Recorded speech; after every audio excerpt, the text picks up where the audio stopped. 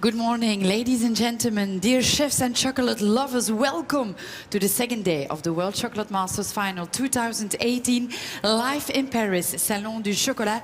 As you can see, yesterday we had a really exciting day with travel chocolate cakes, and this year's edition, organized by Cacao Barry, is about the future, Futropolis, the so-called mega cities. And the question is, how will that future inspire our chocolate masters? As we can see, their chocolate creations from yesterday, I think we are up to a new exciting day, full of new ingredients, new food pairings and taste pairings, and maybe some new techniques. So maybe let's have a little recap about all the things that happened yesterday to bring you up to speed.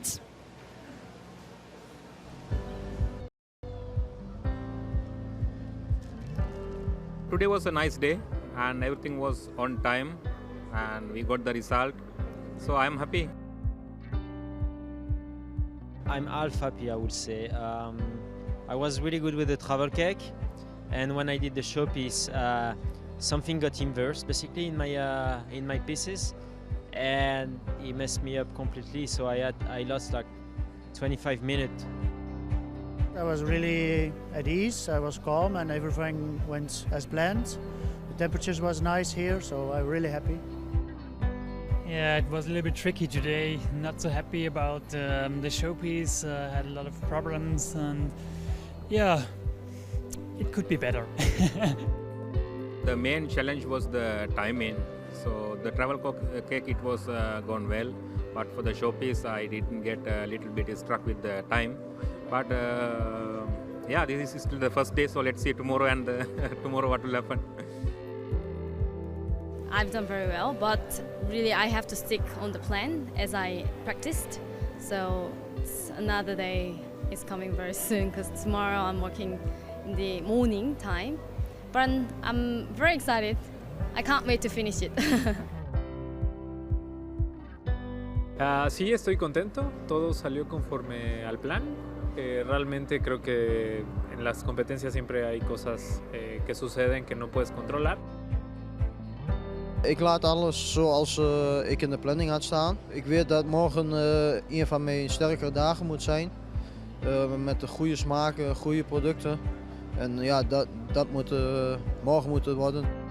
Tomorrow I feel comfortable because tomorrow we have a lot of dessert, and then I feel pretty good.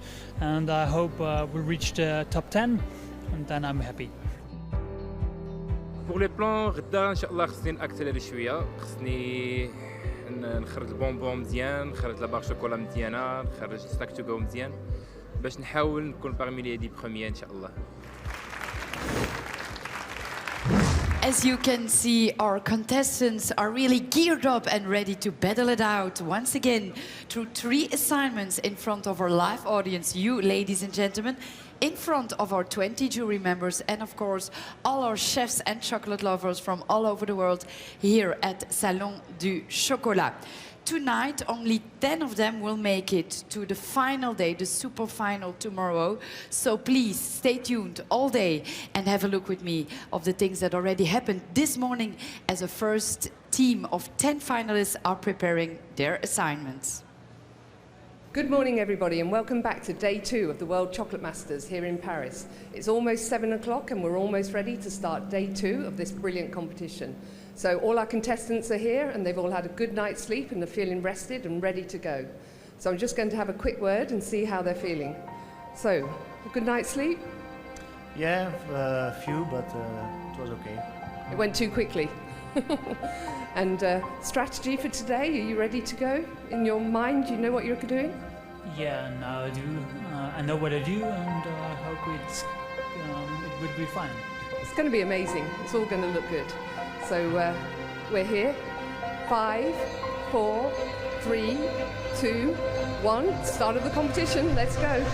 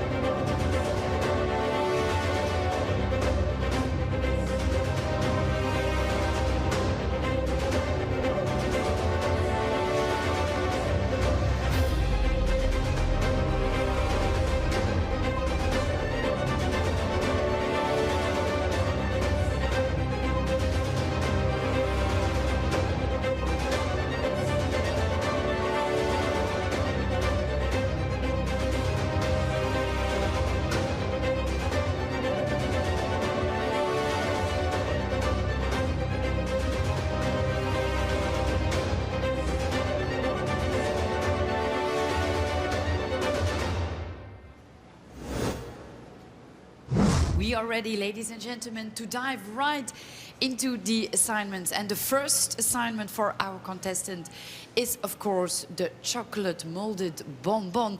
Next to me is sitting Cacao Barry's creative director, Ramon Morato.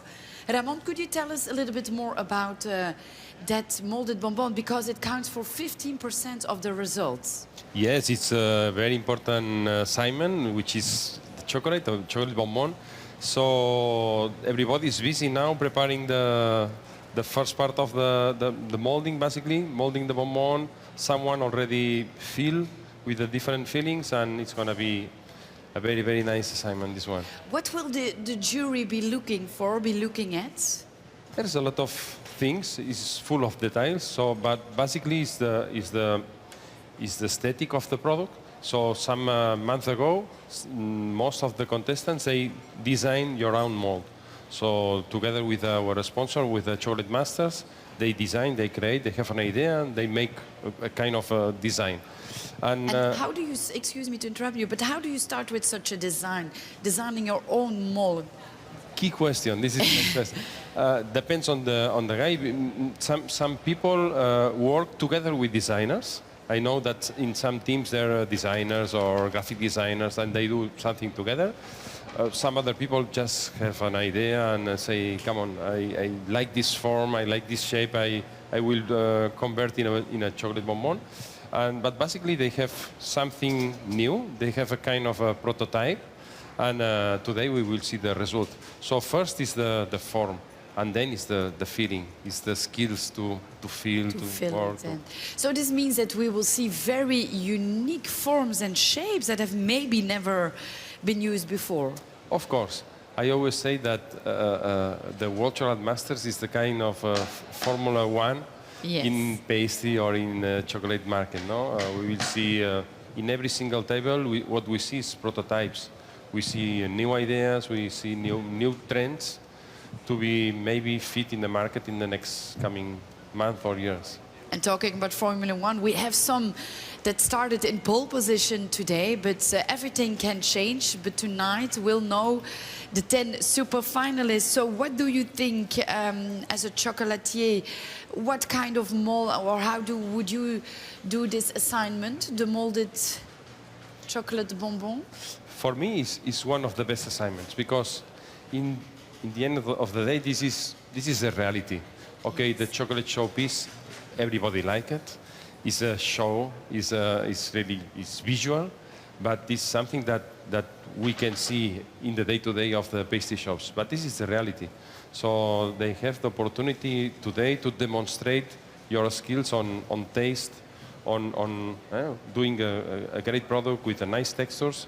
And this is one of the products more close to the reality. This is what consumers will buy in a shop. And how then can we see different textures, ingredients in the molded bonbon compared with the enrobed bonbon?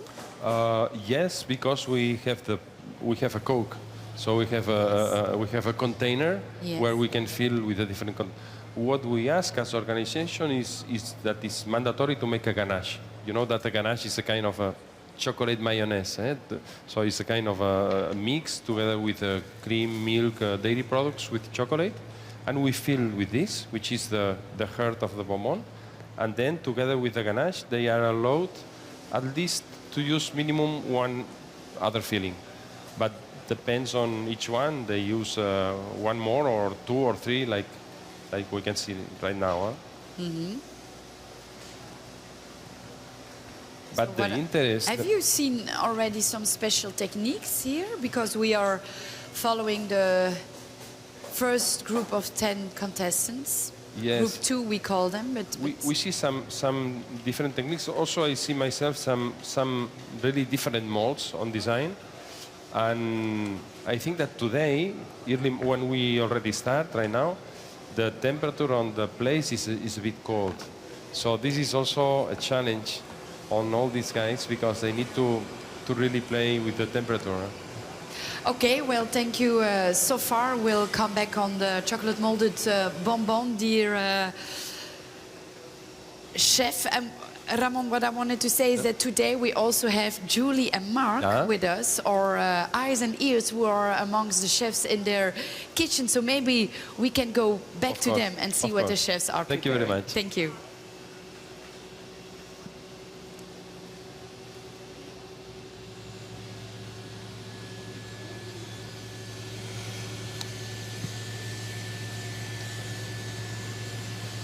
Hello, I'm here with Patrick from the Netherlands, and I'm looking at his beautiful moulds. He's actually started to get them ready. So he's designed his own moulds, like Ramon was saying. Everybody got the chance to design a mould with Chocolate World, and he's coloured them yesterday. So they've been sprayed with different coloured cocoa butters and now ready for filling. So with this assignment, like Ramon was saying as well, we're going to see some really exciting colours and flavours and textures. And if you wanted to learn how to do these things, you can go to the different platforms that we've got. So we've got a new platform called the Chocolate Academy Online, which is really easy to go to, chocolateacademy.online. And there you can see different films, techniques and things like that on there so that you could produce these yourself at home. And also we have the World Chocolate Masters website, where you'll find all the recipes from all the contestants. So there's lots of information online for you if you wanted it.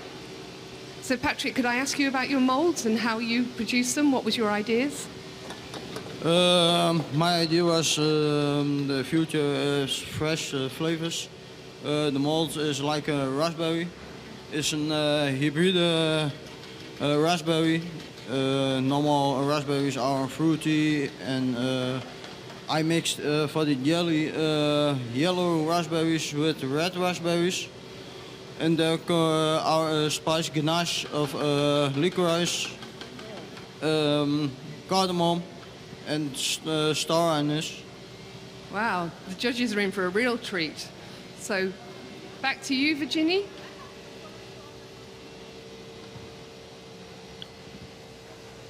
Thank you very much, Julie. As you can see, ladies and gentlemen, our contestants are really working on the Bonbon, and Julie and Mark will go back forward and see what they are preparing. Ramon, what do you think is the most exciting part of this Bonbon? 50% of the points? I think yes. For me, it's one of the, because I like to make bonbons, and for me, it's one of the most important assignments. I think that the difficulty here, for example, yesterday when we see the showpiece, okay, it's visual. You see something physical, but the challenge is to make something really magic, but in a very small piece. You can imagine today the more and more the consumers, they don't looking to eat, just eat for food. It's more an experience. It's a sensorial experience. So and let's see. Our jury members are getting ready to taste that experience. So let's see how they're preparing it for us. And I know that Mark is really eager working with the chocolate bonbons.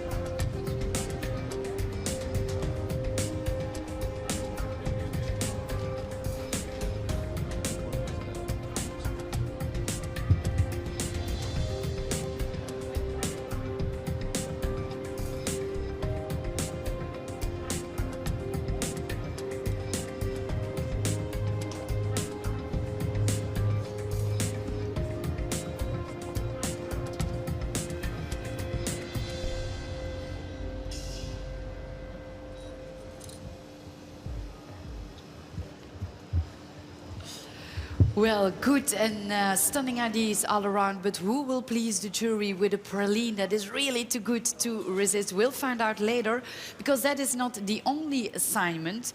We are having, together with Andres Lara, some comments on the chocolate snack to go. What is the chocolate snack to go, Andres? Well, the snack to go it's a really fun category because it's one of the ones where it's really up to the contestants' creativity. There's no limits on the shape, the size, no restrictions. It's taking global street food concepts, but going beyond what we think of, not just a hot dog, not just a hamburger, but more outside of the norm. How far can they take that idea? So imagine a little pastry shop in New York. Exactly, a little streetcar, a little stall, no utensils. You know, is it easy for someone to just pick up, take it, and go down to the park and have an innovative pastry, but Yes, so the jury will be looking at packaging, at simplicity, or... Absolutely, packaging is going to be a big part of it. Has the contestant thought about the sustainability? Is it recyclable? Is it biodegradable? Is it a clean form of packaging as opposed to wastefulness? And is it affordable, maybe also? Exactly. All those things the jury is going to... Have you already...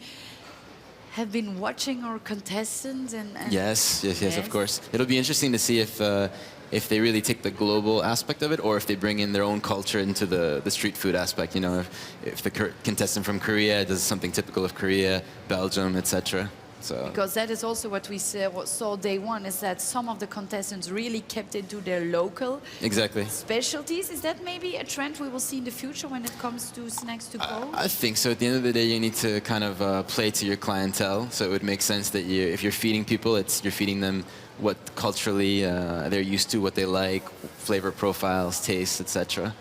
But really giving the extra mile sometimes. Oh yeah, going a little bit the step further. So. What can be the extra mile for our contestants today? I think really about when I think about savory, I think about seasoning.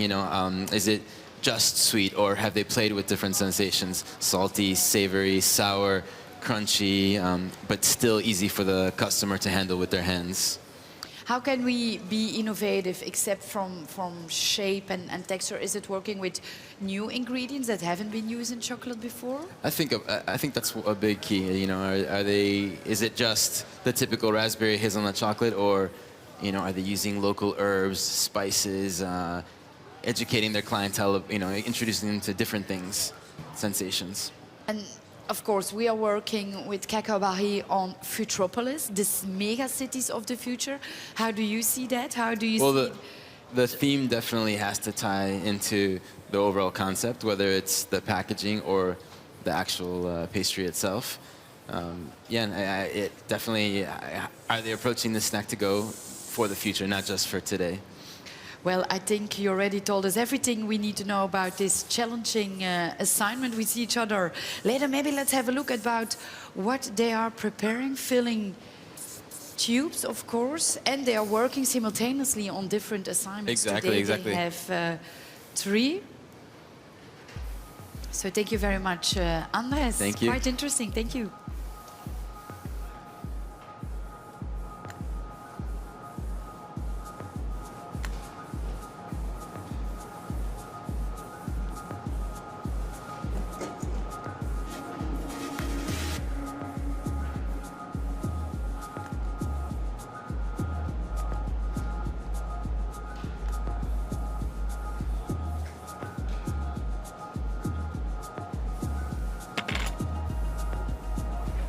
And I can ask, because they told me that you traveled the world and that you...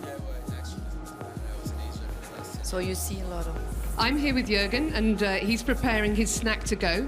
And just like Andreas was saying, I think we've got some sweet and salty flavors going on here, and some interesting things. So could you tell us about your snack to go?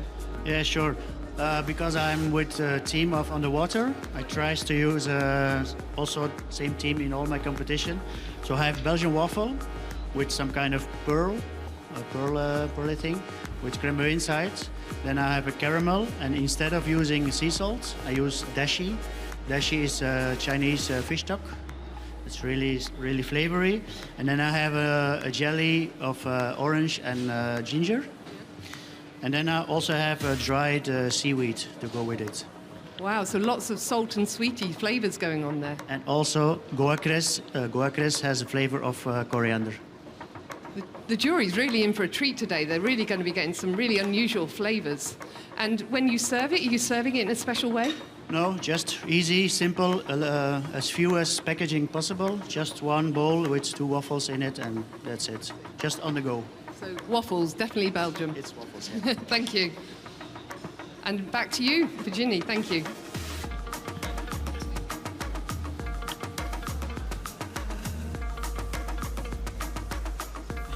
Well, thank you, Julie. I'm from Belgium, so I'm really excited to find out what our contestants are preparing. Do you have another update from another contestant so far?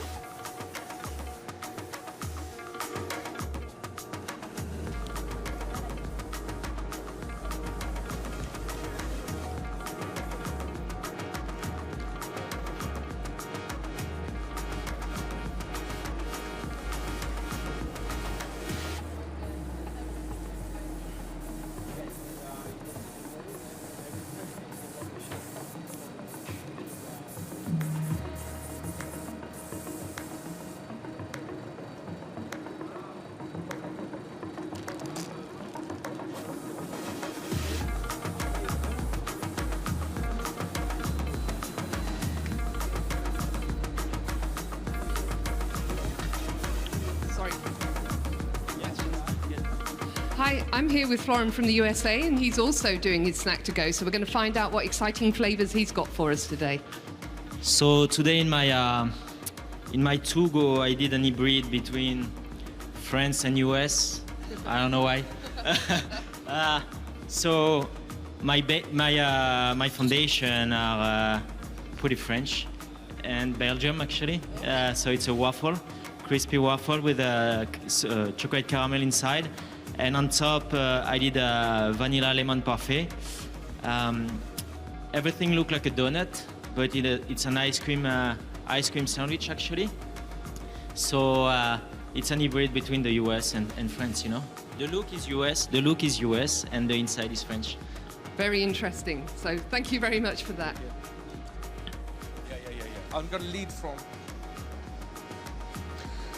We're here with Alejandro from Mexico, who's now doing final touches of the colorings that he's going to be using for his tablette. But what I thought was also interesting is that he's also using Noir, a bespoke recipe chocolate for his bonbons as well. Something that not all of the candidates are using. But I thought it was quite interesting to be able to have a look and also see the preparation that's required in the colorings. And I'm sure that any big department store around the world will want to see something visually appealing, not only in shape, but and also the colors, but also the interiors must be perfectly done. And I believe that Virginie has somebody next to her that has that exact eye, looking for that exact precision. Well, yes, Mark, indeed. I'm sitting next to our executive pastry chef at Harrods, ladies and gentlemen, Marcus Bo. So, Marcus, tell us something about the third assignment our contestants will have to fulfill today, the Noir chocolate tablet. What is it all about? Well, Noir is an initiative where pastry chefs, chocolatiers, get to create their own couvertures using the Noir laboratory. And I started this with Harrods about 8-9 years ago, and it's been a tremendous success. So now, as part of the World Chocolate Masters, the contestants need to create their own couvertures, which is then going to be tested by the judges, obviously. But more so, they need to tell a story on why their chocolate is the way it is, what is the thought process behind it. And it's a hugely challenging task because it asks the chefs to really deep dive down into what it is that they like in a chocolate. And what the origin of chocolate, of course, is all about. What is, according to you, the most challenging part in this assignment, the Noir assignment? For me personally, is that I wanted to put too many different things into the chocolate, and then I realized that actually it is what is the one thing that I liked the best about it, and this is what you need to focus on. This is what you need to work on, and when you do, you'll come out with a chocolate that is truly unique, that exists only once because you've created it, and it is a chocolatier's dream. So it's really personalized. Yes. It's like the other things we heard before today. It's all about innovation. Yes, it Today is. Absolutely, absolutely. So people will see a real unique chocolate, real unique moldings for bonbons. That is what, of course, this competition is all about. Yeah. When we talk about the bonbons, what does it bring you in particular at Harrods? Well, we are obviously a huge department store with many, many different chocolate brands under one roof, and there's some very, very, very strong competition within our own chocolate halls. So from our end, as Harrods, our own bought chocolates, we need to stand out above the rest. And one of the things that enables us to do so is working with our own couvertures, because if the couverture exists only in Harrods, then you need to come to Harrods to get it and to create it, to enjoy it. Well, it sounds great, and I'm really eager to find it out one day. So maybe we can have a look at what the contestants are preparing. The Noir, of course, the molded chocolate bonbon, and their Very snack exciting. to go. Yes.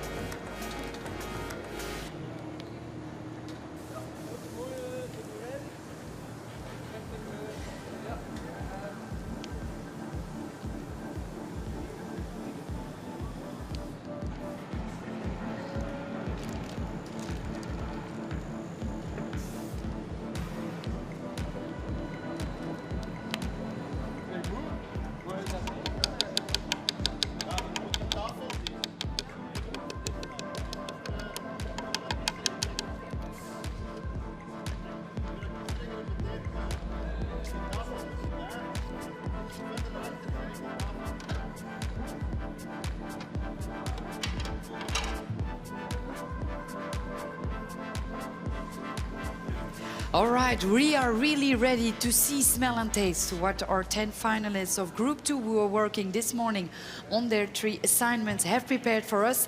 And of course, no competition without a jury. And for the Noir assignment, we have invited a special jury. So please welcome, ladies and gentlemen, Jordi Rocca, Davide Oldani, Pierre Mirgalet, and Jaume Soldevilla. Our jury members, they have all their senses sharpened up to tell, smell and taste what our contestants have prepared. Welcome, gentlemen.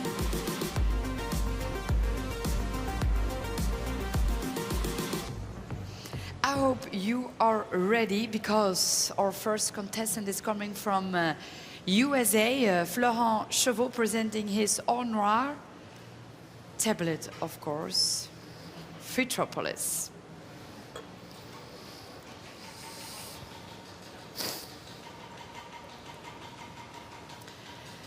So the first one, for example, Jordi Rocca, pastry chef of El Cellar de Can Roca in Girona, Spain, and awarded one of the best restaurants in the world's 50 best. Jordi, what are you waiting for today? Okay, wait. We'll wait. Different.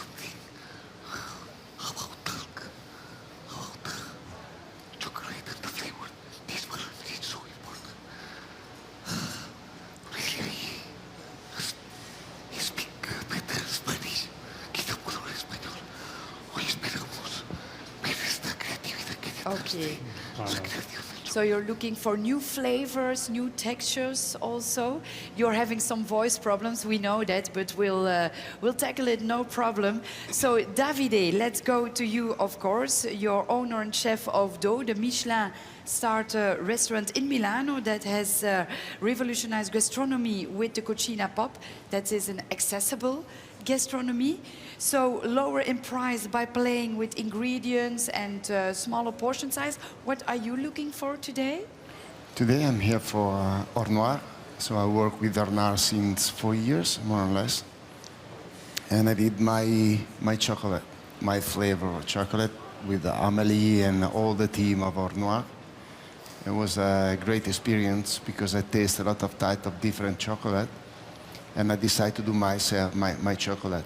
So we did 4 different types of chocolate. I love the chocolate when it's more fermented, more acid. It reminds me the flavor from the bread, you know, fermentation. So I'm very proud to work with the Noir chocolate. Times. Thank you. We have still 1 minute before presenting the Noir. So Pierre Mirgalet, Maire ouvrier de France, chocolatier, and president of the Confederation of French Pâtissiers, Chocolatiers, Glaciers, Traiteurs. It's a lot to tell about, but what are you looking for? Qu'est-ce que vous recherchez aujourd'hui dans ce chocolat? Aujourd'hui, dans le chocolat, c'est sublimer la fève. Et donc, avec Or Noir, on a la possibilité de pouvoir exprimer tout ce que l'on ressent soi-même à travers le chocolat. So is it for you also, Jaume, like Pierre said, it's really a way to express yourself? You are cacao barry and chocolate processing expert. What do you think about these assignments? Well, Or Noir is a very special situation because, as you know, in the chocolate, it's very important the works just in the plantation after harvesting. So it's a chain of contributions between the agricultural works and our jobs. But additionally, in Or Noir, every chocolate is the choice of every chef. So we have a double very special chain and a very special relation between plantations, chocolate makers as Cacao Barry, for example, and the chef who at last did the personal choice. A real personal choice. So Florent, what is it all about? Can you explain our jury members about your Or Noir tablet? So for my Or Noir, I decided to do basically a seasoning chocolate. Shops in Madrid, in Alicante. But it's mostly to be It's this one. next. It's the shape of a DNA of the chocolate, CHD, you all know. A shape of DNA, which is very important. We are giving you a mic, which will be, of course, very easy. As we all know, with the DNA, we can recreate anything. So to make sure we don't lose it in the future and in the time, is in shape of DNA. He has a small smokiness inside. So I have a wood smokiness in the flavor profile of my Or Noir, and I have a little spice roundness with a strong taste of chocolate. Beautiful design. Also, I think it is well thought about. Is the jury member are they ready to have a first look? I hope you are also ready because you're working on different assignments. Thank you very much. Florent. No, yo tengo el tuyo. Ya me borraste. C'était pas interdit de colorer, c'est autorisé la coloration.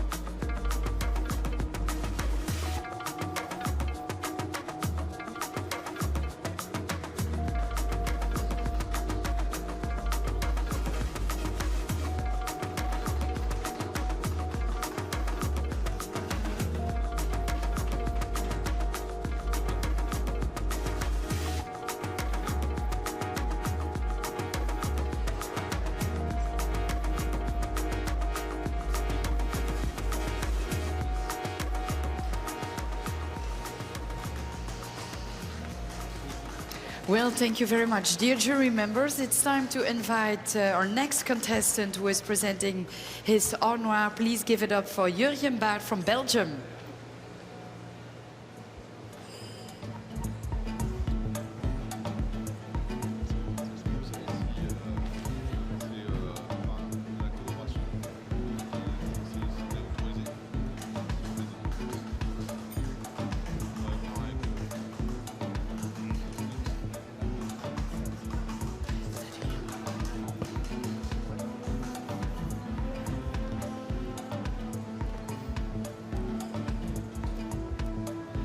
So, Jurgen, a very exciting moment. You've created your own chocolate. What do you have to tell our jury members about it?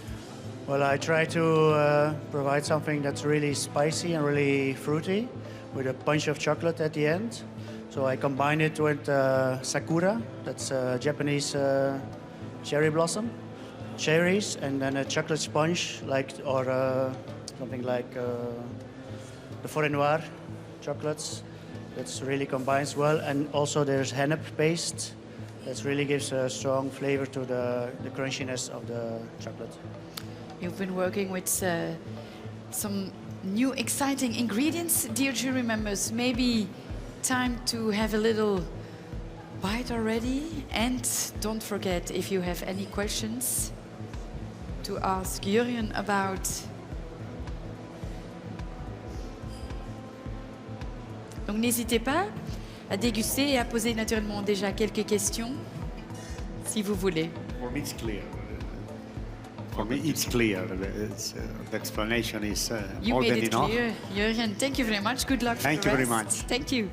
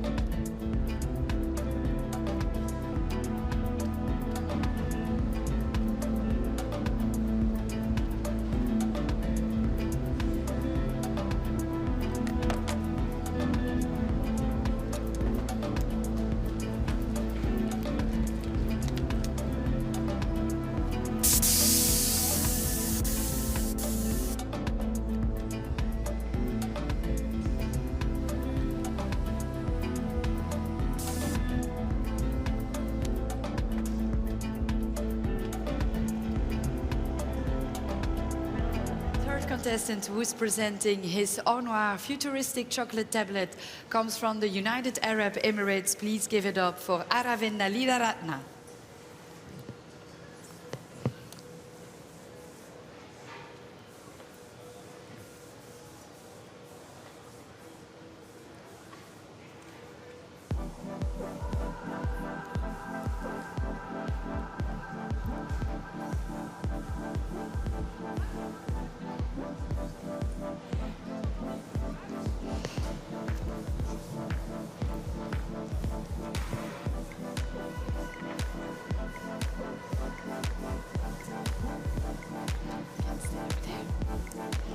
So, Aravinda, which unique food pairings or techniques or flavors can we find in your tablets? Mainly I add here the fennel seeds for the Asian touch and with the spices, and the barberry is something different and something new.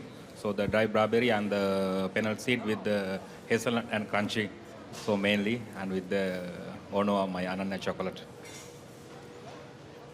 And it looks great, very shiny. Yeah, it's shiny. Oh, yes. Shiny, nice chocolate with the 3 cocoa bean we use for the Peru, Mexican, and the Madagascar cocoa bean. So it's nice, 65% dark chocolate. Well, I see our jury members are taking pictures of these great presentations. Are there any questions for the moment? Vous avez déjà des questions sur la présentation? Très futurist. That was the challenge, to make something futuristic.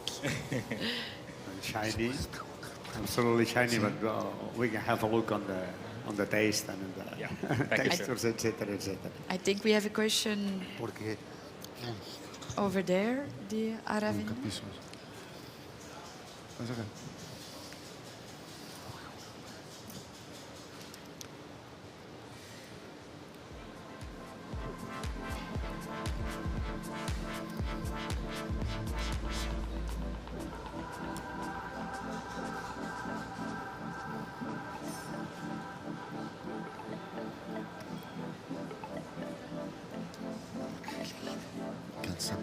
Che sapore.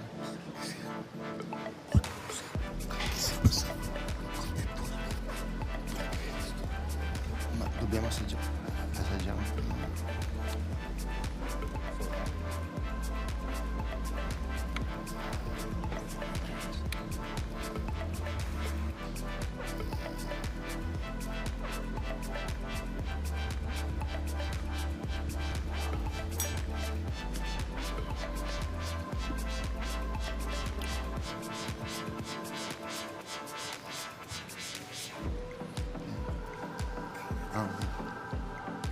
Davide, the tell concept that when you get the idea to create this tablet, your flavor, where you get the idea. Where did you got the idea to create the tablet, the flavors? Flavors actually, so once we make our own chocolate, so we get the pairing sheet. So I go through the list one by one, and normally, so everyone will go with the normal regular flavor. Let's say the cherry and the green tea or whatever. So I select something unique. So there is the dry barberry. So I didn't try before with the dry barberry. So I use the dry barberry and I try, and it's go with some spices, the fennel seeds. So it was a nice combination. So then we try. It was nice. Then I added to my own one. It's a kind of curry, yeah. There is of the fennel seeds, the kind of spices, the Asian spices, and with the dry barberry, so it gives the sour taste.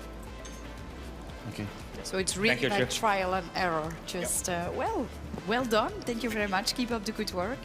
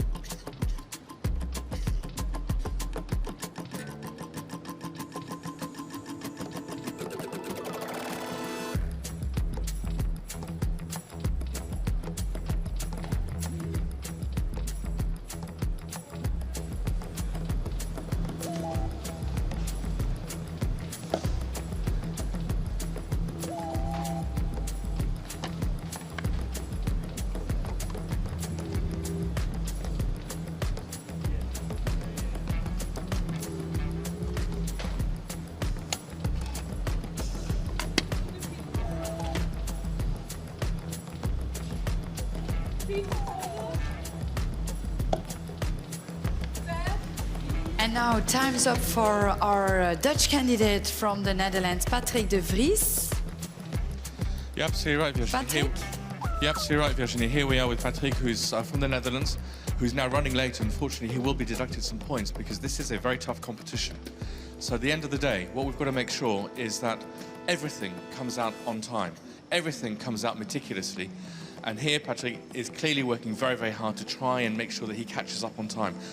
This is a difficult competition. This is not easy, and it's not meant to be easy. It's meant to be punctual. And at the end of the day, chocolate is punctual. At the end of the day, chocolate will work by itself. We've got to remember, it has to crystallize, it has to work by itself. We're working with different temperatures, different environments. These guys here need to deliver. So I'm afraid this poor young chap here may well have some points deducted due to his lateness.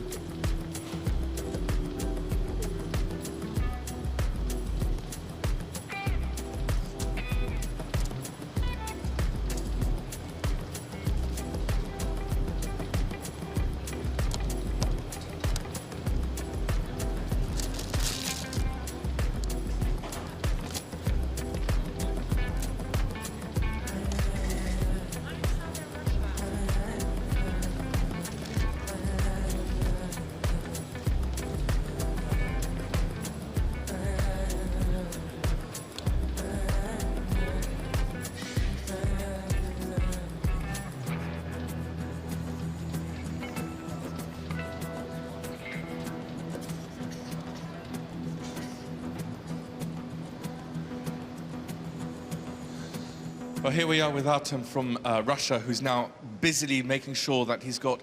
do you know, when I was listening to this, I was reading the recipes. He has indigenous ingredients that come from Russia. These beautiful little berries that have been dried and pine nuts. These are pines that come from Russian forests to blend into his bar, into his tablette for Or Noir.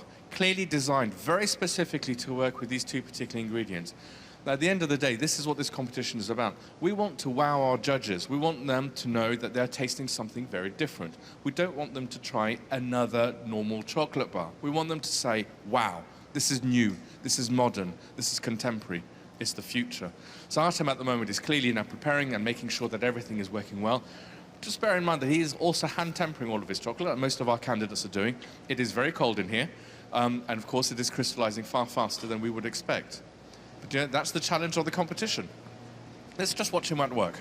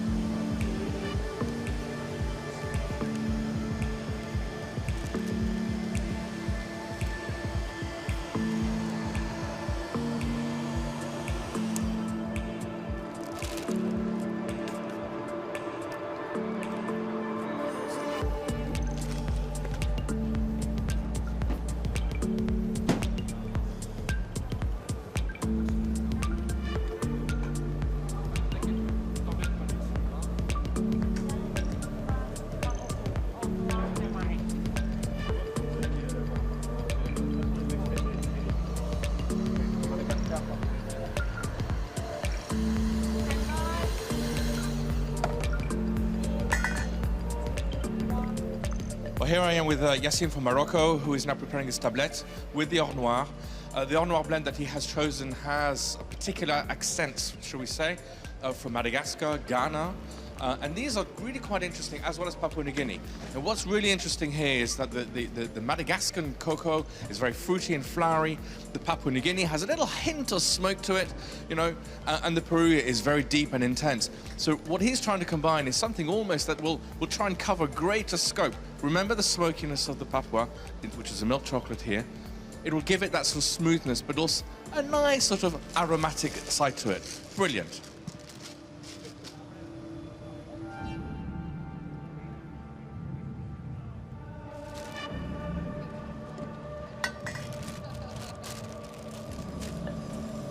Hi, I'm here with Jürgen. Sorry, I'm here with Jürgen, and we've just seen what he's doing with his molds here. It's a really good idea, because if you spray cocoa butters, we always get them all over the molds, and it's really hard to clean off the cocoa butter off the top. But look, he's come up with a fantastic idea here. So he's actually put some acetate over the top, a sticky acetate. Yeah, some kind of foil they use for airbrush for making stencils. Okay. And then I just cut out the mold with a scalpel, one by one. So. A few late nights then? Yeah, it took a while because you have to make sure you don't mess up the mold, and then you don't scratch it in the inside for the glossiness. But as you can see, you can really get your molds really clean and no contamination in the chocolates with coloring. I think this is a good idea. You need to get it patented straight away so you can make some money on it. Okay, thank you.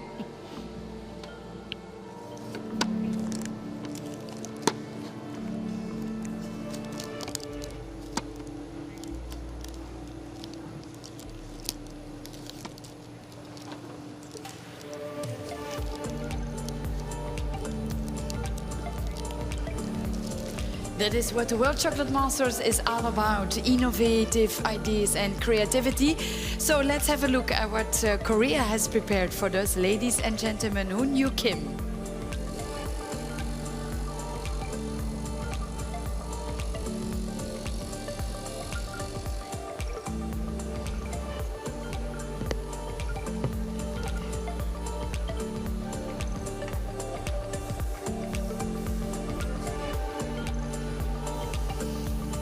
So, tell us what your creation was all about. Where did you got your inspiration? What ingredients have you been using?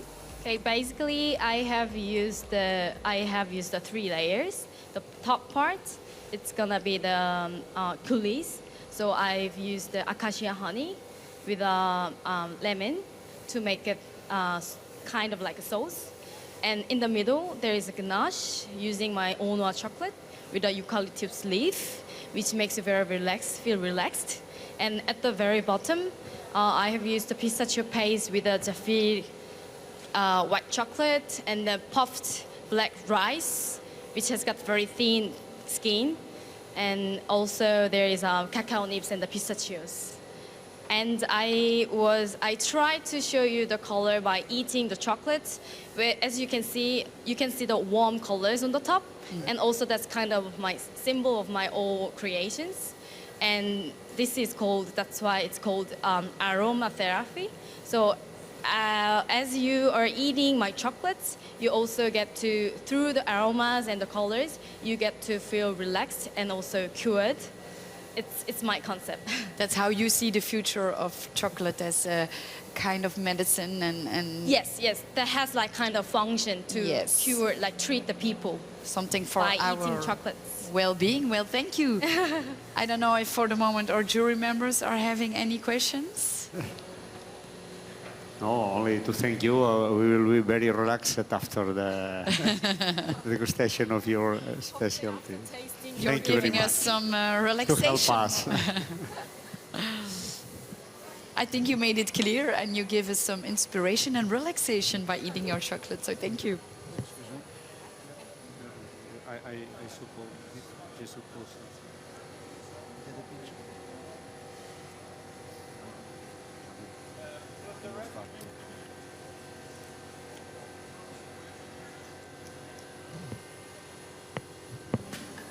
Okay.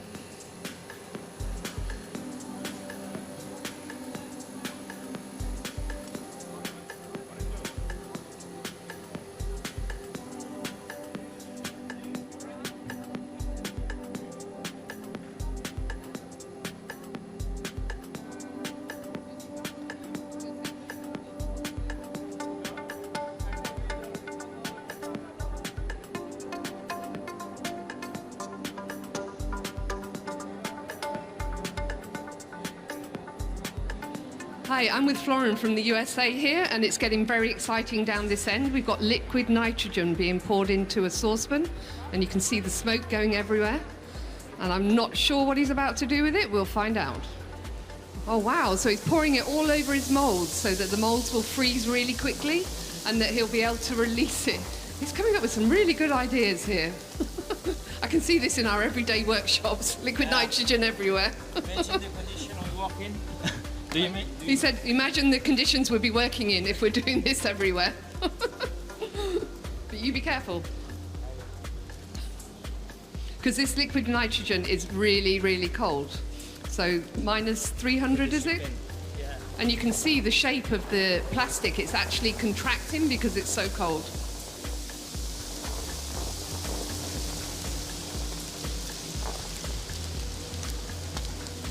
Wow, that's amazing.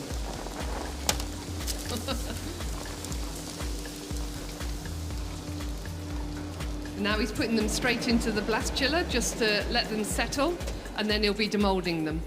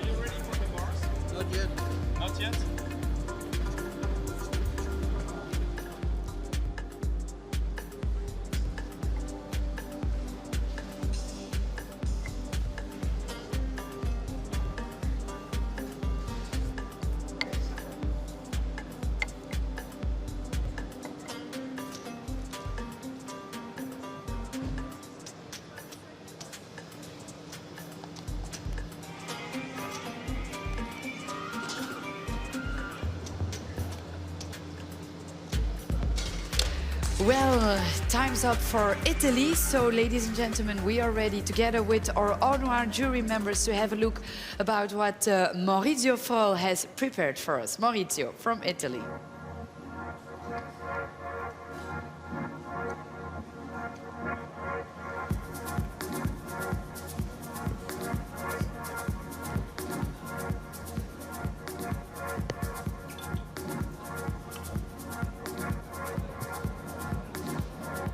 Maurizio, buongiorno. Buongiorno. So tell us your concept, your idea behind your Noir tablet. Okay. Ho pensato questa tavoletta come sempre con delle forme geometriche che si ritrovano nelle mie preparazioni. Infatti se questa viene messa in verticale ricorda sempre un palazzo futuristico che io immagino appunto delle abitazioni future. So the idea of Maurizio is to take the same shape of the other preparation, square, triangle, and so on. And the idea is to have the same shape of the houses of the future. Invece i sapori sono sempre utilizzato ingredienti della mia terra, quindi si trova il mandarino e anche la nocciola, che sono ingredienti che utilizzo molto nelle mie preparazioni e ho voluto portare anche qui. And also the flavors are really Italian, so tangerine, hazelnut, typical from Italy, and he want to bring this flavor to you.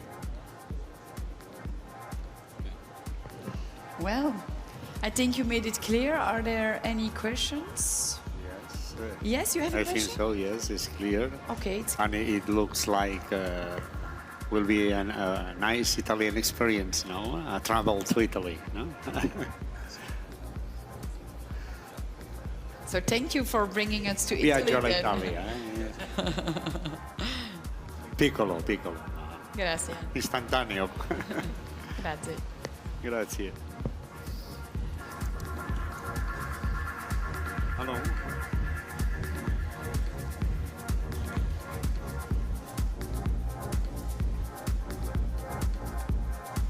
Représentant de l'Hollande.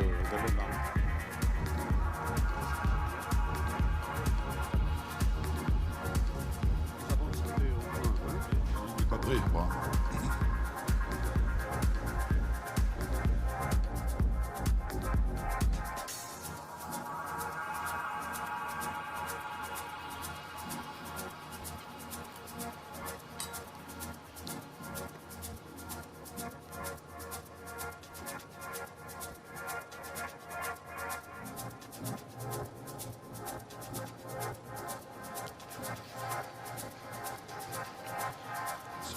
Classico arancio, molto classico. Perché non metto acidità, sale, acidità, contrasto. Questo dolce, basico, acidità, sale, crunchy, più contrasto. Coreana molto interessante. Molto cremoso dentro. Sì. Anche dentro, molto cremoso. Questo è troppo duro. Questo è troppo muy duro.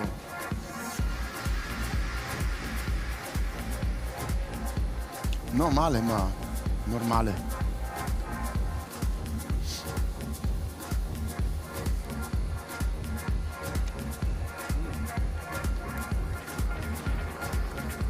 C'est fraîche comme une glace. Hein? Oui, Oui, vous c'est- avez l'impression de... C'est bien C'est bien dosé. équilibré, hein? C'est bien équilibré. Ouais. C'est un peu. Initialement, la mandarine, ça semble l'orange. Ouais. Ça semble être trop puissant, mais Non, c'est bien. à la fin, il va c'est bien s'équilibrer. équilibré, il y a de la texture. Et à la fin, les textures sont bonnes. C'est. Et à la fin, vous êtes capable de déguster le chocolat encore. Hein?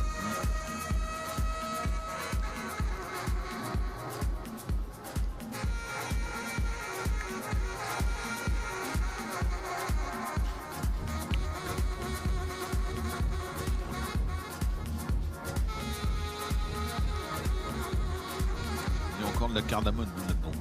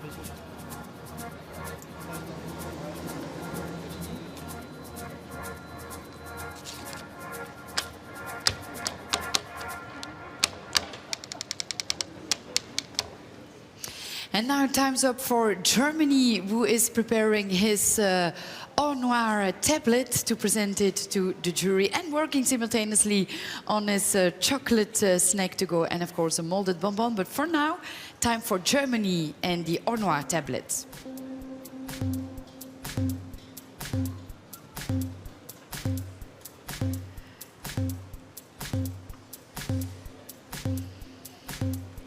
Martin, I see you prepared something special.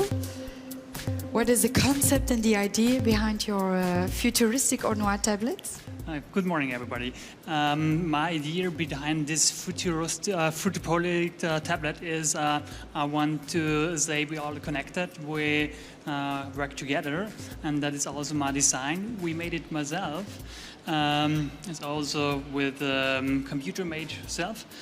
We have symbolics from the Eiffel Tower, from Paris. We have also from Asia, Japan. We have Dubai, the Burj Khalifa, and different signs. And you see in the bottom also the Earth and the letters we all connected. Inside is the armatori ganache. This is the first letters of my lovely people I know, and it's all together sticked. It tastes a little bit to almond, pineapple. I make a tepache. It's a fermented pineapple juice with a little bit spicy, with chili, with piment, with vanilla. Then I do this ganache, a little bit with olive oil and sea salt, and a crunchy bottom also with almond, caramelized olive oil. Yeah, and I hope it will taste. That it will please our jury members. Well, what is sure that this will be a challenge for our tasting capacity. A lot of ingredients, a lot of Thank you very much. flavors. So, well, good luck. And I see that you are keeping up the same things in all your creations. So really looking forward to what you have next for us. Thank you, Brigitte. Thank you, Martin. Thank you. Bye-bye.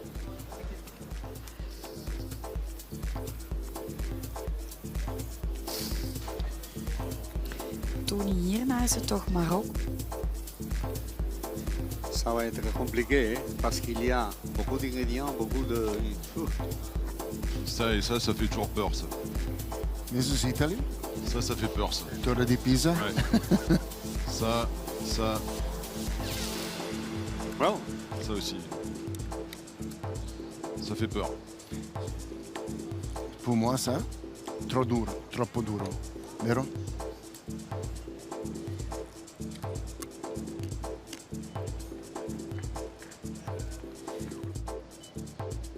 How about a little bit of extra drama? Here we are with technology. Sometimes it really helps us, sometimes it doesn't. And Maurizio here has got a huge smile on his face. He has a technology, which is 3D printing for the packaging for his snack to go.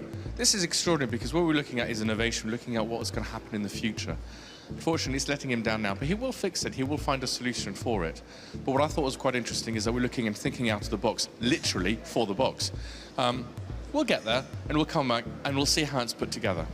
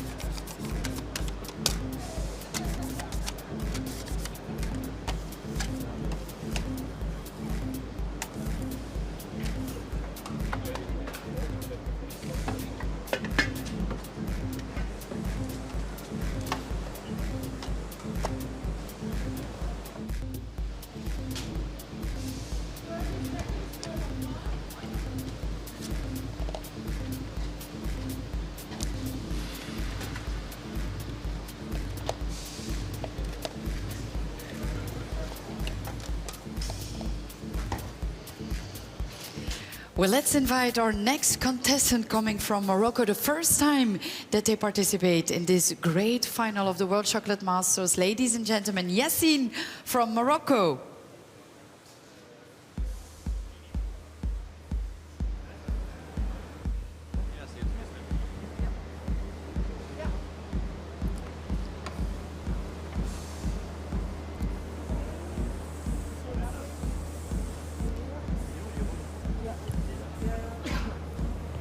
Roberto.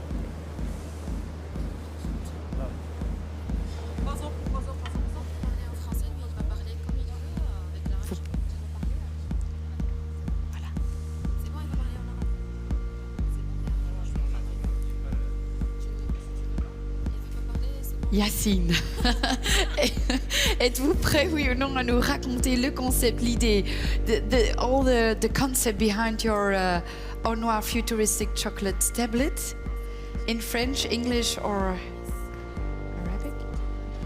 Arabic? Le concept, c'est comme la base de la pièce. C'est une comme la terre, c'est ça. Comme la terre épuisée, vraiment. Je peux prendre en charge. Oui, bonjour. Alors normalement, le concept de la barre, c'est rattaché à la base de la pièce. Normalement, la base de la pièce, ça veut dire c'est la terre. Ok. Normalement, elle est constituée de deux parties. Normalement, c'est un ganache abricot romarin avec normalement un caramel chocolat.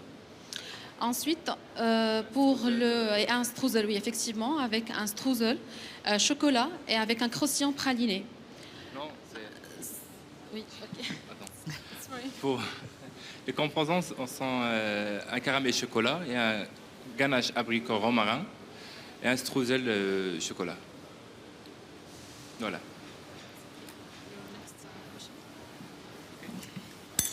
And where did you got your inspiration for this? L'inspiration, vous l'aviez eu où? Normalement, l'inspiration, c'est que c'est des ruches d'abeilles. Donc, c'est comme la maison des abeilles, des ruches d'abeilles. Et c'est ça l'inspiration. Et en ce qui concerne le nom de la tablette, c'est magnetic, c'est magnetic circle. Ça veut dire comment dirais-je, ça veut dire un cercle d'énergie. C'est ça le nom de la tablette. Qu'est-ce que vous dites? Merci beaucoup. Il faudra tester ça parce que ça ressemble très personnel. No? It looks very personal. No? It looks a very personal opinion, very personal combination, etc. So we'll have a look on it. Well, up to you to taste, smell and feel and try it, dear jury members. Et le tout, il est fait avec le lame Camille. C'est la création du chef. D'accord. Les couleurs qu'il y a en haut. Les couleurs qu'il y a en haut à droite. Oui, ça veut dire c'est différent. C'est un rappel d'abricot qu'est-ce qu'il y a dedans. La signature qu'est-ce qu'il y a à gauche. Droite. Ouais. Ouais.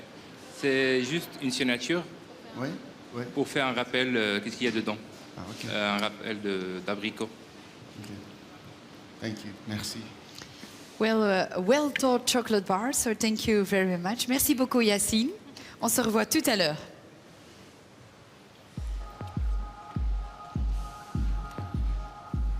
C'est plus intéressant ça que ça. Oui. Les chocolats, c'est rien. C'est pas bon. Non, c'est rien. Non, c'est pas bon. C'est son goût. C'est personnel, oui, mais... Ça, c'est différent. Totalement différent. Ça a amélioré beaucoup les... Jordi. Questo è più interessante che questo. C'est que j'ai moi très difficile, c'est à faire. Il a changé, oui. C'est à la dernière. C'est du lait.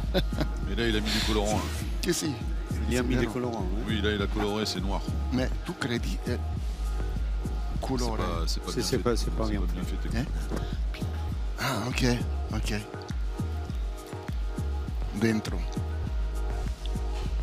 C'est pas très... c'est pas bien fait en Nous, bas. c'est pire. Si, hein? Tu vois? Là, si.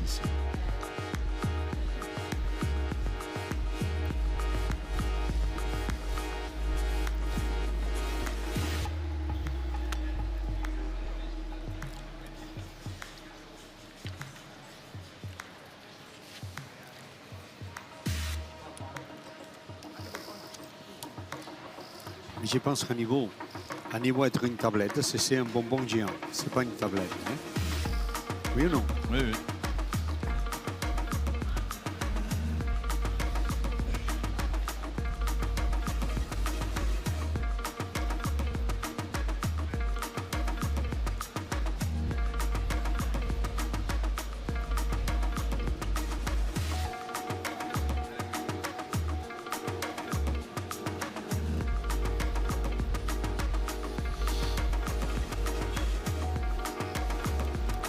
Les épices, ils sont très modérés. C'est bien équilibré parce que le chocolat, l'abricot, le chocolat, on le peut déguster aussi. L'abricot, on le sent pas trop. Non, mais L'abricot, c'est... L'abricot, c'est pas trop. Ça laisse passer les chocolats. Ouais. Mais le malheur, c'est que le chocolat, c'est un peu plus, sans beaucoup de personnalité. Ça, c'est...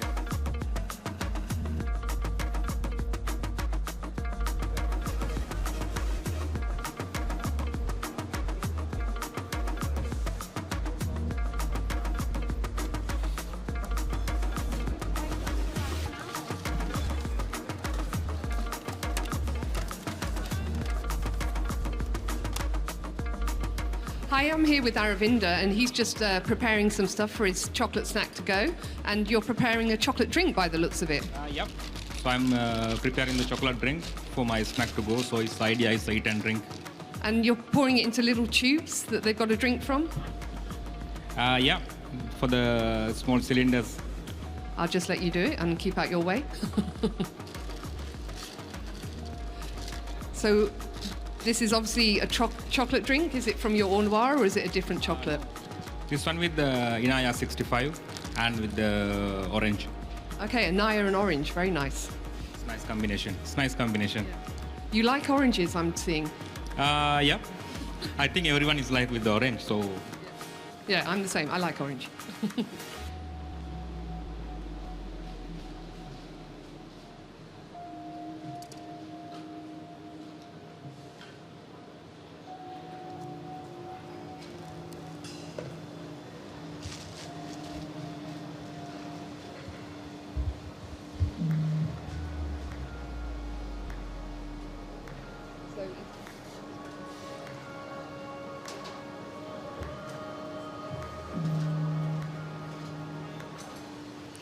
And now we would like to know what Mexico has for us in store today. So ladies and gentlemen, I would like to invite Alejandro Salas Rodriguez for his Noir chocolate tablet.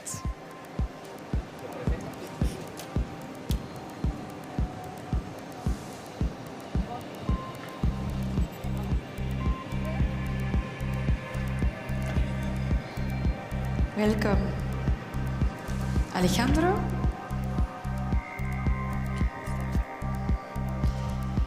So, Alejandro, what has been the idea, the concept, the ingredients, the flavors you have been coming up and using? La idea principal fue poder diseñar una tableta que tuviera una forma hexagonal, similar a la de las abejas, los panales de abejas, porque en el futuro, si seguimos avanzando como estamos avanzando en la humanidad, las abejas corren el riesgo de poder perderse y son muy importantes para la evolución humana. Entonces, conceptualizando un poco mi tableta, lo que hice fue tener una forma similar a sus panales. De hecho, mi ganache es una infusión con un poco de miel y es la idea principal de la tableta. Muy claro. Gracias. So basically the idea from Alejandro is to preserve the idea of the bees in the world, because they are really important to have all the nature in control.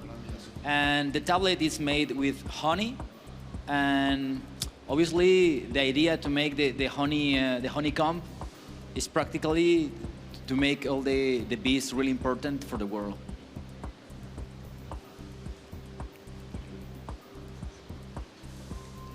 Super, thanks. Muchas gracias. I hope that your claim in favor of the bees was heard by the humanity. And of course, I cannot imagine the future without bees. But mainly, I am egoist, but without honey. Thank you very much for your approach. Muchas gracias. Alejandro.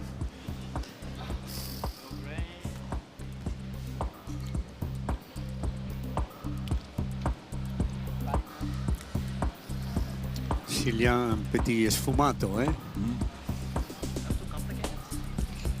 Little bit. C'est moins bien. Little bit. It's creamy inside. I love inside. Creamy, very nice, because it's fresh. But the flavor. No, wait. Taste it a little bit more.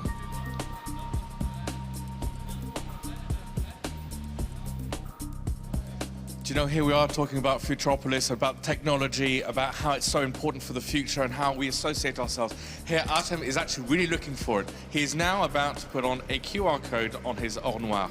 What better way to track him around the world, the flavors, to be able to understand what he's going to be creating. You give this as a gift to somebody, they can scan it with a phone anywhere around the world and they'll know exactly what it's about. That's forward thinking. It's innovation. We haven't seen this before.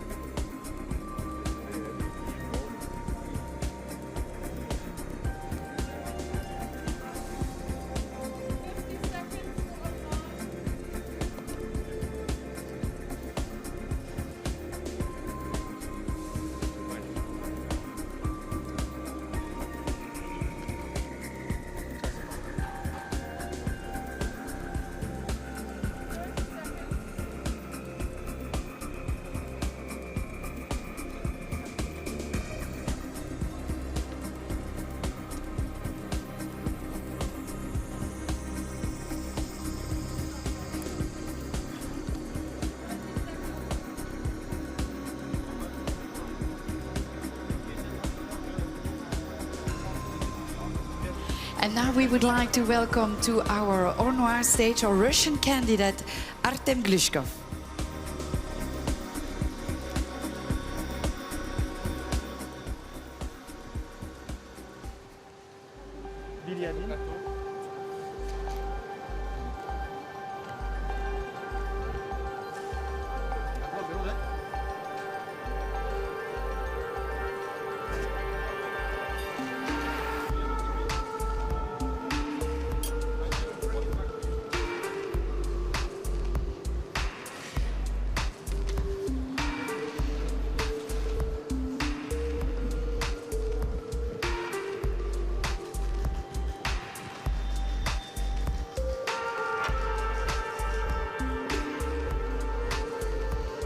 Artem, welcome. It was a last-minute work, but you managed this. I hope you are happy and ready. Tell me a little bit more about the concept, creative ideas and thoughts you had while creating this. Моя идея в продукте, я считаю, что в будущем человек приобретает, ему всегда интересно, какой там состав, рецепт, откуда этот шоколад. И наводя телефон, я придумал такую идею, как QR-код. Наводишь телефон, там он выносит информацию. Alors pour vous expliquer, donc ce produit s'appelle Baïkal. Donc c'est la région dont il vient. C'est une région qui se trouve au sud de la Russie, au niveau de la frontière de la Mongolie.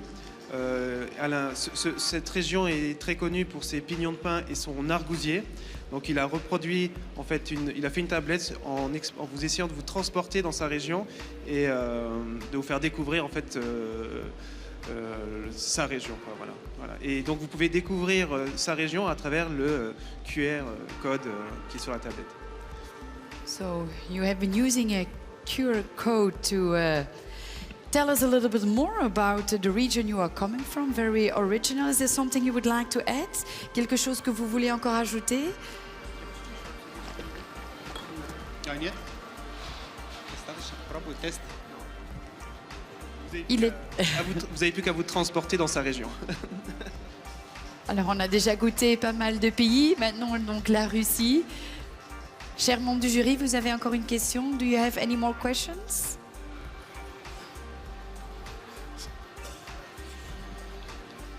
He was looking for his game.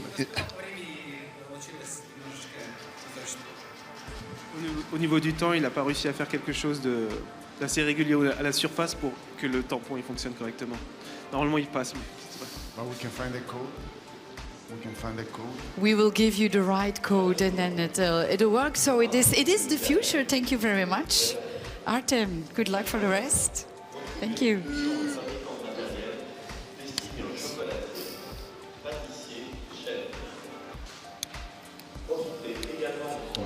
Not interesting.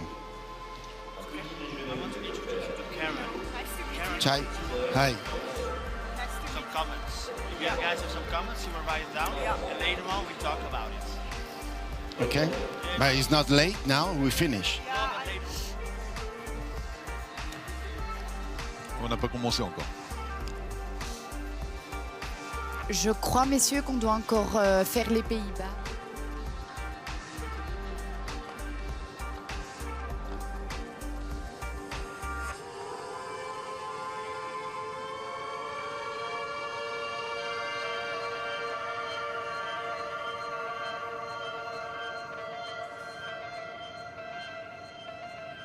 Non è interessante per me.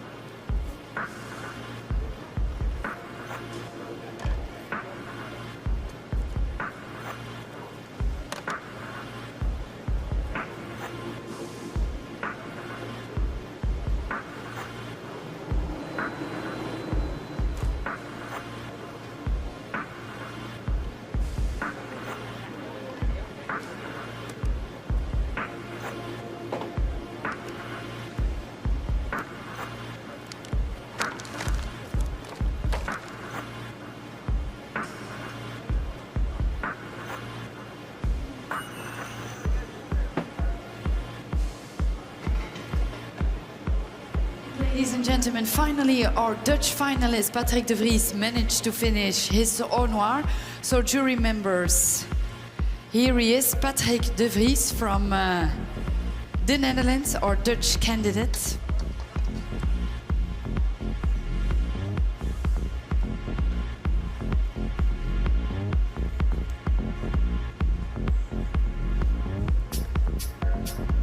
There you go, Patrick.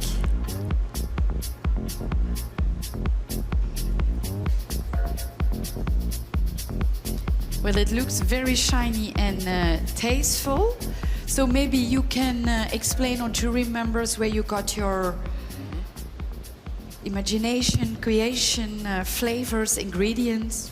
Mijn Noir chocolate is in the begin fruity, a little bit sourness. At the end, you have the intense cacao flavor. It's not too bitter. The filling is a light roasted almond praline without sugar, with a crispy of quinoa. On top is a beetroot jelly with a salati blossom and a shiso vinegar. And it's made by kaffir lime leaves that I dried in a microwave and then I cut it to powder. And that's my Noir. Very tasteful presentation. Now it's up to our jury members to take some pictures for the look and feel, but of course to really taste your creation, your personal Noir chocolate tablet. Well, thank you very much. It looks like it's a collection of different technical skills combined together to give us the best. Very innovative. Thank you very much. Thank you. And thank you too, ladies and gentlemen, for having joined us for this Noir assignment. Our 10 contestants will, of course, finish the chocolate snack to go and their chocolate molded bonbons. 3 assignments today, and at the end of the day, we will know our 10 super finalists who will go through tomorrow. So stay tuned all day. Don't forget to go to www.worldchocolatmasters.com and vote for the favorite chocolate showpiece that was created yesterday. Just have a look, click the button and vote for your favorite to give him or her the public award for the showpiece. We'll be back in a couple of more minutes to present the chocolate snack to go, so don't go too far and stay tuned here on Facebook, Twitter, Instagram or Pinterest. The World Chocolate Masters. Thank you.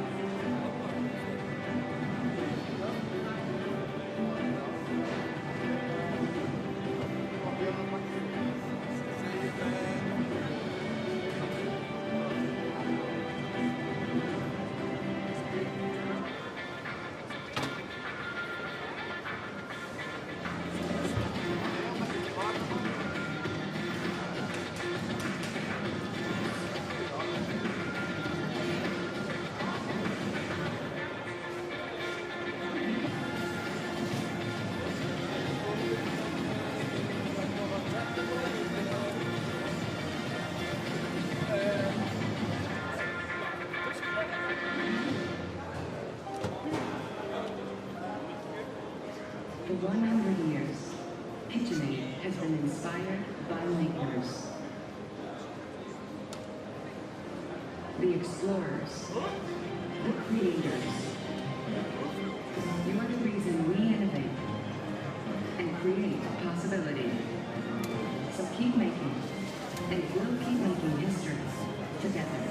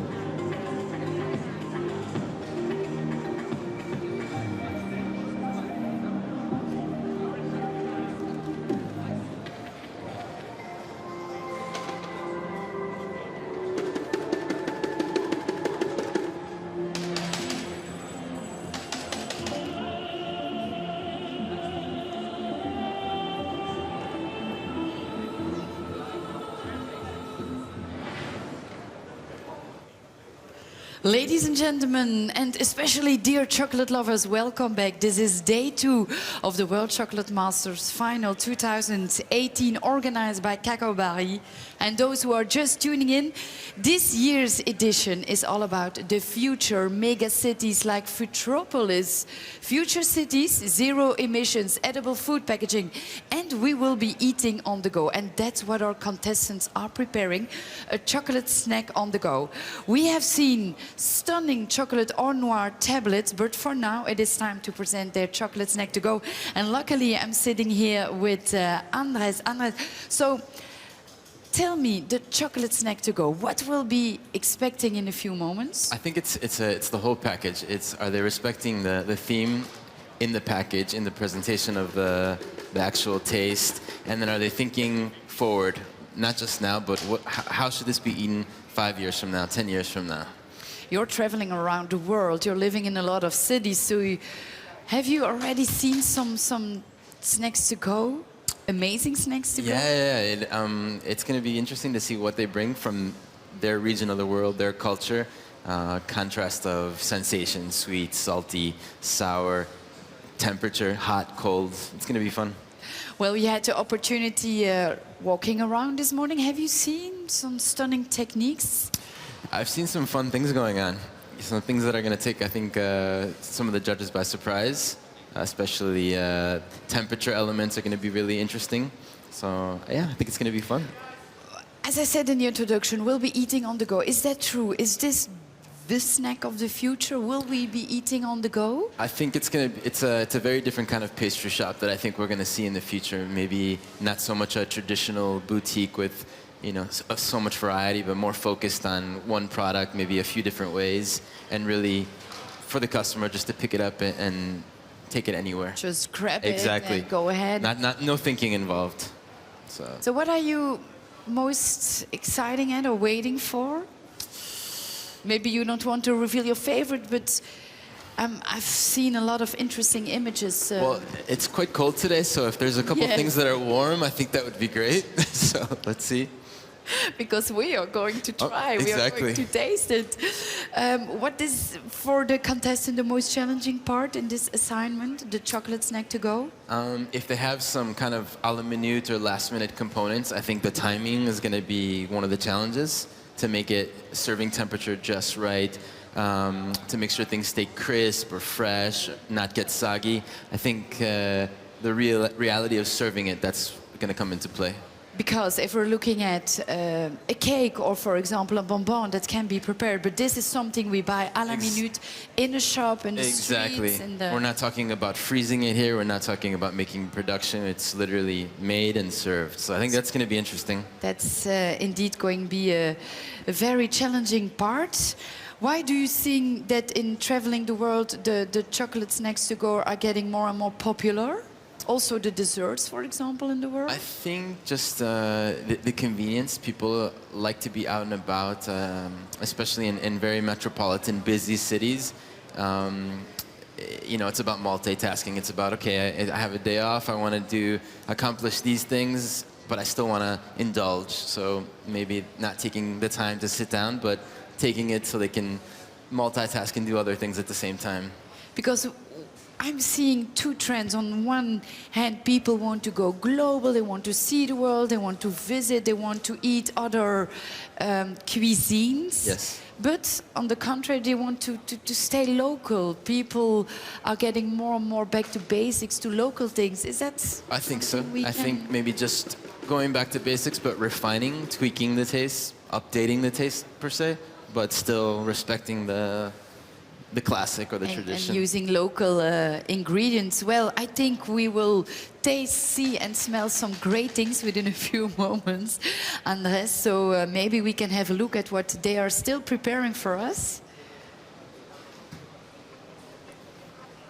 And what is this? What are we seeing?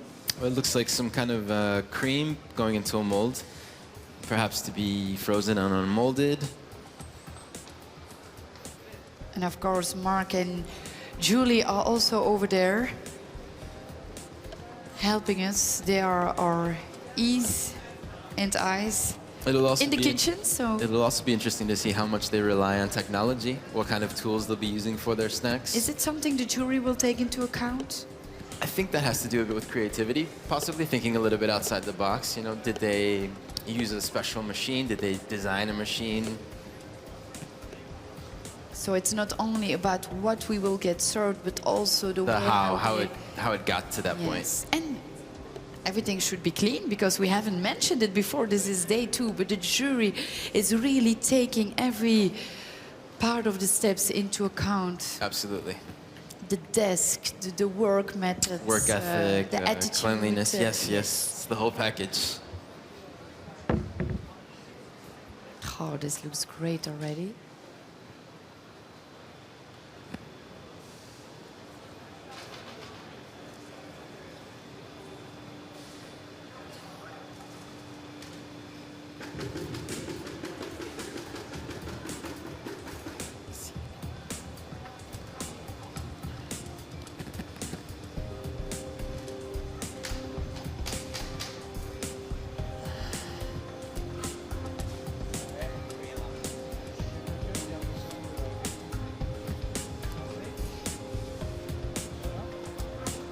I have a feeling we're... Oh.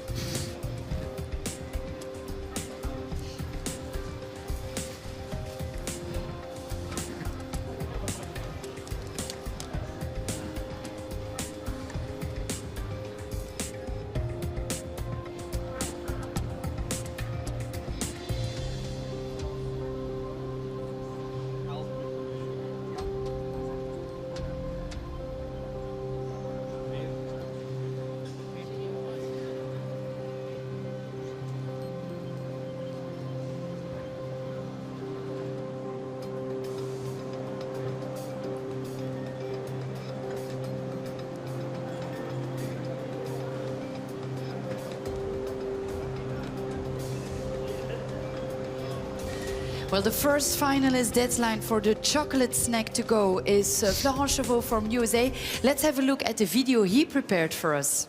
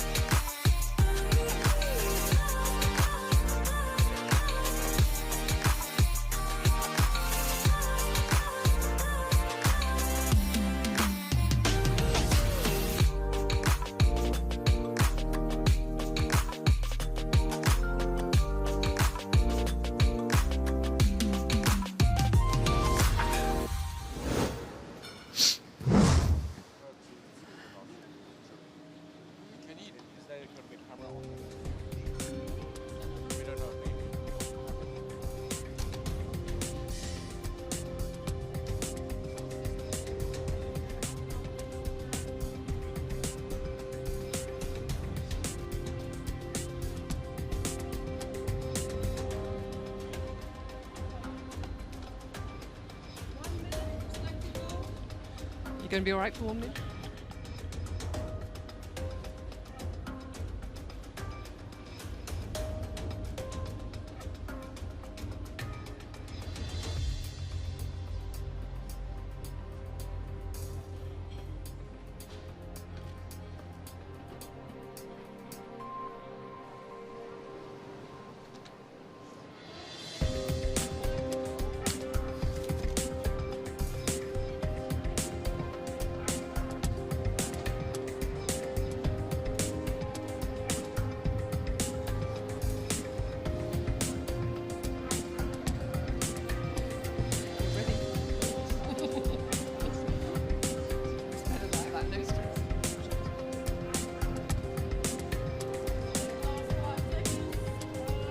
Je voulais qu'il...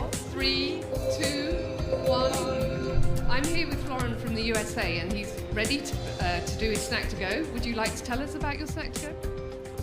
Yeah, so my snack to go is named Nomad. I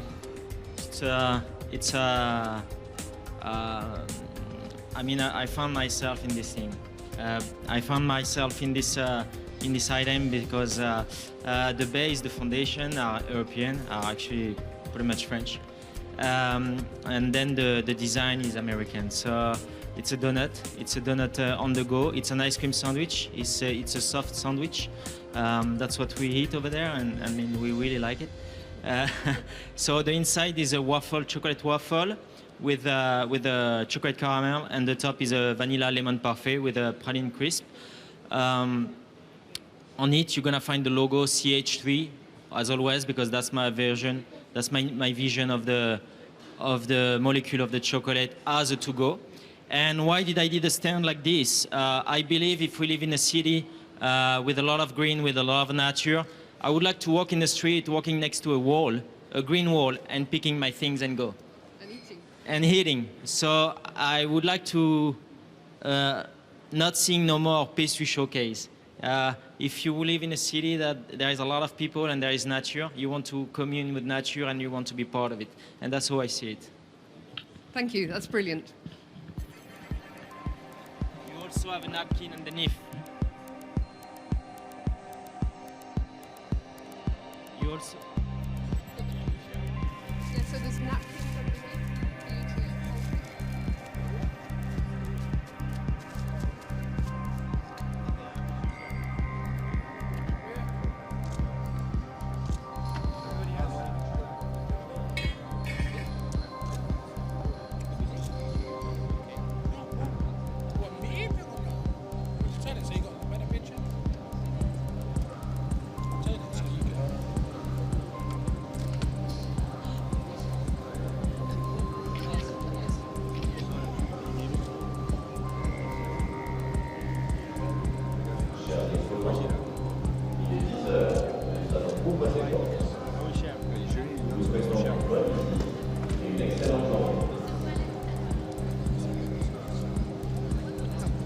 No, you don't.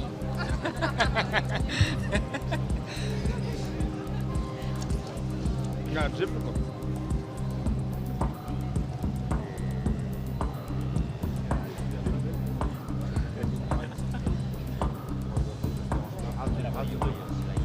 Cannot share this. There's no sharing concept. Because it's yeah, one bite. That's good. I don't know. Difficult. Difficult, but it's But it's nice, yeah. Nice. It says the rules: one place, no sharing.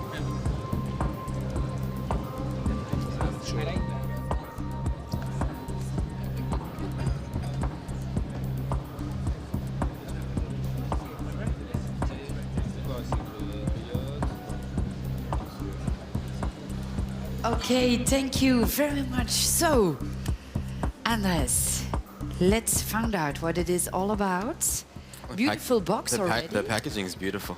Packaging, All right. beautiful. When we open it, like we he have, said, a little donut. That's what he said, eh? Exactly.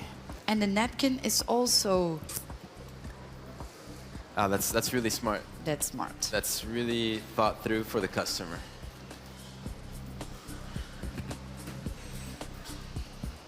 But then, What are we going to taste? What do you think about?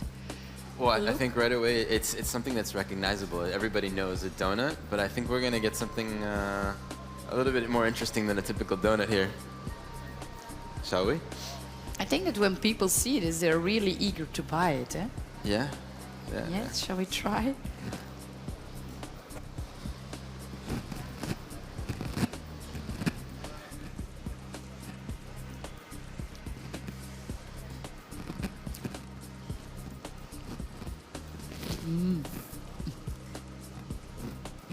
We're getting a semi-frozen, kind of like an ice cream donut. So it's a nice contrast of temperatures. Is for you the chocolate? Is it there? Is it an ingredient you can? For me, it is. It's enough. It's almost 50-50, or the cake or the donut is the chocolate part, and it's a nice balance with the acidity, the sourness of the lemon, the parfait. Well, this is already a good start. Yeah, it's a good start. Can't wait for the rest. So, ladies and gentlemen, we are heading over to Germany. Macaroons here, and then what is this one exactly? I have here a special dessert, and it's very interesting. It's a hybride eclair. It's filled inside with passion fruit yuzu sorbet, and also with a chocolate mousse and chocolate garnishing. And the special on this eclair is we have also different textures, crunchy, creamy, and also different temperatures, ice cream and also the chocolate mousse. That sounds so good. Can I get 2 of those for takeaway? Yeah, perfect. I have also very special packaging, and in this packaging we have also yuzu seeds. And at home you can put your seeds in soil, and then you have your own planted trees. Wow, that's amazing. So I get a yuzu tree and a dessert. Yes, exactly. So I take 3 of them, please. You're very welcome. Thank you. Thank you. Isn't it extraordinary that this is a snack to go, this particular part of the competition, and it means that we are all in a rush, we're running around all the time, and here are chefs, and look at Martin here, he's busy making sure that he's fulfilling that criteria of on the go, but he is also himself on the go. He's busy trying to make sure that all the finishing touches are there, the components, the complexities that need to be there and addressed, and he wants to make sure he delivers the flavor, the textures, and of course, the sensations. There's cold, there's ambient. These are very important to have, and we're looking at him now finishing all of his items. He's got about a minute left before the judges will need to come along and enjoy his great sensations. I will leave you with the last closing images of Martin at work.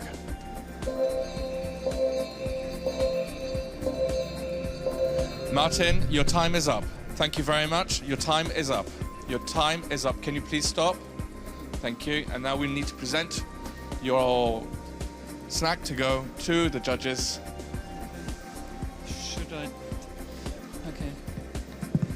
Now this is my snack to go. It's a hybride eclair. It's filled with sorbet. Here's a yuzu passion fruit sorbet inside. Then I have a patisserie. Inside is a passion fruit coulis. Then it's a roll filled with whipped chocolate cream. And I have also a package with recyclable paper, and inside is a seed of a yuzu tree, and the idea is you don't throw away the package, put it in the soil, then you will plant a tree, and then you have your own yuzu tree. Thank you. Thank you very much, Martin. So essentially, with the packaging, you grow trees, you can grow a forest with the snack to go. Fantastic. Thank you very much. We'll let the jury now enjoy.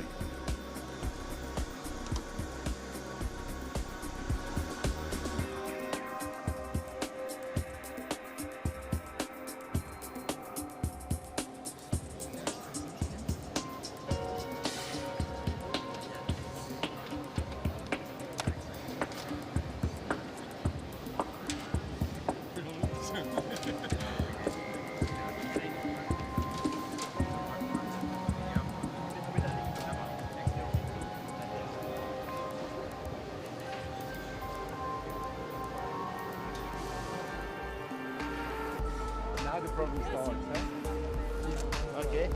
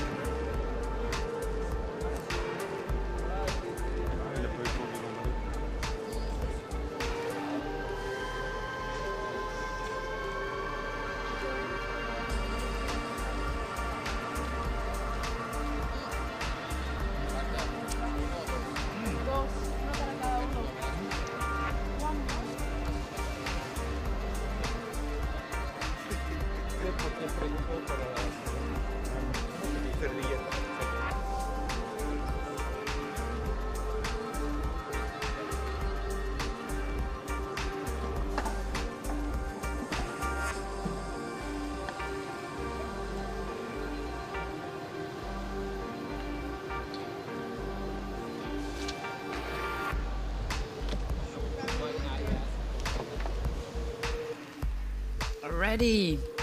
And well, it says éclair. So, a good So start. we can expect an eclair then. Yes. Really beautiful box. Is it something we would just grab, buy on the street and then... I think this is, I mean, this packaging seems a little bit more intended for like a boutique, but the eclair looks like something we could eat on the go. Yes. And I think as the contestant said, it's a recyclable box, so that he really thought about that. Recyclable box? How do we start? I know. And I think we're gonna have another frozen one here, so some sorbet, I think I heard.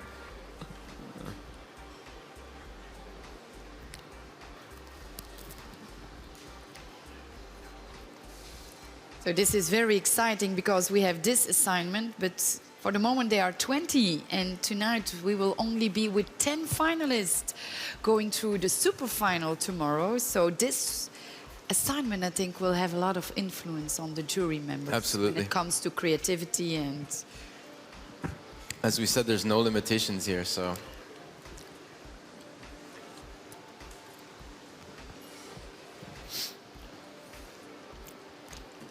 So again, similar to the first one, we have that contrast of room temperature, frozen, cold ice cream, or sorbet.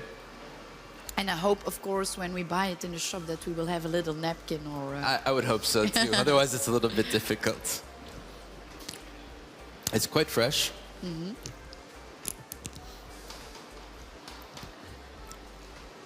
A bit of sourness from the lemon, from the raspberry.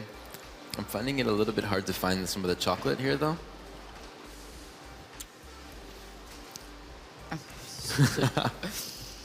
Yeah, the chocolate is on top. It's there. I think there's a lot of sourness though.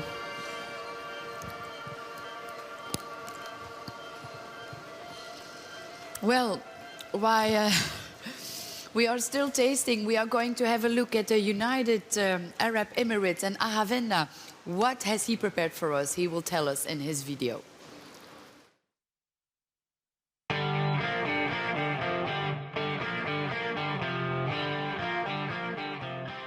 Today I invite my friends and colleagues to test my snack to go. Let's see what is the opinion about the fresh dishes.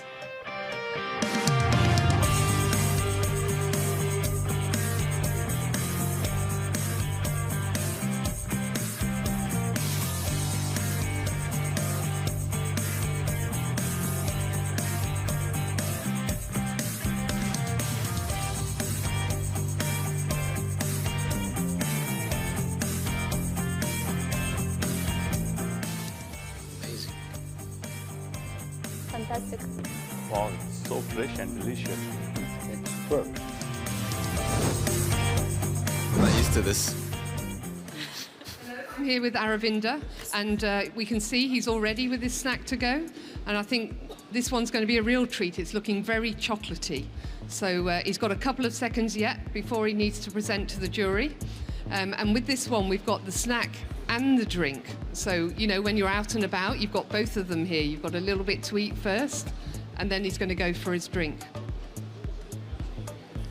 So I can see there's lots of crunchy flavors and textures in there as well. So we've got a chocolate shell, so we're going to get a real chocolate hit. 3, 2, 1. Okay, Aravinda, you can now present your chocolate snack on the go to the jury. Would you like to tell them a little bit? Yeah. So mainly my idea is the eat and drink. So normally if we have something to eat, so we need to drink something. Normally with the snack. So I combine together eat and drink. So there is with the chocolate drink with the chocolate orange and Inaya chocolate. So and chocolate sponge and fresh mango compote with the crumble crunchy. Thank you, that sounds really good. Now let's see what the judges think.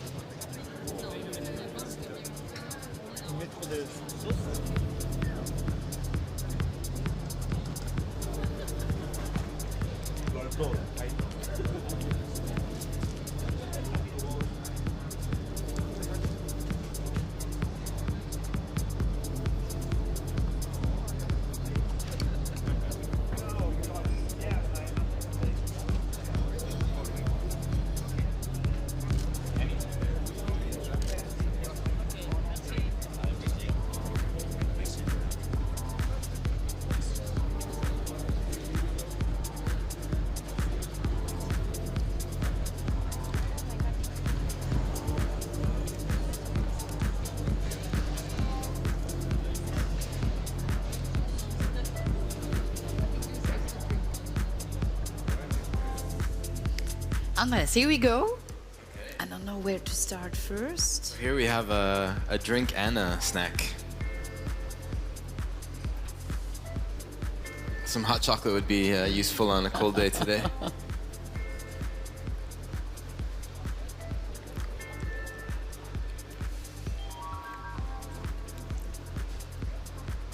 So chocolatey, fruity.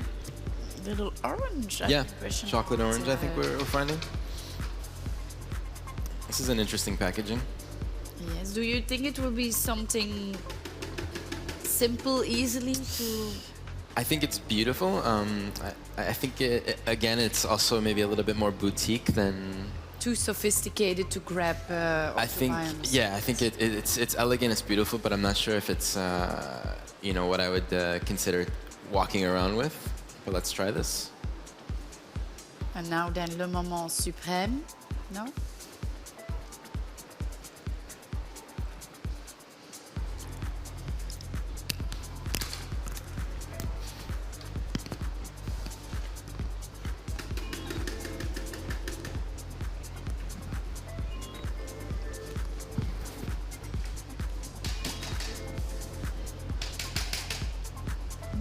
Different layers, different textures.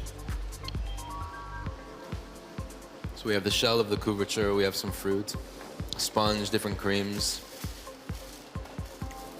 I think also depending on the weather outside, the chocolate may or may not melt in your hand, so that's also something to think about for the judges, possibly. Mm-hmm. That's a good one, I haven't thought about that. Yeah, I have some ingredient. I cannot define it, but it pleases me. The texture and the taste, but indeed, it's identifiable. It's yes, it's simple. Will this be something we'll see on the streets within a few years? I'm not sure. But I think well thought concept. I like the idea of having something to eat and then having something to drink. Yes. So we still have a lot more to taste, Andres. The next one, ladies and gentlemen, we would like to present to you comes from Mexico. Let's watch his video. En un mundo tan dinámico como en el que vivimos hoy en día, en el que constantemente buscamos salir de la cotidianidad y explorar nuevas propuestas de productos para consumir, diseñé un snack con una combinación de sabores frescos, texturas y principalmente un intenso sabor a chocolate.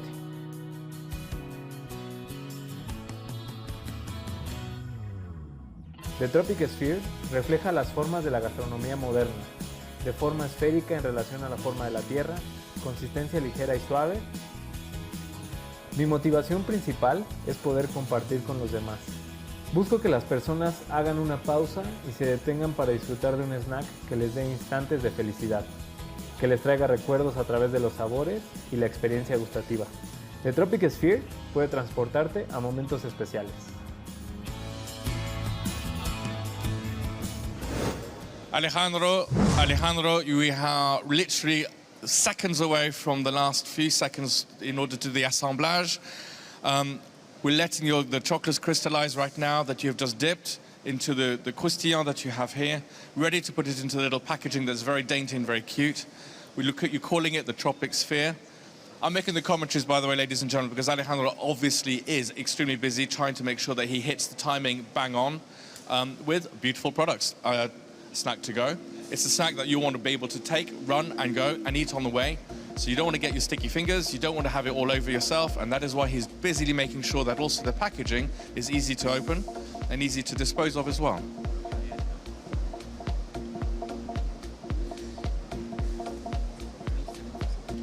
We have just under 30 seconds left before we have to put tools down.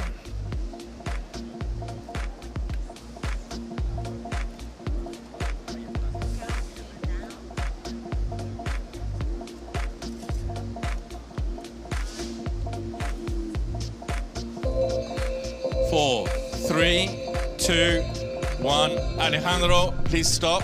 Thank you very much. If you'd like to tell the judges what you have prepared as a snack to go, and then we'll complete the rest. Okay. I'm gonna speak in Spanish, and Alan is gonna be the translator. Yeah. Lo que van a encontrar es una esfera, como si fuera una tipo croqueta.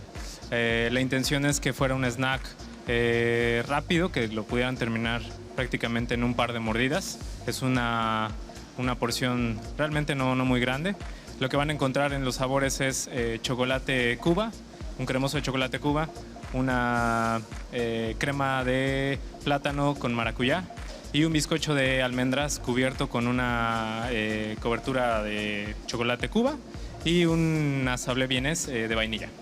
Okay, so practically you will see an sphere which is really quickly to bite, and you will find a cremo of Cuba chocolate. Also, you will find banana in there, and obviously the size of the cake. Well, I mean, it's a snack to go. It's really easy to eat. So basically, it's really okay. So you will enjoy. Fantastic. Well, I'm sure the judges are clearly going for it. Alejandro is just finishing the last packaging here in order for the judges to understand the full idea and the full concept of the sphere. And I'm sure that they will absolutely delight. So we'll let the judges now enjoy.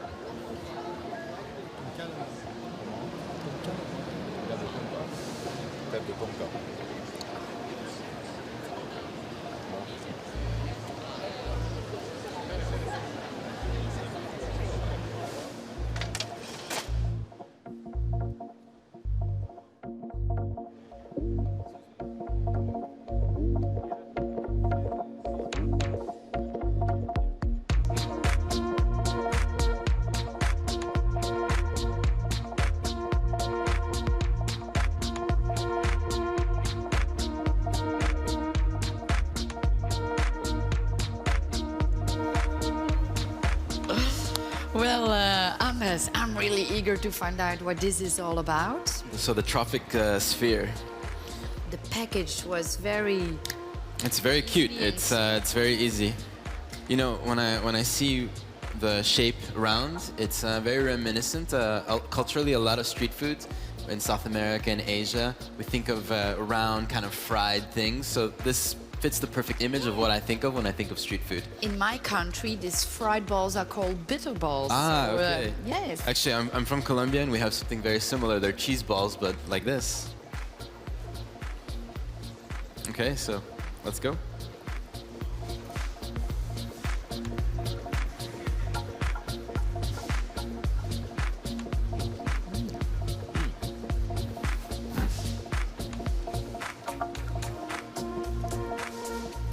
A lot of textures.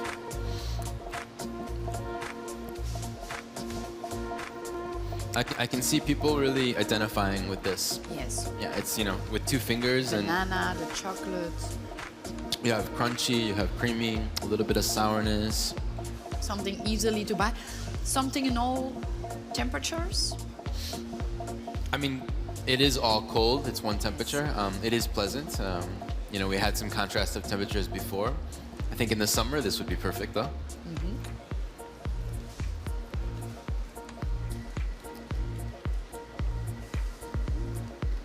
I think this is a good one, the trophic sphere. No, it's quite satisfying. Just maybe also here he could foresee a little napkin or something. I think a napkin in almost all. Or maybe it's me, I'm very clumsy, but. No, I think that's something very thoughtful for the customer, you know. Okay, well, let's go to Korea. Maybe that Unyu Kim has prepared a napkin and, of course, a delicious snaffle tray to go. Thank you.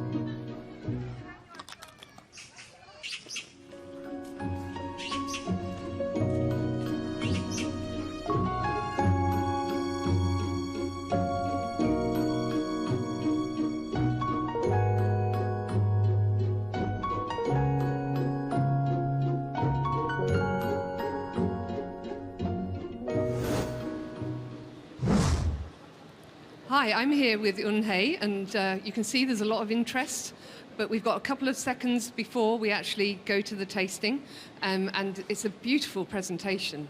It's all right, we're going straight over. 1, there we go. Would you like to explain your presentation to the jury? Yes. So basically, my package is very organic. So this is called mangue leaf.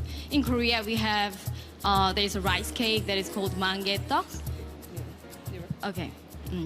And that's actually keep the food moist, like keep it moist, and also gives a very nice fragrance. So this package, you can actually dig the land and plant the seeds, which is actually along with the package. You can see through the small sticker thing that looks like sprout. And here is the card that actually explains what kind of components inside the snacks. So I have the gluten-free rice tool outside, which is which gives you a very nice crunchiness. And also this is the combination of the basil and chocolate. I used the Saint Domingo chocolate that has very nice Florence aromatic aromatic flower scent, and also very nice sourness. And also outside there is a Colonia Kaba that is a little bit special seaweed from only grown in Korea. So you can taste a little bit and enjoy my snack. Thank you very much. Thank you very much.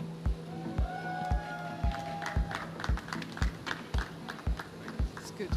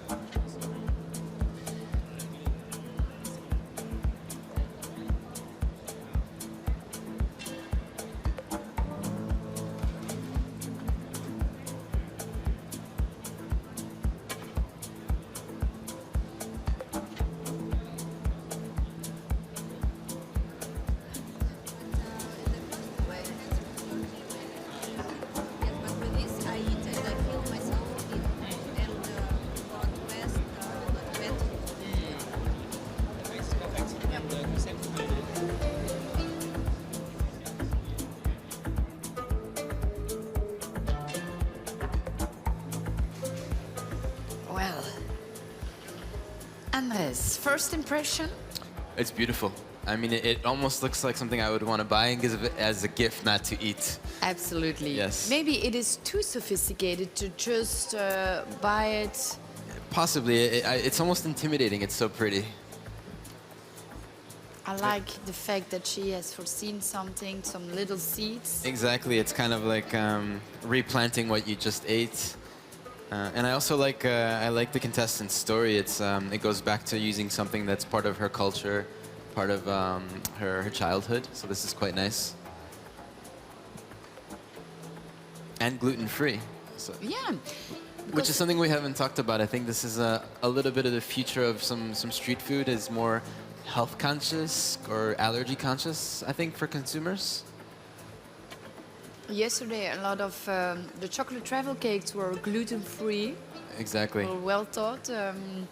Which you on the see, other hand, a lot of chefs are complaining about the fact that people are having allergies. you know, whether we complain or not, I think it's something we're going to have to adapt to because I really think that's kind of where the future of food and, or health trends is going, which is going to affect what the consumer wants to buy, possibly.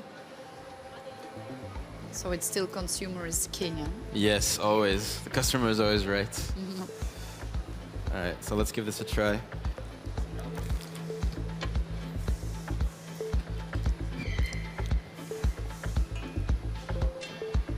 I'm really wondering what the crunchy part is about, the biscuits.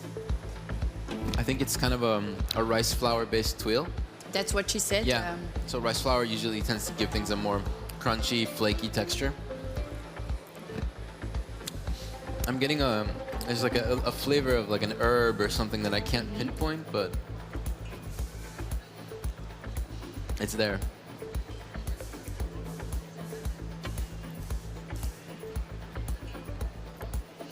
But here maybe, once again, when it's 30 degrees. Exactly, this might again be more of a summer or a winter-ish kind of street food. But the crunchy tuile is a really nice texture to the creams inside.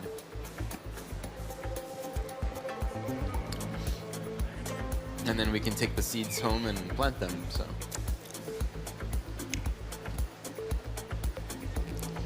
I think this will be a real difficult task for the jury. Yeah, that's kind of where is that fine line between practical and beautiful? Because we really have to keep in mind this is the snack on the go, something we would like to buy quickly in a shop or. Think about the normal person on the street who's going to buy this, not the That's what pastry we chef. have to keep in mind, and that's important because later on, at the end of the day, this might be very important for our contestants as it counts for a lot of points. It's to all go those little points that matter in the end. Well, maybe that Mauricia has kept us some surprises. So, ladies and gentlemen, he has also prepared a little recap, a little video to explain what his chocolate snavel track on the go is all about. Maurizia from Italy. Ciao, sono Maurizio Frau e questo è il mio snack to go.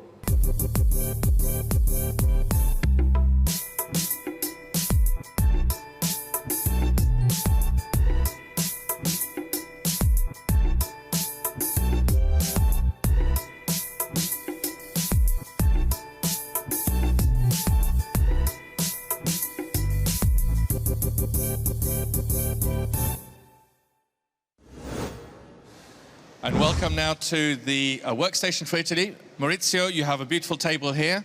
Would you like to describe to our esteemed judges your snack to go concept, please?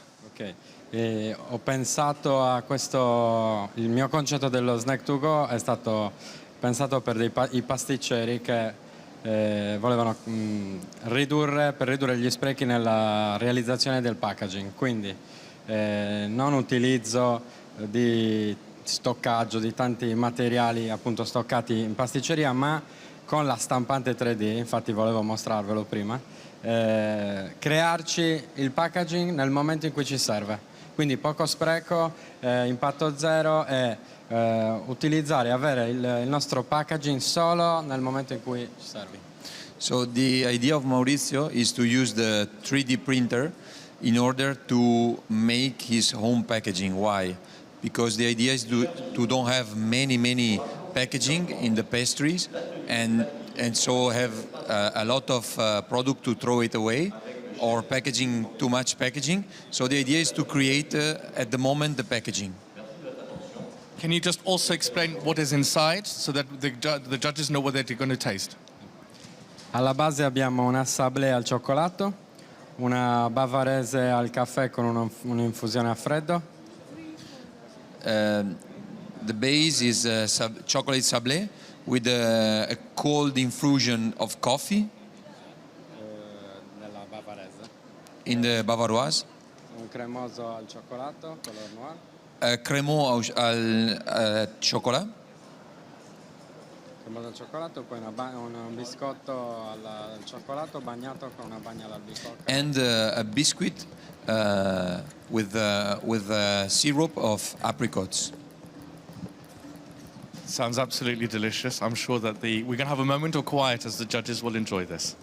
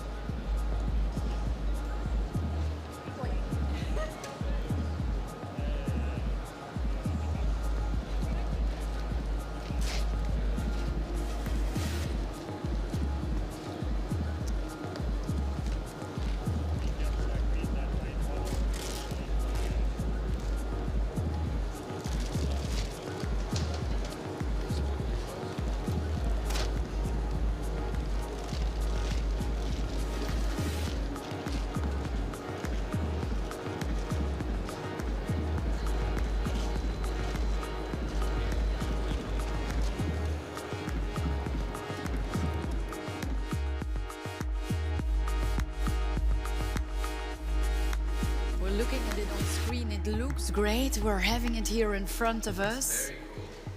Shiny. Actually, I really don't know what to expect. I don't even know how to attack it. No. It looks something very third dimensional, Yeah. very futuristic. Oh, it's soft.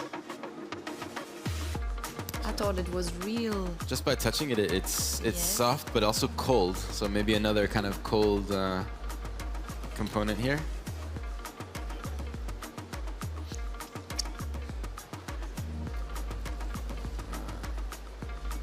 I'm going to give it a try. I'm still trying to figure out how to attack this.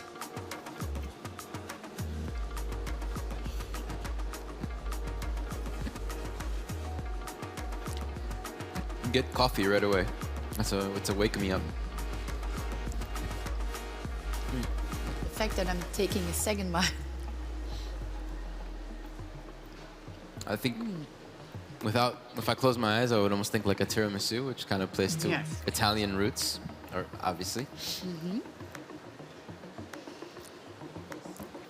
And that's something that we saw yesterday also. Yeah, When, and it's not too sweet, which is nice. because your first impression was like, oh, this is more a cake. What do you think now? Yeah, again, it's that fine line. Is it a snack, or is it almost like an individual layered cake? You know, where you have cream and sponge and crunch. So it'll be interesting to see how the judges interpret that. You know.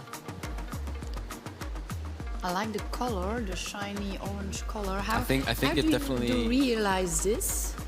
Well, the contestant was using a 3D printer Yes. for the packaging and possibly even to make his own mold. Well, interesting. That's also what the future is. Exactly. So it really plays nicely into the theme of Futropolis, the look of the aesthetics of the cake. Well, great. Let's have a look at the aesthetics of Belgium. Jurgen Baert also has something to say when preparing his chocolate snack on the go.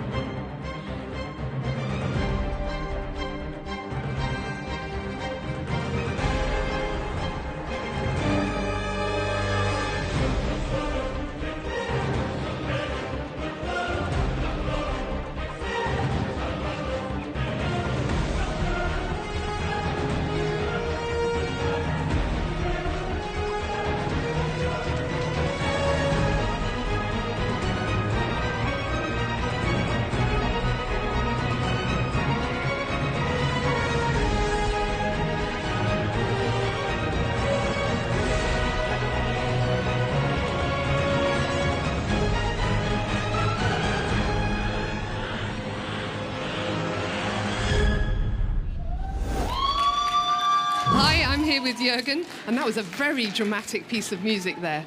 So it was from Under the Sea. Yeah, Under the Sea is really dramatic, so, but happy place also. Right, 3, 2, 1. Right, if you'd like to present to the jury. Yes. Good afternoon, good morning.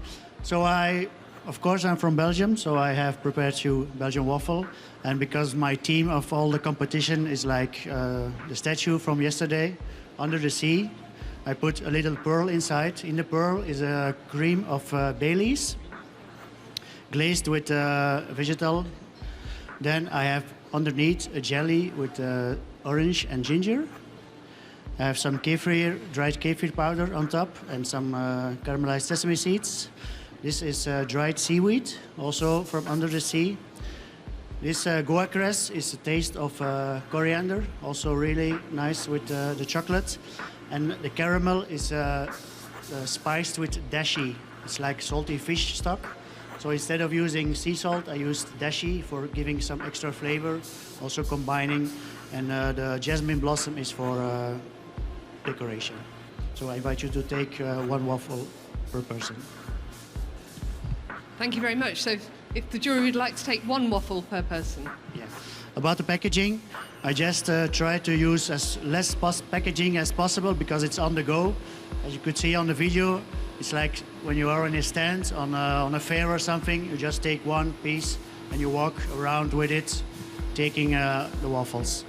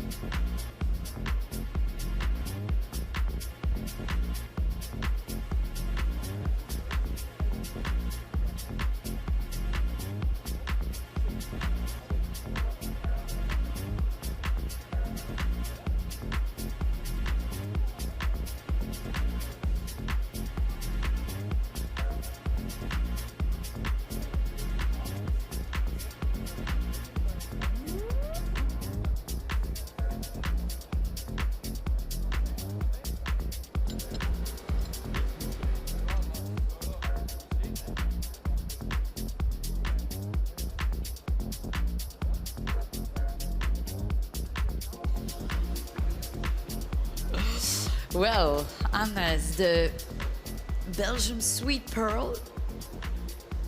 It really is a pearl. It's beautiful. It's it's almost like a composed dessert. A nice video also he prepared for us. It's Really nice video. a whole concept of on the water. Yeah, he really conceptualized this into his whole theme.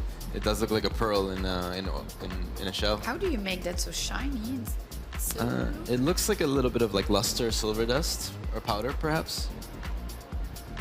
And you also use a lot of special ingredients. Oh yeah, I think I lost track of the ingredients. But it's like a little mini garden.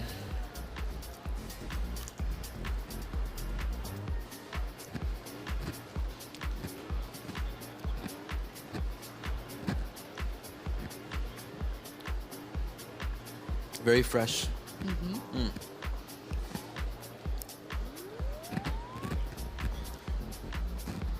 It has like many layers of flavors here, this one.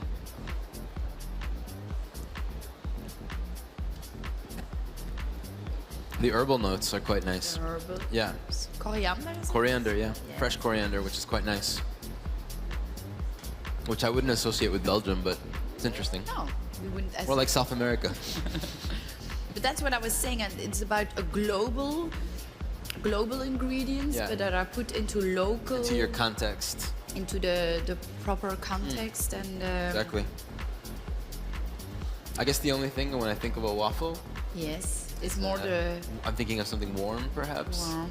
Yes, But otherwise, it's quite nice. very nice for Belgium. Yeah.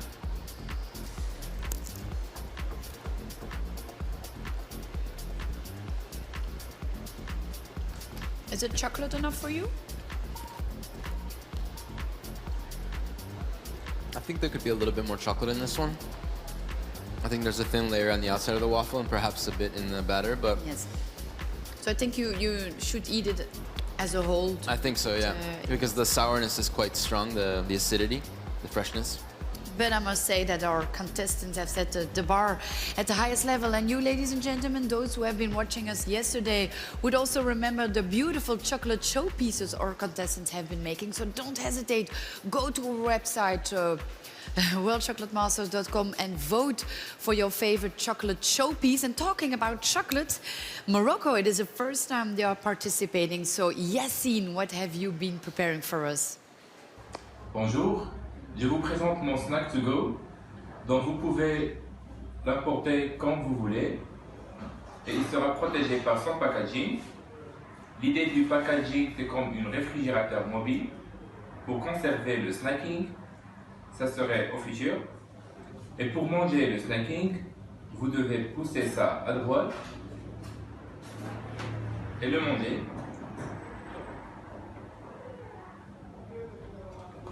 Et bon appétit.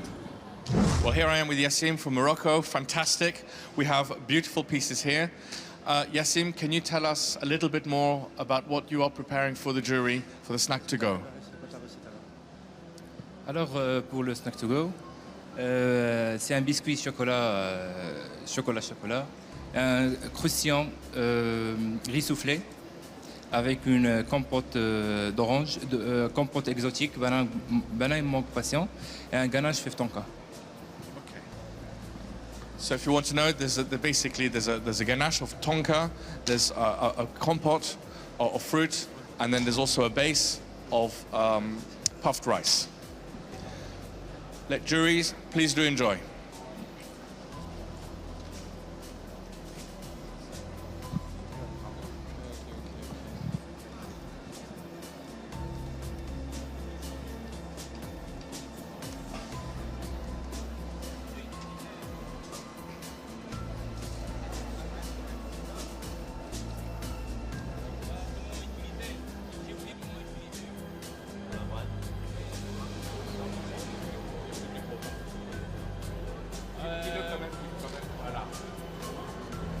Voilà comment utiliser le packaging, c'est comme ça.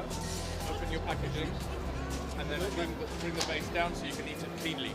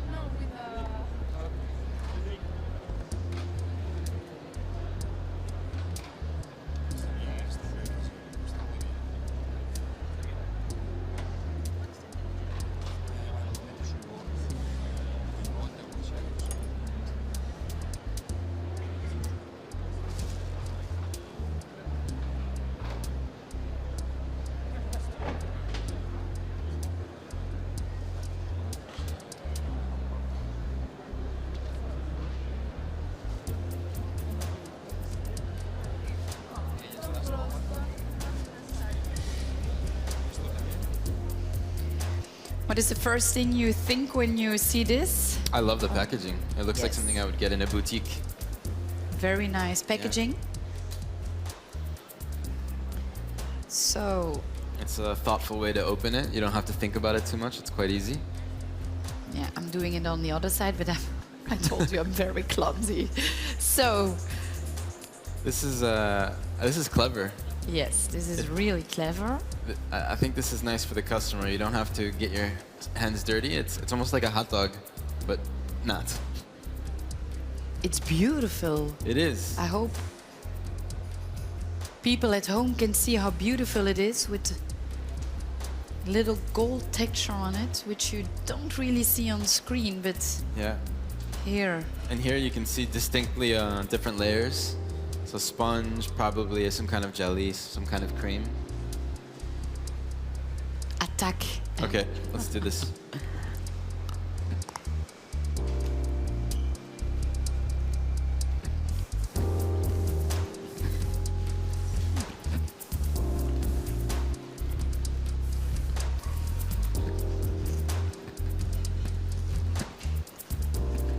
A lot of textures going on.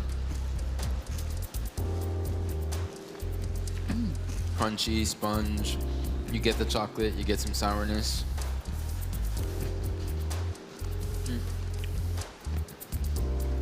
I'll let you do the talk. I'll continue eating. It's a mouthful. It's a really pleasant mouthful. I do enjoy it. It goes Everything back. is in it, all Everything's in it. layers. I guess my only question for and will be interesting again to see what the judges think is, again, is it a cake or is it a snack? That's true. It is delicious, but you know, where's the line? It is delicious, and talking about delicious, I'm sure that Patrick has created something delicious. So what's up with our Dutch contestant, the Netherlands?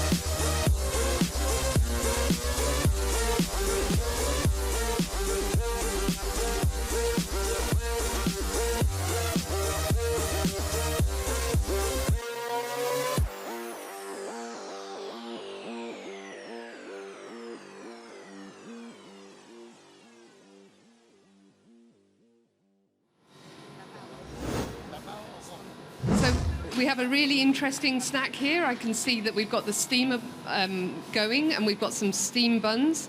So I think this is really, we're going to see a real snack on the go here. This is something that's just been made really fresh. It's still nice and warm. And we've got 3, 2, 1.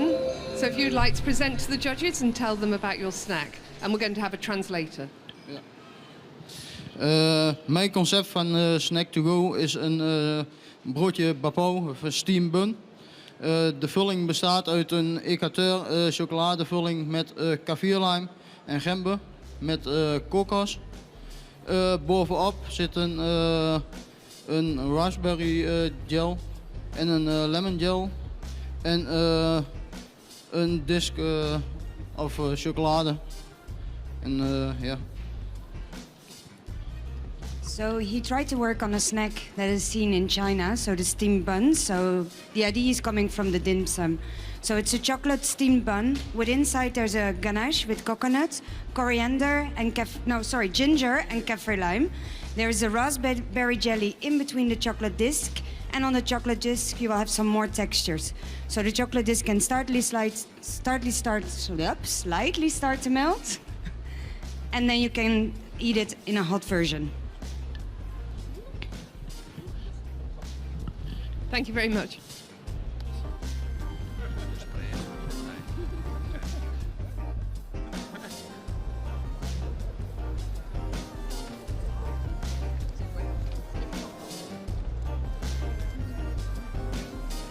C'est mieux qu'un champignon.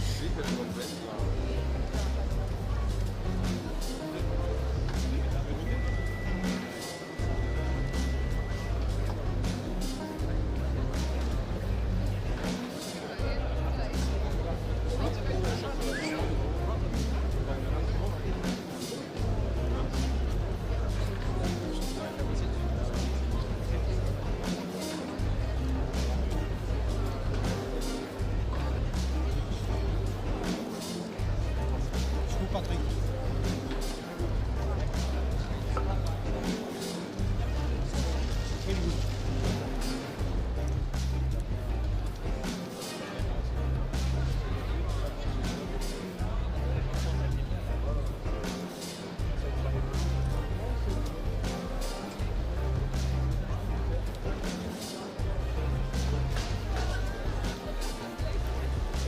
Andres, we were watching the reactions of our jury members and they looked very, very enthusiastic. I'm excited. Yes, me too.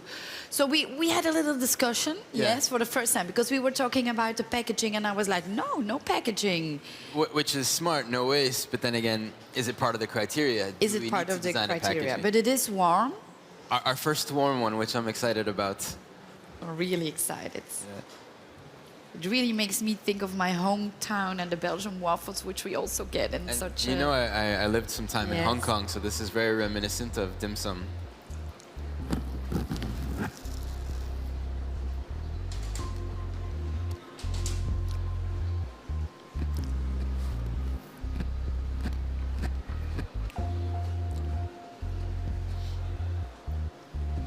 And it's the second time we see the use of fresh herbs in a snack to go from a contestant. The ginger, they said?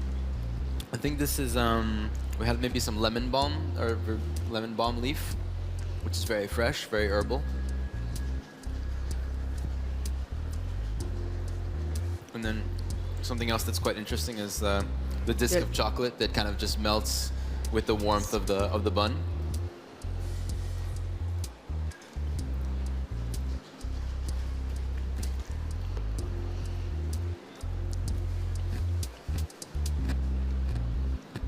The herbs are really underneath, eh? And there's even more chocolate below the bun. Yes. So honestly, I think they are setting the bar at the highest level. Especially when it comes to the creativity. Thinking and exploring outside their norm. Very nice one. Also, I think we had a lot of nice ones in this Absolutely. round. So it's going to be tough for the judges.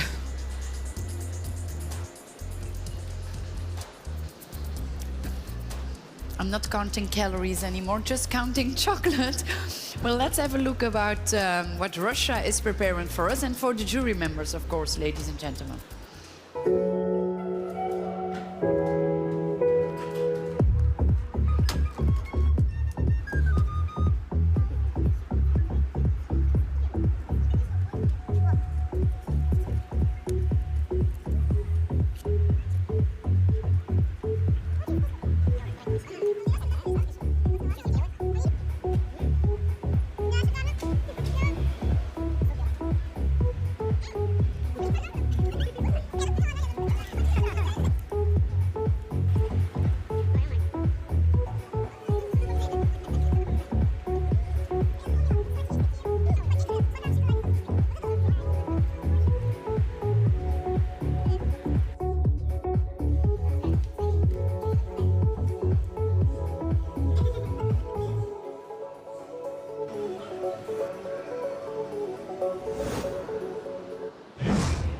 So here we are with Aptium with his snack to go, lactose-free, entirely made of banana and water ganache inside. Aptium, tell us a little bit more about your snack to go. Dis-nous un petit peu plus sur ton snack to go. Да, моя идея в подаче Snack to Go — это удобная его форма, удобная упаковка и вкус хорошо сочетаемый с шоколадом, банан. Voilà, donc en fait, il explique que son snack to go, le concept, c'est de toujours rester au cœur de l'action, et que donc il a créé un concept de façon que ce soit facile à transporter, facile à manger. En fait, il veut expliquer que ce serait en fait la copie du sandwich qu'on mange, fromage et saucisson et fromage. Et donc c'est sur le même principe, il faut que ce soit facile à tout moment. Dès qu'on a un creux, on peut manger son snack to go. Super, merci beaucoup. Members du jury, members of the jury, please enjoy.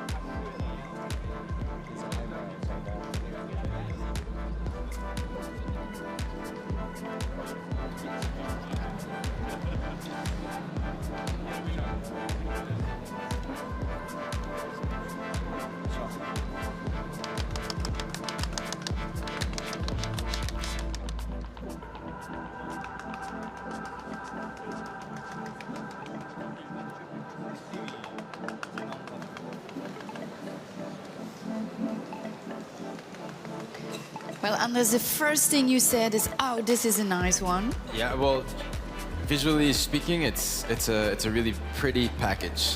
It looks nice and tight, like it's. I mean, look, I can hold this with two Take hands. it in one hand and Already, this is super easy for the go. maybe you don't have to eat it immediately. You grab it, you Yeah, go grab a train couple, or bring bus. some friends, get on the bus. This seems quite practical. But then, when I was listening, I heard that it should be like cheese or a little meat thing you can take and just eat whenever you would like. Yeah. So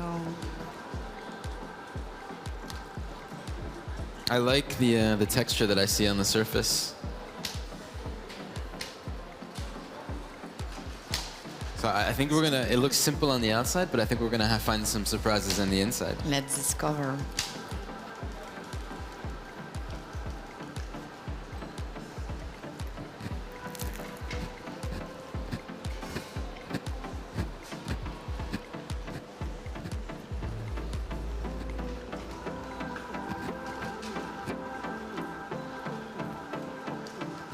So you get a classic chocolate banana combination. So it seems like a patisserie dough, but done more in a cylinder, which is quite clever. Like an eclair, in a way. Yes. For me, I was not lucky enough having any chocolate on the other side. I know. I have to rip open the other side, I think. Mm.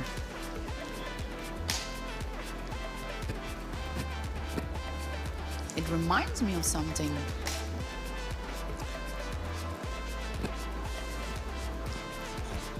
A sweet banana.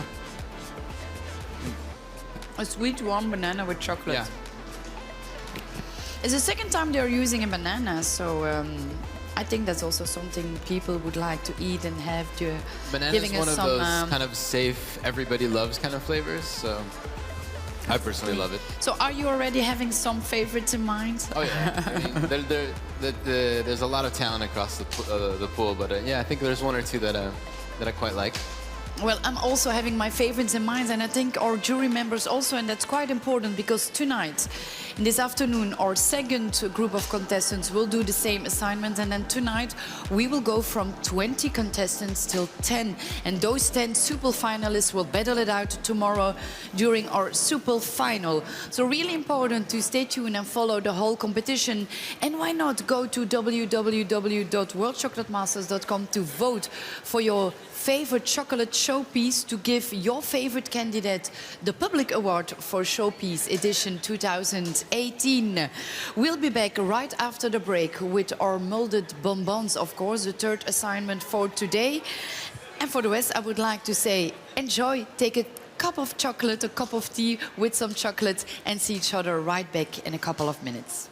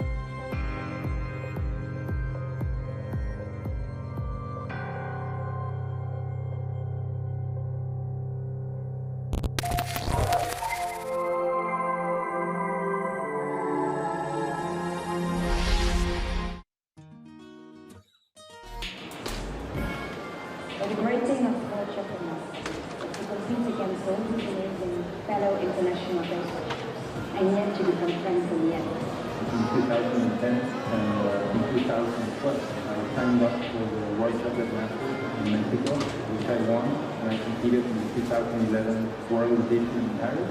That was a fantastic experience. I would do it again.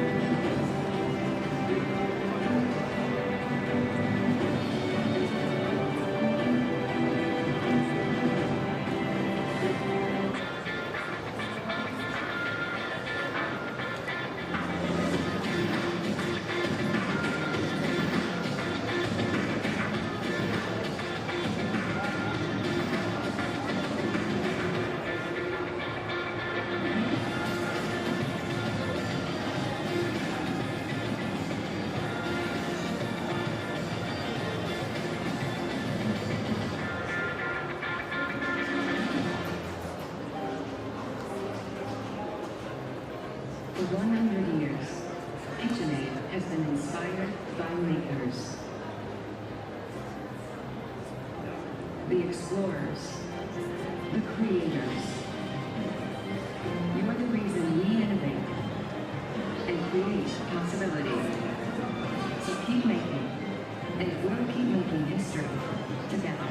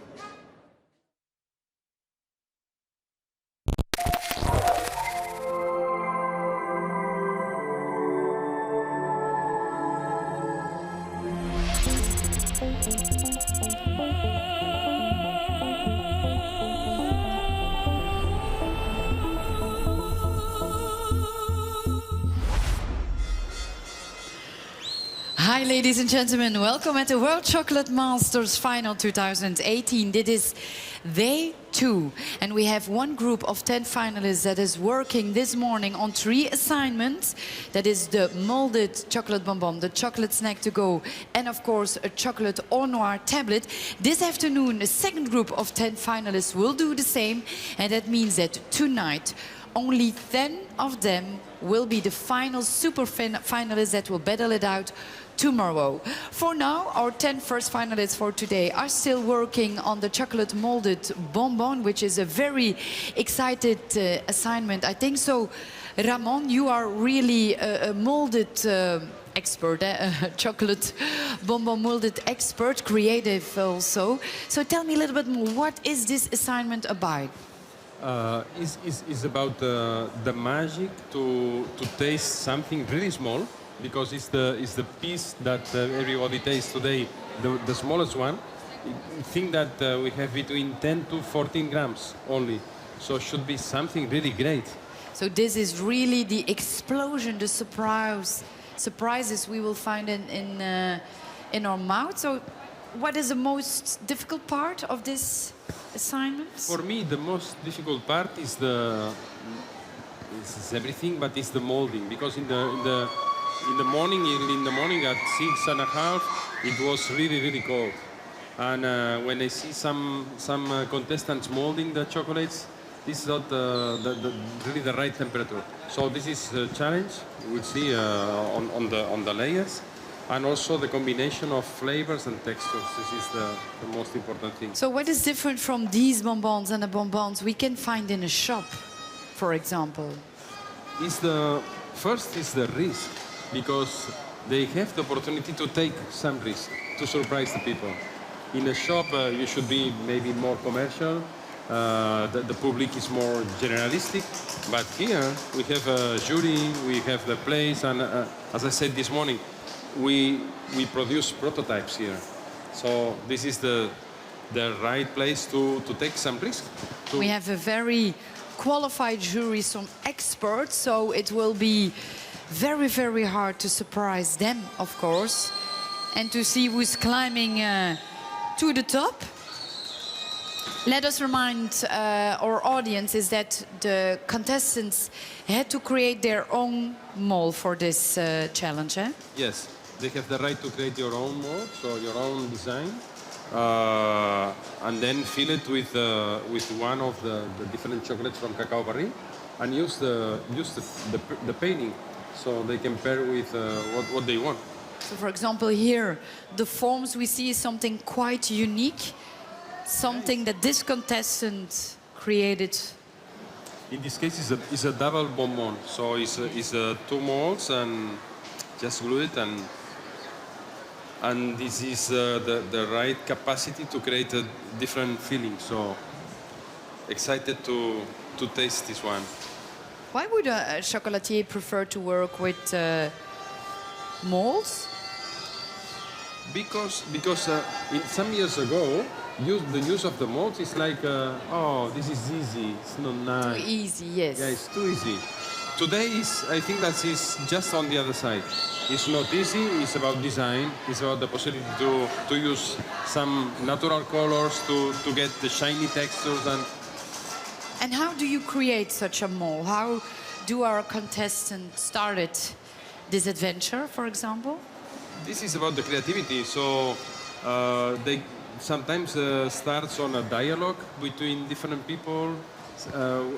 What is rich and I really like it is to work with the different people from different disciplines to get a brief and to get an idea, brainstorm, and then so really multidisciplinary co-creation effect. So this is what we will see, Ramon, from now in a few moments. We only have a couple of seconds left, and then it's the final stop. 4, 3, 2, 1.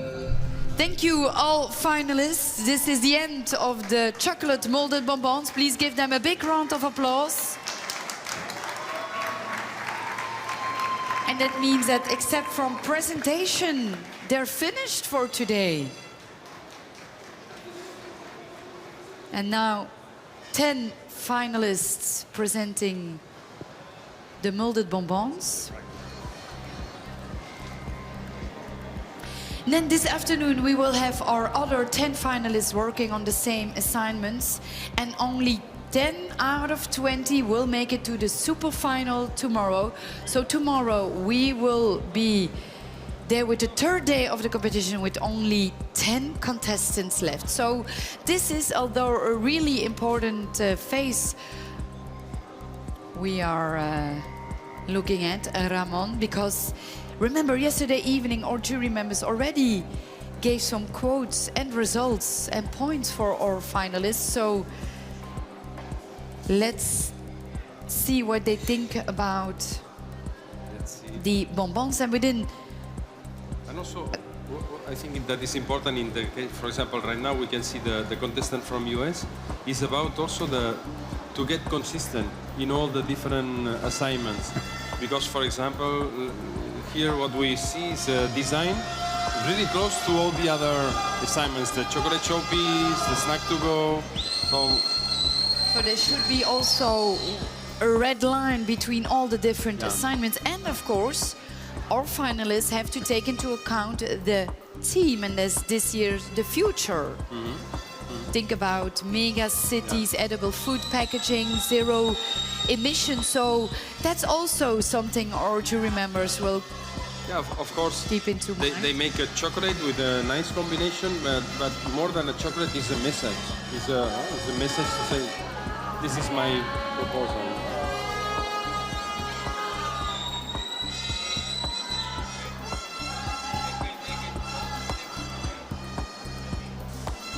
No, it's a long day. It's a lot of efforts behind.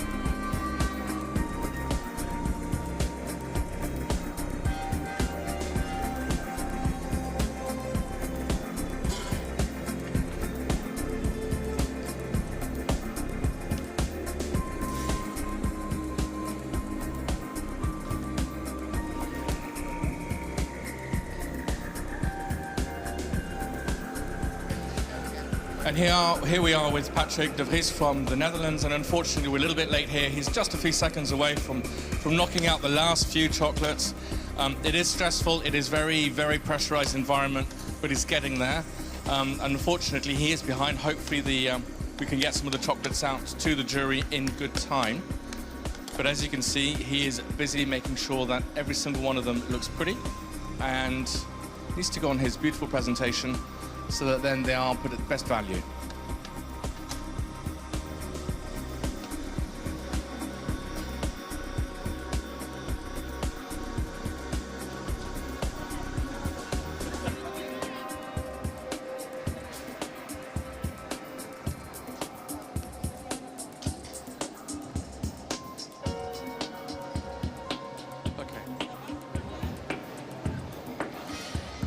And unfortunately, we're suffering exactly the same situation here with Russia, with Artyom, who's got a few chocolates that haven't come out in time for the jury. He has lost some time. They look absolutely pretty as buttons, but unfortunately, we have not hit the deadline. So he's now making sure that his fizz, which you can see there, look like tires, but it's like telling a story.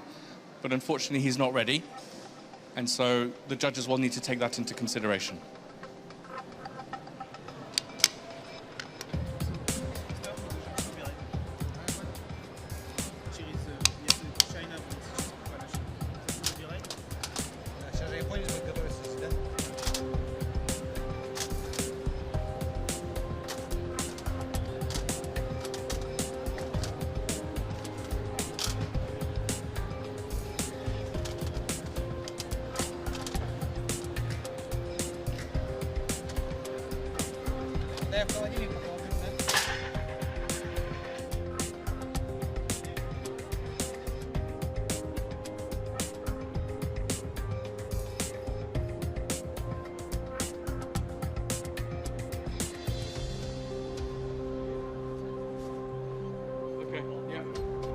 We also have a situation here with Yassine from Morocco. There are no chocolate bonbons.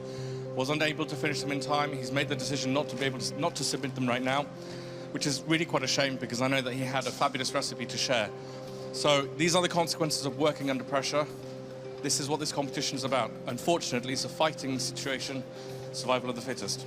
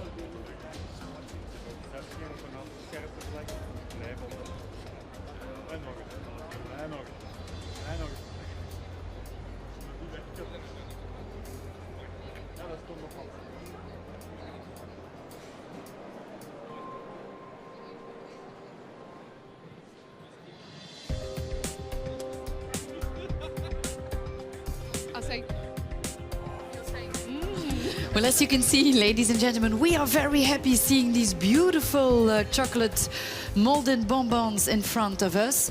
I'm having Julie and Mark, chocolate experts, bonbon experts, sitting next to me. So Julie, you will comment on what you see, the look and feel. And Mark, you will be tasting together with Ramon what this is all about. Where do we start? I think you've got to start with the USA. Yes. Let's start with the USA. Yeah, so when they've done these as well, they've not only just thought about the design of the mold, they've also thought about how they're presenting it to us and the jury now. So the USA, again, we've got a beautiful little plaque underneath, which is all about his molecules, the CH3. So he's just reminding us about that, the DNA. And that's good because it's something we see recurrent in all his assignments. Yes, it's gone all the way through the assignments. Yes. So we've got lovely layers inside.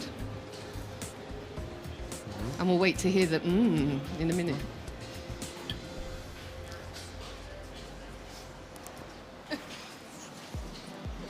It's really good. You see, this is the thing about fine chocolates. It gives you a moment of emotion, you know? So we have the praline, but soft, it's delicate. A bit of fruit, soft and delicate. Beautiful combination of textures. Oh, it is an emotion. And I think this is that's why we give boxes of beautiful chocolates. This is we share that emotion with people. An experience. Yes. So exactly. So definitely has hit the mark on this one. It melts super fast. Yeah. And in the end, you have a very nice taste. I want to repeat. Exactly. You can repeat. Gentlemen, just please go ahead. Do you still? It's something that you can eat and eat and eat and eat. Oh, completely. And what he's done also is he's molded it very thinly, so that then it isn't overpowering in chocolate, so that you have the right balance of flavors and textures and the beautiful easy melt rather than a long melt. So he's done a very good job on this. Which main flavor can you recognize? Say it looks like a milk chocolate. Like Yes. milk chocolate, which I think a lot of people have played with dark chocolate, so Yes. it's nice to see a milk chocolate. And it works with the acidity of the fruit that he's used, you see, because sometimes it can be overpowering when you have milk chocolate, it's too sweet. But here he really has worked out the balance, he looked at the acidities. A bit of salt in the end. A little hint, yeah. Very well balanced. All right, a good start of this tasting. Maybe go to Belgium if you're ready, gentlemen. Belgium we go. Julie, Let's go for Belgium. Can comment, of course, on what you see. Yes, and of course, all these molds, like Ramon said, they've been working with Chocolate World to make the molds.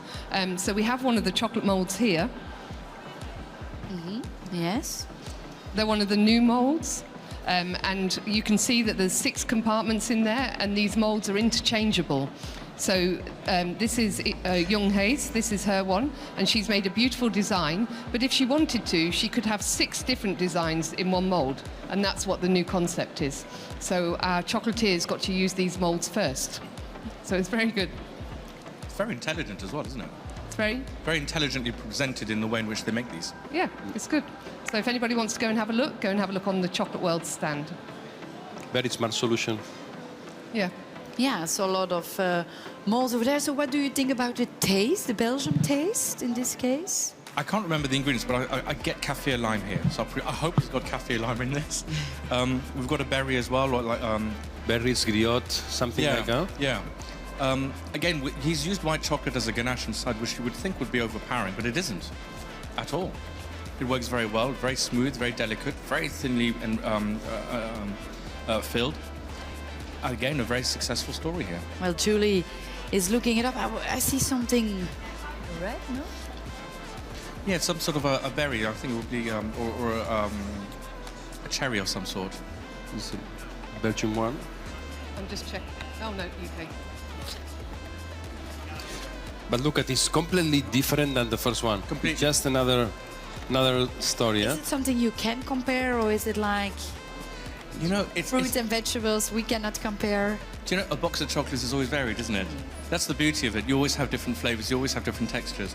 And that's the beauty of what chocolate can bring to us. Yeah, There's so always something else to discover. You've got so an it's our own open box. That's the richness of the contest. Exactly. Really go. And that's what chocolate is all about. Oh, completely. It's an invitation to have more. Yes. So you've got real nice flavors in here. The lime, the lemongrass, the ginger, coconut, and also the cassis in the jelly. And the acidity of that jelly actually cuts through the white. Yeah. So really balances out beautifully, doesn't it? It cuts very nicely. It's well balanced. Yes. So well done to him. All right, gentlemen. Number 3. It was from the United Arab Emirates. Okay, let's try the Arabinda. Almost beautiful to cut. It's a jewel, isn't it? Yeah, it's a nice beautiful presentation. colours. Yeah. Very original, very different. And a very sharp as well. It goes to a beautiful point at the end there. So in here we've got the Lactate Superior chocolate, praline, hazelnut praline, a hazelnut paste, and you've got some crunch with the paille feuilletine. Very nice when you cut it. Nice, nice layers. Oh yes, very Like the nice, very feuilletine in the defined. bottom. Yeah. And Lactate Superior is a nice chocolate. It's one of my preferred ones. I don't know what. Yeah, no, you it's think. Maybe very I can nice. show it to the camera, the nice layers. It works really well. And it's very often very difficult to, in fact, get that texture when you have so much liquid. So well done on it, because sometimes most of the time it'll go soggy. Yeah, so you've he's got worked his very yuzu well. jelly. Yeah. The layer And, is an really orange thin. ganache. Yeah. It's good. Really it's very warm and very welcoming. Next Fresh. question, what, for example, do we do with the Netherlands, the next one on the plate, which is not there? What's going to happen, Julie? Well, it's very unfortunate when... Are we still going to get it? Is he excluded from this? No, I think they are going to serve it, but we'll just have to taste it at the end. But all of these little things like not presenting your chocolates or being late on your chocolates, tonight at the end, of course, we go down from 20 to 10. So we have the super finalists going through to tomorrow. So these little bits, these are, not helping really. So thank you very much. Look at. Wow, so here's the Netherlands. Beautiful. Just grab one, I will give the others to the jury, and then you can start tasting. So, for example, for the Netherlands, for Russia, the jury will take into account not delivering on time, but what about Morocco? Well, do you know, this is the unfortunate thing. This is a competition at the end of the day. And unfortunately, these guys here have to find a way of giving points. And sometimes you cannot give a point. And that is the process of elimination. As Julie said, we're going to have to come from 20 to 10 this evening. And it is through flaws, bad time management, whatever it may be, whatever reasoning, it happens. That's the nature of the competition. And it is regrettable, but hey, life goes on. So that means that we will have an interesting, challenging and exciting afternoon and evening ahead of us. Well, ladies and gentlemen, we will continue tasting. Julie, Ramon and Mark here in my setting together with the jury members. And for you, in meanwhile, I'm having a little compilation about this group of contestants, what they have prepared this morning. Let's watch.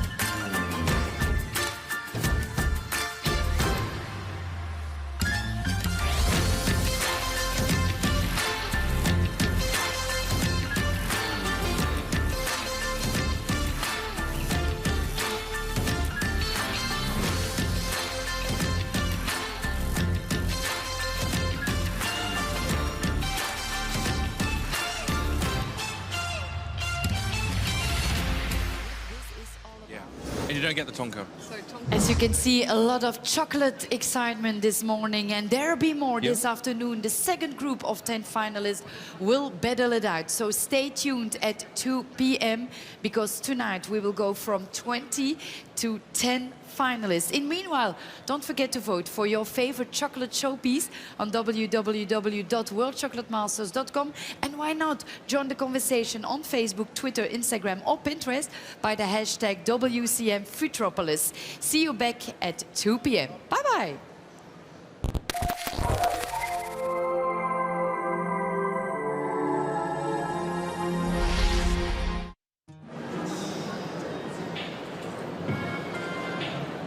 I'm Chef Julie Sharp.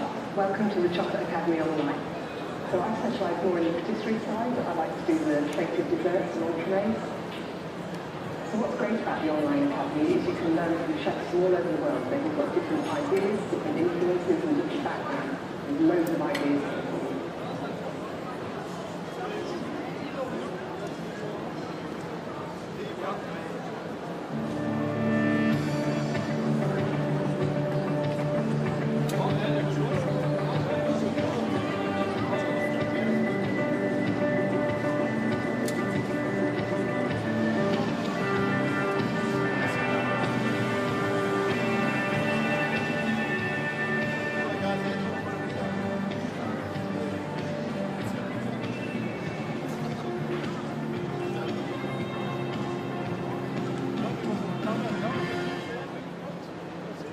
For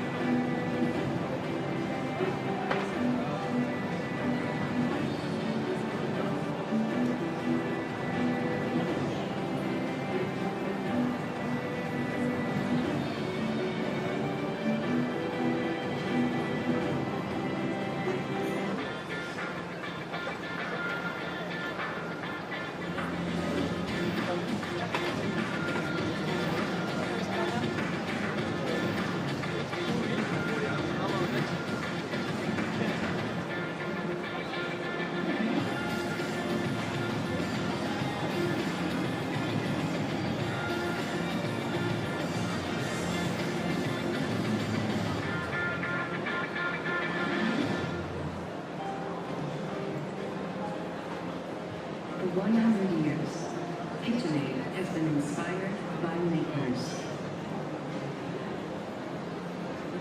The explorers, the creators. You're the reason we innovate and create possibility.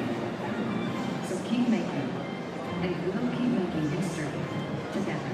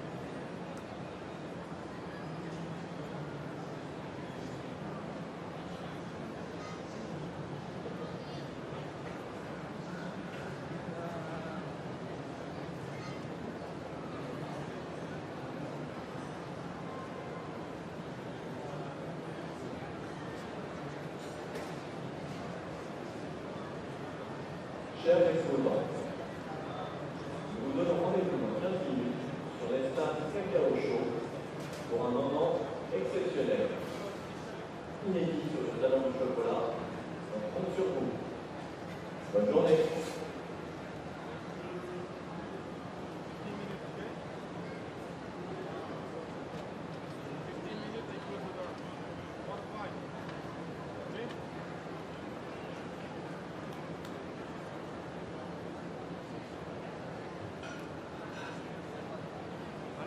Madame, 15 minutes, okay?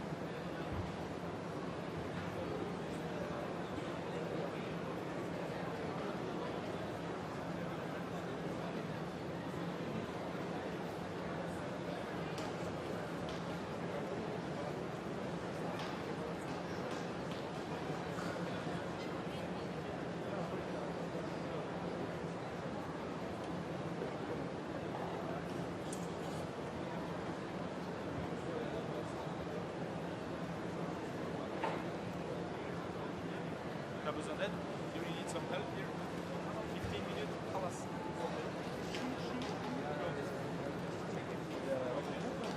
Do you need someone to help clean all the ingredients?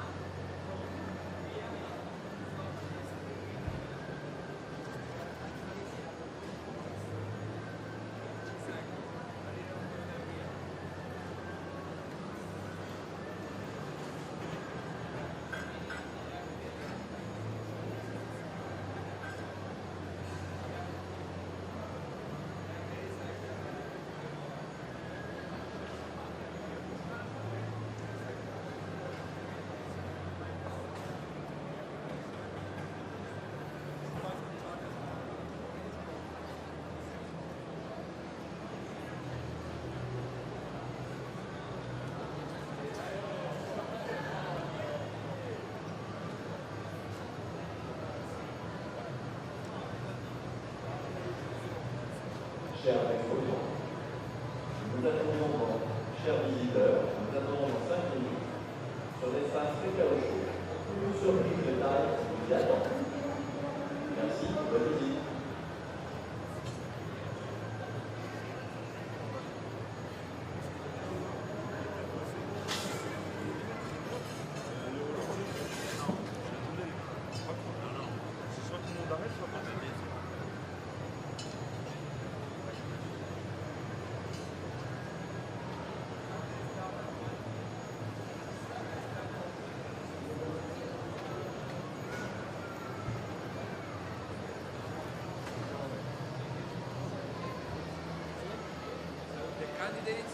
Candidates don't use the machine from the organization.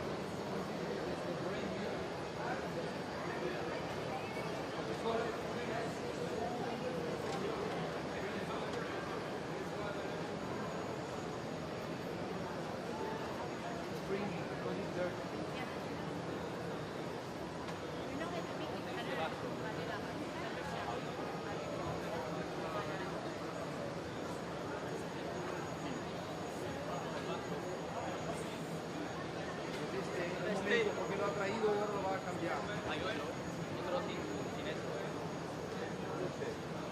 hablo por lo de Italia. Que esto es de Italia lo que has construido aquí. Espera, espera.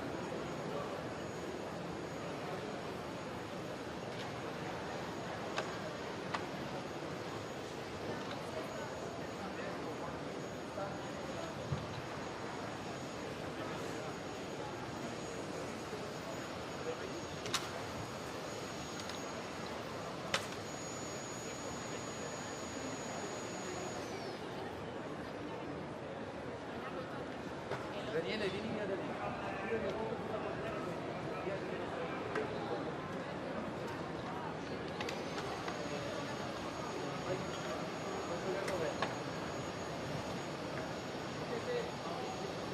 No, è già venire da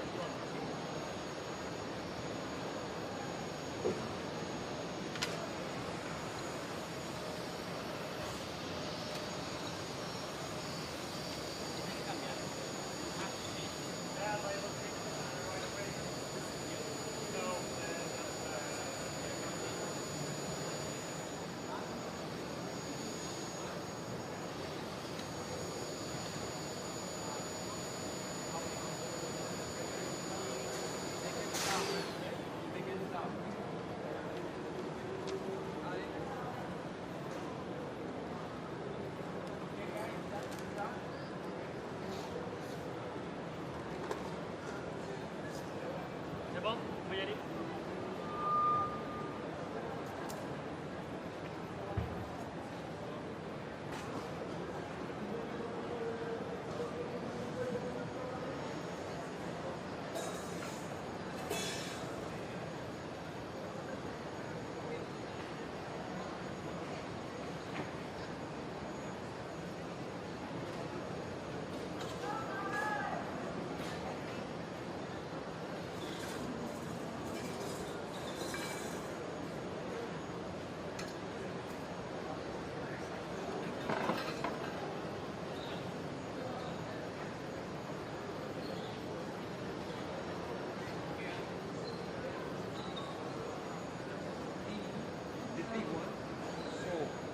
If you want, you do need it. Because now arrives the second, eh? You can start. This is from the organization, alright? Dus je wordt al elektriciteit.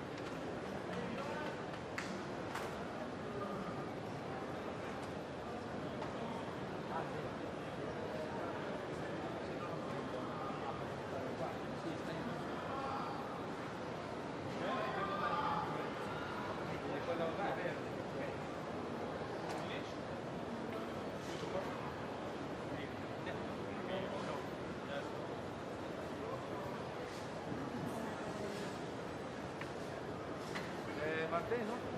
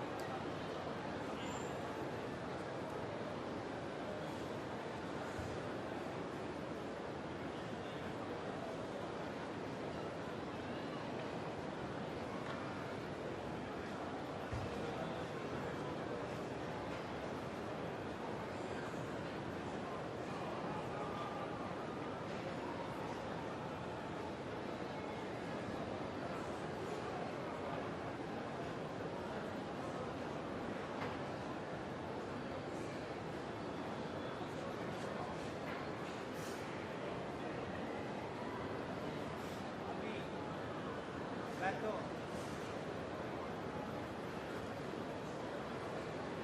Alberto. Albi.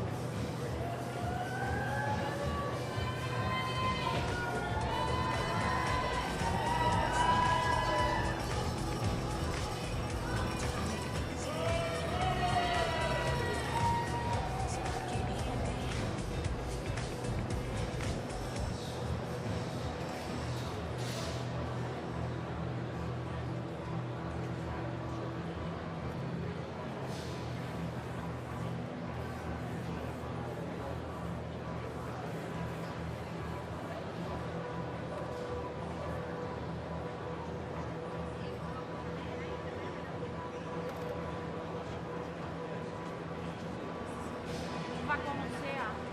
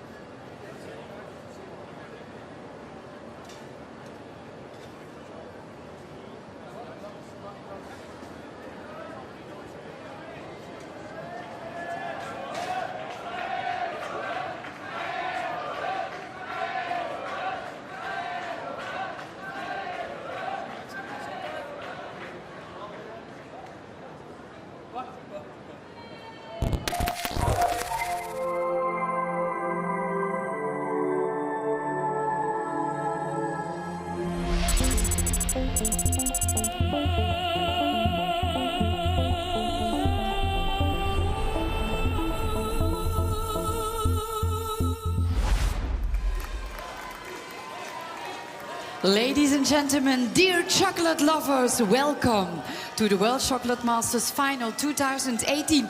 Those who are just tuning in, this is world's leading culinary competition, solely dedicated to chocolate and the art of chocolate, organized by Cacao Barry. Our contestants this morning have finished their 3 assignments. This afternoon, a second group of finalists is battling it on. And this in front of our live audience and supporters. Woo!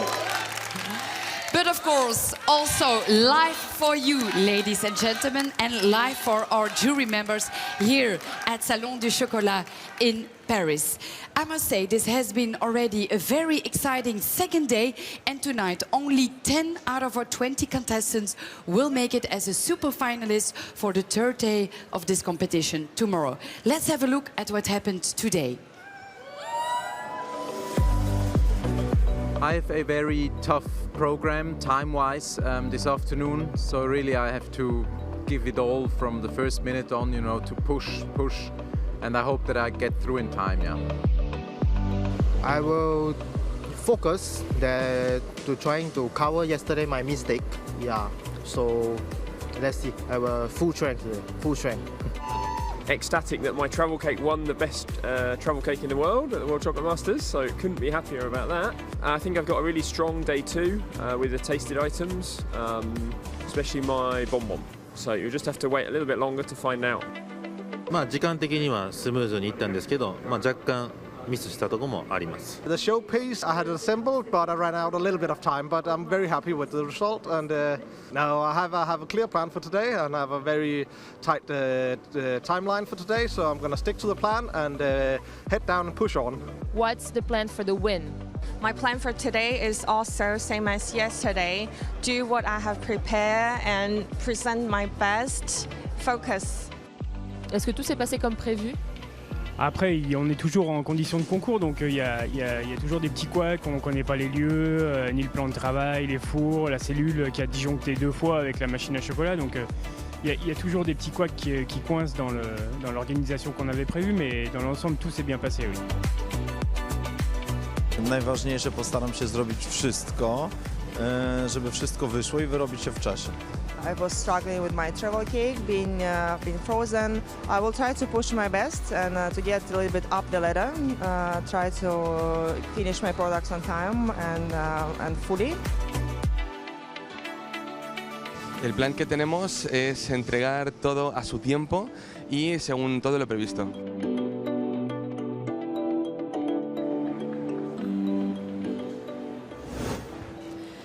Beautiful images, day 1, and of course it's all about chocolate, but this edition it is also about the future that must be reflected in the assignments of our candidates. And the assignment our second group of finalists is working on today is the chocolate molded bonbon. Next to me is sitting Ramon Morato. He is creative expert at Cacao Barry. So tell me a little bit more about this excited first assignment for our candidates in the afternoon. The chocolate molded bonbon, what can we expect? What we're expecting about this is in fact, what we have is a small piece of chocolate with a filling. What we ask is about one mandatory filling, which is the ganache, together with another extra minimum, so they are free to use 2 or 3 or more textures to surprise the jury.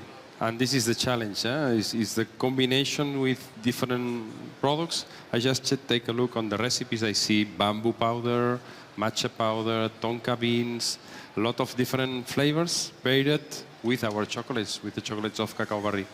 So flavors that haven't really used or not commonly with chocolate before? Some ones they are already know it, like raspberry, this is no surprise, but there are some other ones.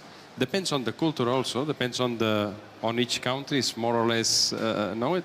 But the fact is to surprise these people, which are all specialists, they all know, so let's see if they can have the chance to surprise us. That's true, because we have 20 esteemed jury members and they will judge our candidates. The first one is Julie. She is standing with the UK.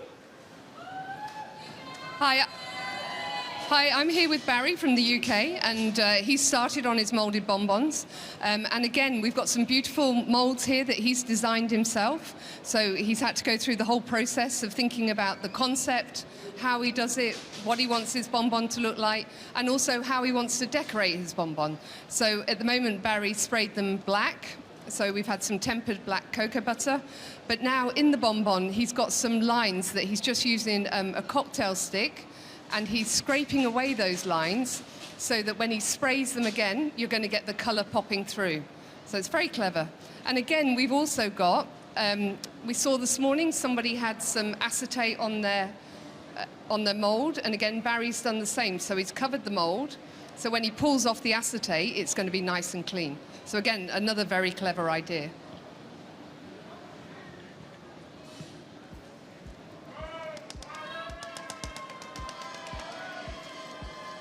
Well, here I am with Dara representing Australia, preparing the tablet, in fact. Dara, can you tell us a little bit more? Because these are very peculiar and sounds very interesting, because these are waves, aren't they? Yeah, I wanted to design a really unusual and futuristic and shape of my tablet, because this tablet is not actually a bar. Most of it is composed of my Noir chocolate. So, and I thought that what would be unusual, and I thought, why would I not make a gravity-defined bar and not just flat, but give it a bit of a shape. So it's very 3D. Yes, it is very 3D. Well, good luck with the competition. We'll come back to you, see you later and see how it evolves. If I follow, come here and we'll talk to our French candidate, Johan Laval. Avec juste un ou deux supporters, il me semble. J'entends pas le reste, mais je crois que j'entends juste un ou deux en ce moment. Johan, décris-nous ce que tu es en train de faire, s'il te plaît. Alors là, je suis en train de faire la tablette Futurologie. Donc, elle est composée d'un croustillant au café, un café que j'ai sélectionné avec un torréfacteur à Lyon qui est unique, qui est non traité, qui est complètement bio, en accord avec la liste de François Chartier. Et puis ensuite, il y a un confit de framboise au vinaigre balsamique et puis une ganache au café. Oh là, mon Dieu, je crois que nous allons nous régaler. Est-ce qu'il y a un ou deux supporters de France? J'ai pas tout à fait entendu. So here we go, the competition's amazing. There's a lot going on. As you can see, a lot of our candidates are producing some fantastic products. Innovation in taste, texture, and shape. Julie, what have you got? Hi, I'm here with Akihiro, and again, he's preparing his moulded bonbons. Yes? Come on, a bit more. And he's done the same. So he's created his own mould, and we've got a beautiful long shape here, but I can't really see the details yet. But with these moulds, like we said from Chocolate World, you can create 6 different types of mould in one mould if you wanted to. But for this one, he's got one of the same mould in there. And he's tempered his chocolate, he's poured it in, and then he's turned it over onto these little metal poles here so that he can get air going underneath his mould so that it doesn't bloom inside the mould. Well, we're really fortunate to have an amazing audience here. Nous avons un public extraordinaire qui représente quel pays? La Pologne? Poland? Ah! OK. Racontez-nous, qu'est-ce que vous pensez voir? Qu'est-ce que les espérances? What are you expecting to see from your Polish candidate? Well, obviously something amazing and something which will surprise all the judges and jury, and something which will be tasty, not only nice looking, but the taste is something we are counting on with Michał. Well, Michał, there are a lot of expectations, and I know you're going to deliver because you're brilliant. And let's see who else is here. D'autres pays? La France? Ah! Allez, venez, quelqu'un qui vienne ici là, pour nous dire un peu ce qu'il pense. Quelqu'un vienne? Tiens, viens. Vas-y, viens. Alors, pour le chocolat, pour la France, raconte-moi, qu'est-ce que tu voudrais voir que Johan nous présente? Je sais pas, quelque chose d'assez exceptionnel avec les tablettes qui sont préparées avec les meilleurs cacao et café. Quelque chose d'assez exceptionnel. Ouais. Super, merci beaucoup. Vive la France. Et puis, Virginie, à toi. Et vive les World Chocolate Masters of course. Guys, this is proving to be a very exciting matchup, and tonight only 10 of them will make it to the big final tomorrow.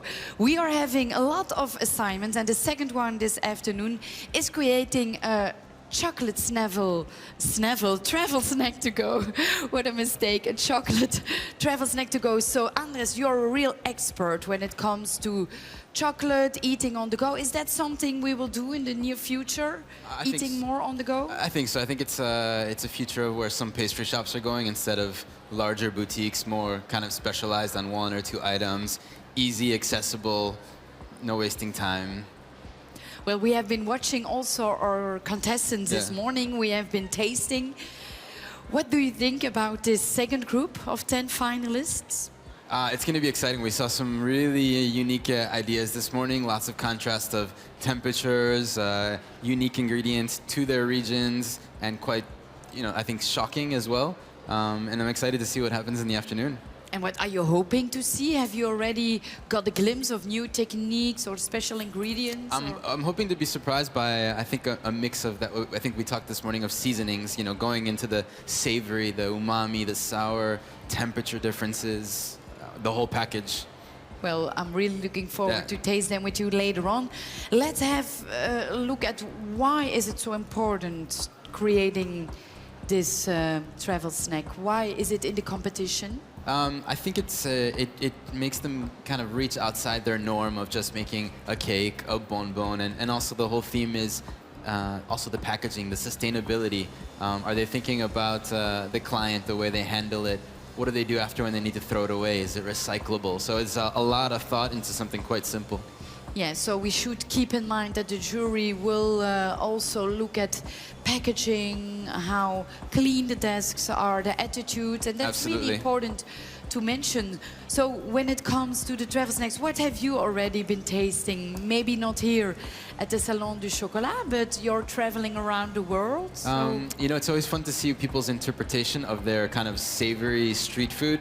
Whether it's something fried that's filled with meat, but then they turn it into something sweet, or things made of bread like a bun, it's interpreted into a sweet. So those are kind of fun, those kinds of ideas. Well, talking about the world, let's go far away from here to China, because Mark, if I'm not mistaken, you are there with Ling Ling Liao.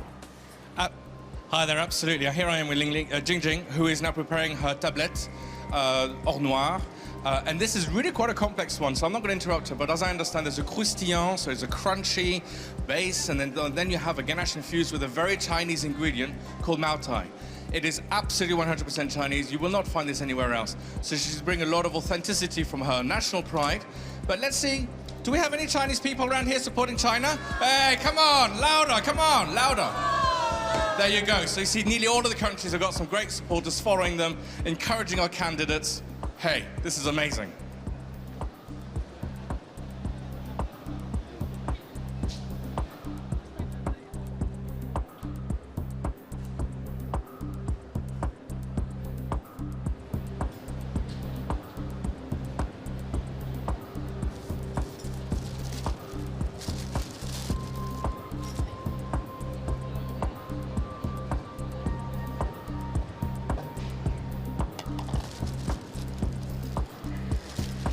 Andres, tell me, because we are seeing a lot of images, how difficult is it to work simultaneously on 3 tasks?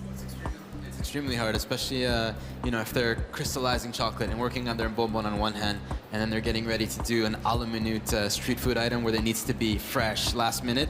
It's 2 completely different worlds that clash, so it's challenging. They need to be organized. So for you, up so far, they've done a great job, our contestants this morning. No, this morning was great, and I have no doubt that the second round's going to be just as phenomenal. So let's watch what they are preparing for us. And hopefully we have everybody on time today as well, this afternoon. It's a lot of pressure, so. Because clock is ticking. Yes. They're working against a clock, and that also we will take into account when judging. 20 esteemed jury members coming from all over the world, and also important to mention that they cannot vote for their own country. Japan cannot vote for Japan. But Julie, how is Japan doing? Japan is doing really well and doing something I've never seen before. So we've got some seaweed wrapped around a cone, and he's now brushing it with like a rice liquid. So he's made like a rice solution, and then he's going to cook it in the oven to make it crispy. So I think this is something we haven't seen before. So very new. New texture. Challenge new texture.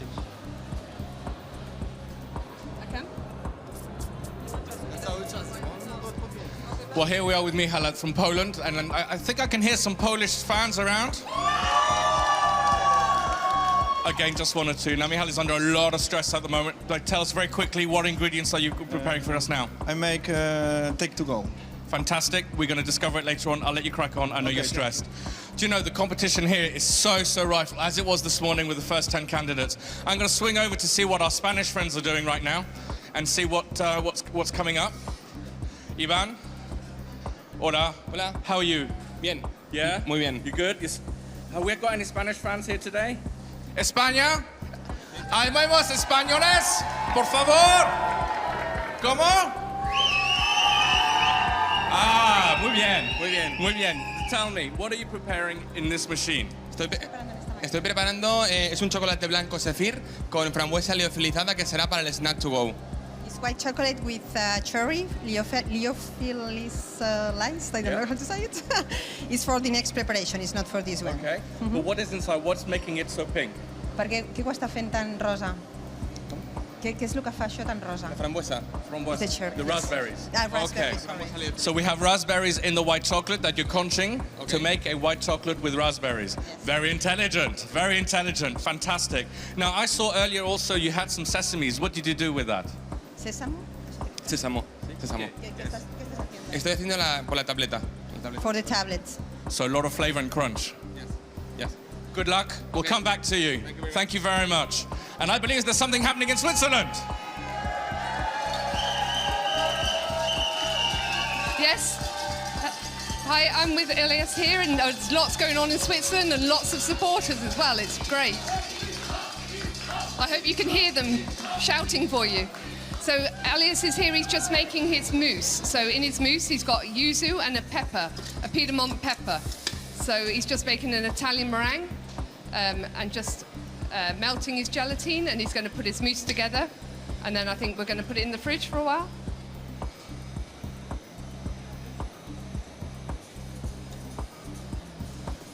But he's also done a really interesting decoration for the top. We've got another stencil where he's screen printed onto marzipan, is it, Elias? I think it was marzipan earlier that I saw him rolling out, and then he rolled chocolate on top of it. So we're really looking forward to seeing that later.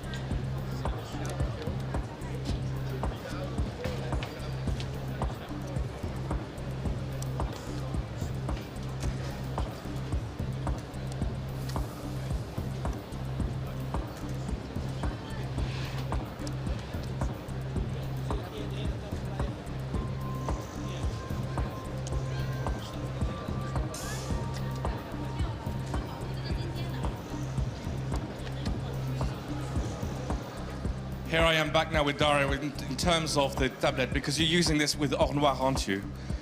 And can you tell us a little bit about the Or Noir blend that you have created that is your own blend? I created a pretty dark in common sense Or Noir, which is 73.3%. 0.3%. Yes, that's how it is. Yeah, because I like dark chocolate, because chocolate for me is something intense and something that brings emotions, and so I'm a big fan of dark chocolate, and the darker the better.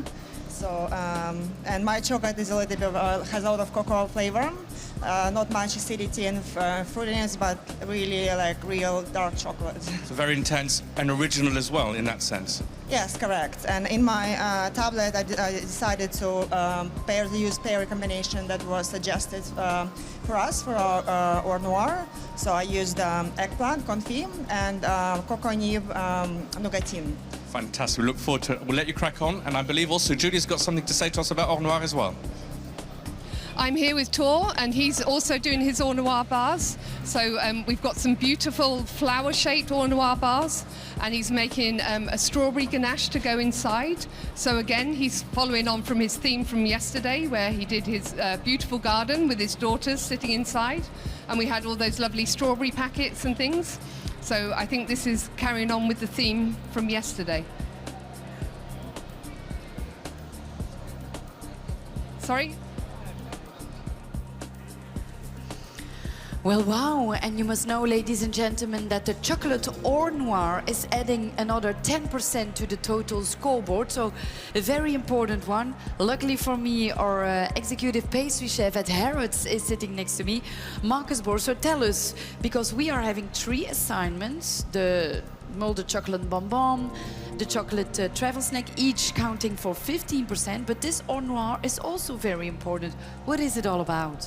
Well, it's the epitome of creativity for a chocolatier to create your own couverture, and you can put literally your heart and soul into this, and because each of them will be unique. It is almost like a fingerprint. It's like a part, an expression of your DNA, of what you treasure most in a chocolate, and you bring this to life, and then you make desserts with it, and it's just a fantastic concept. But how did you start creating your own chocolate? It must be... You need to eat a lot of chocolate to begin with. You need to love chocolate to begin with. No, there's a lot of sort of sensory training that needs to go into that, and I think the Or Noir laboratory does a fantastic job on that. I've created the Harrods couvertures more than 8 years ago, and very, very, very successful. And it helps you. The laboratory helps you to really define on what it is that you're looking for, and you come up with a product that is not just unique, but it's you. And I think this is why this is so important for this competition, because you'll express something in the things that you do that otherwise you would not be able to. And what will the jury especially be looking for?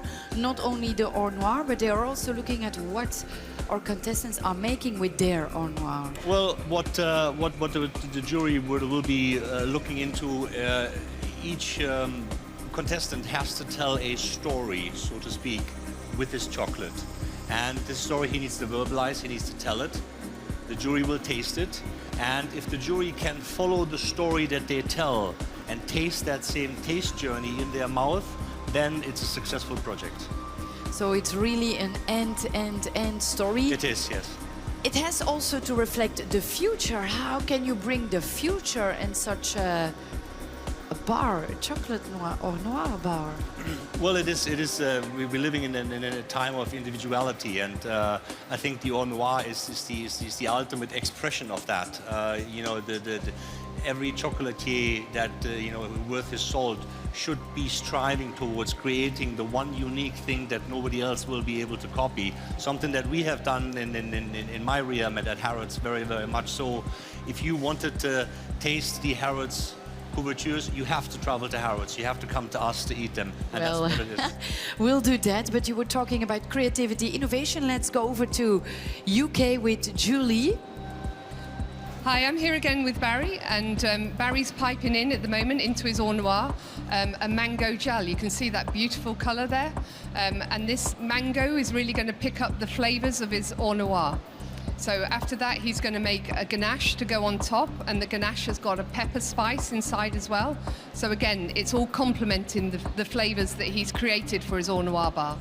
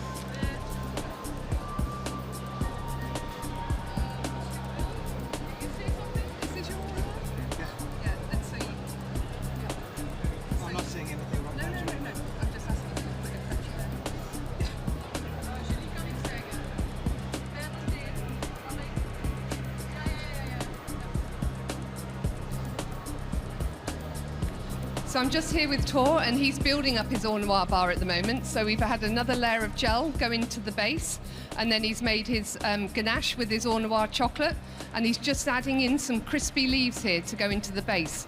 So again, when they eat his bar, they're going to get that lovely gel first of all, then the smooth ganache, and then some crispiness at the base, which will be backed off with his chocolate again. So I know I've been saying this now, but it's going to be a surprise when the Au Noir jury get it.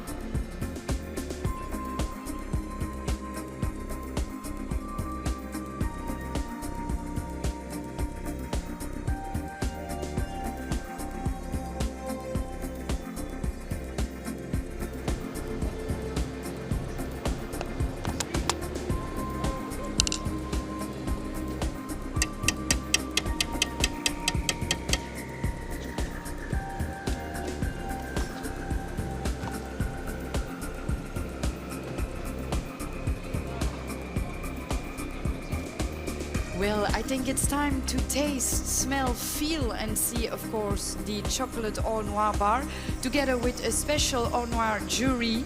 I would like to present them to you. Jordi Roca, pastry chef of El Sala de Can Roca in Girona, Spain, awarded one of the best restaurants in the world by World's 50 Best.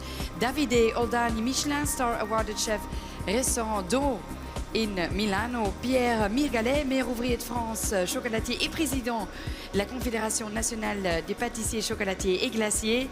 And final Cacao Barry's expert and chocolate processing expert, Cacao Barry, Jaume Soldevia. So gentlemen, I really do hope you are ready to see, look, taste, and don't hesitate to ask any questions, because the first one who's coming up, standing next to me, will be Jingjing Lia from, of course, the first country we are introducing, China. Yes, we are ready with a high expectation level here.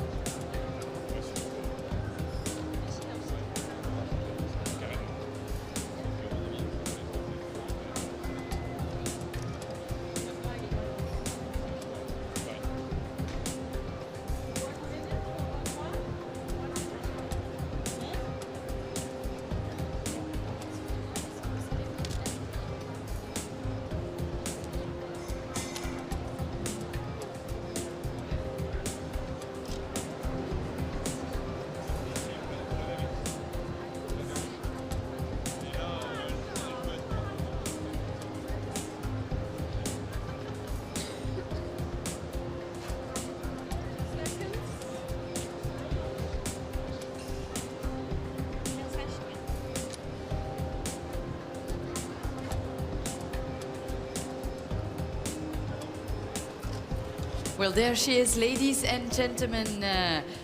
Jingjing Liao from China. Our jury members are getting ready for the first Noir we are going to taste this afternoon. This means that this is very important.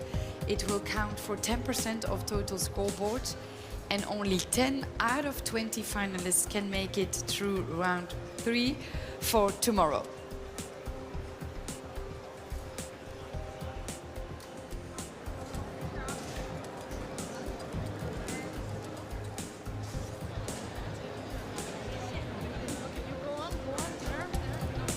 Jingjing, welcome.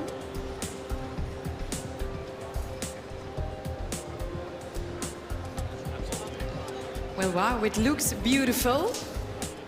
Are you happy with the result? But tell us, what's your inspiration, your creativity? What is the story behind it?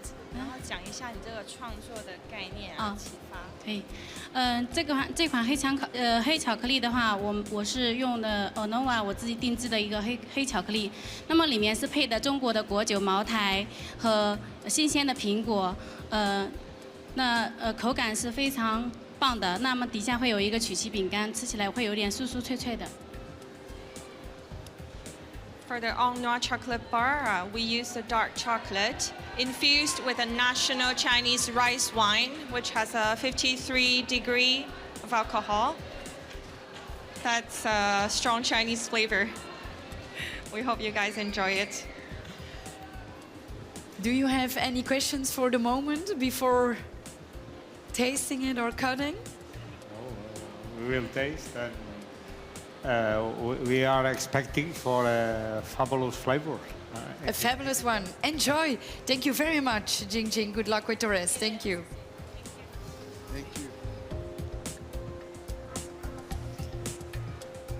Foto fatta.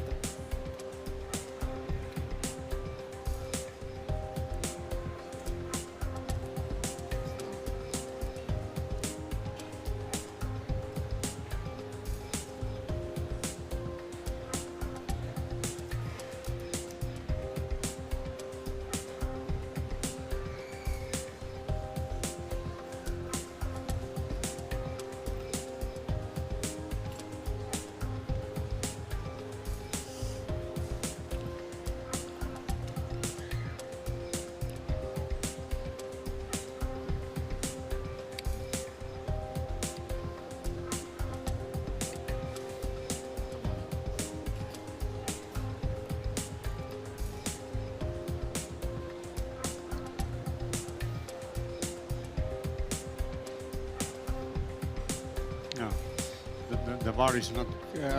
La tablette c'est pas complète.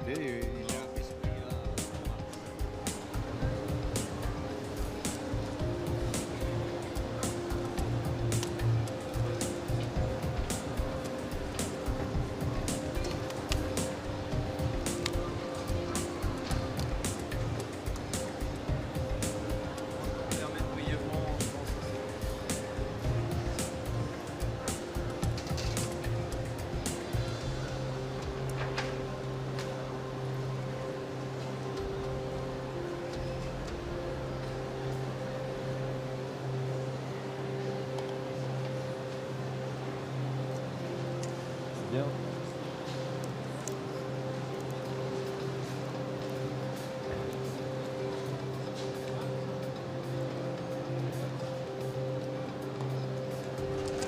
Voilà, ça sort bien.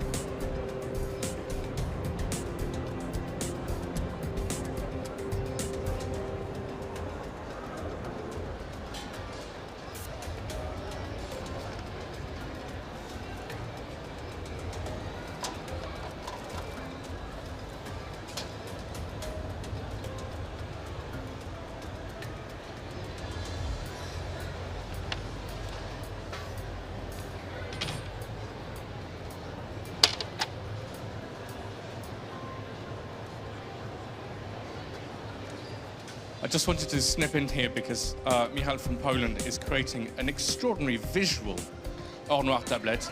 And I think it's really worth having a look at because it's extremely original, it's very different, very visual, very attractive, very appealing. This is just showing that a tablet or a chocolate bar is no longer what it used to be. This is long gone. We are in a modern era of chocolate bars. And enjoy the sight that you have here.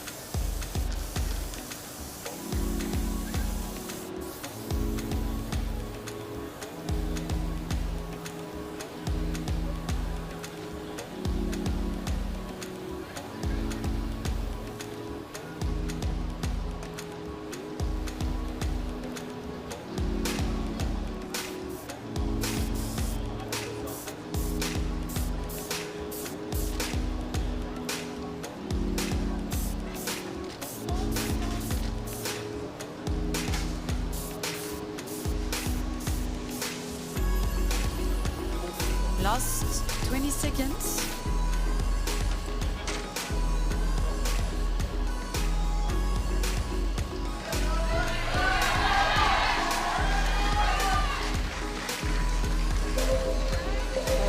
Three, two, one. Johan Laval is ready with the chocolate All Noir tablet. And supported by family and friends coming to join me. You can put it over there. Johan.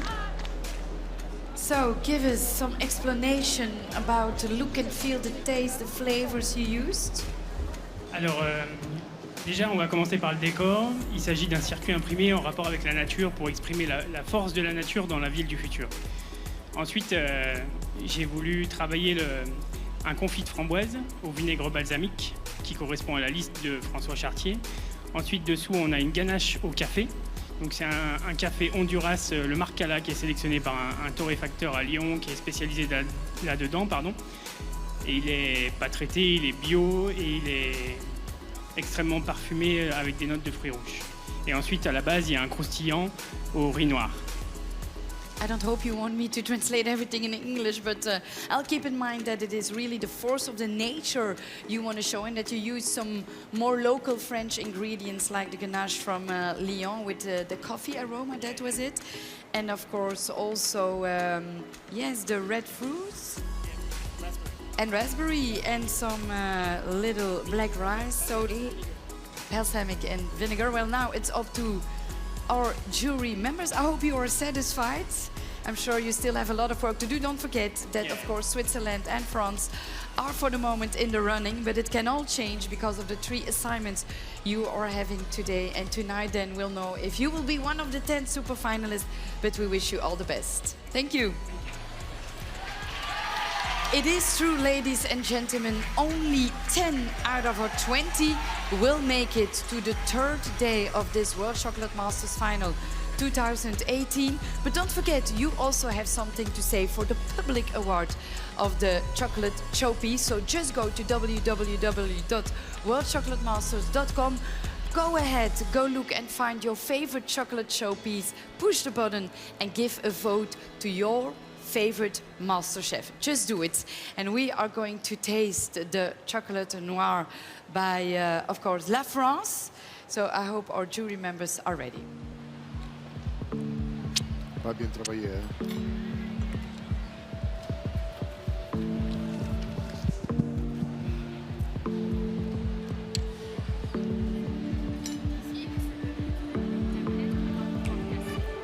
Oui. Il faut qu'une tablette, ça puisse se casser. Ça se partage une tablette. Donc chacun un bout.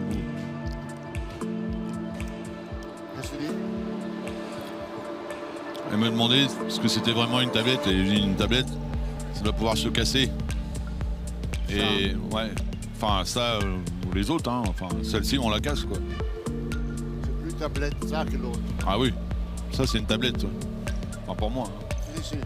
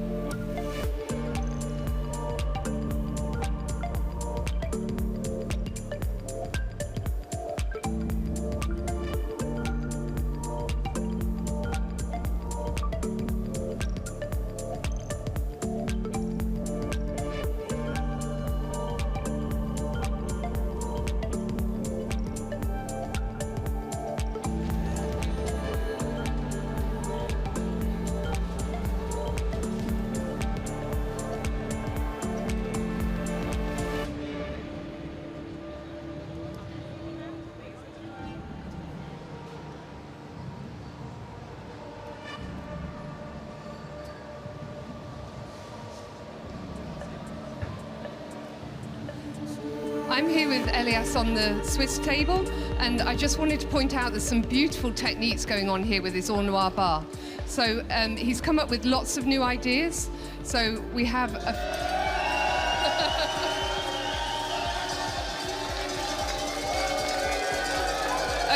So Elias has frozen these poles, and he's actually placed them into his plastic bar.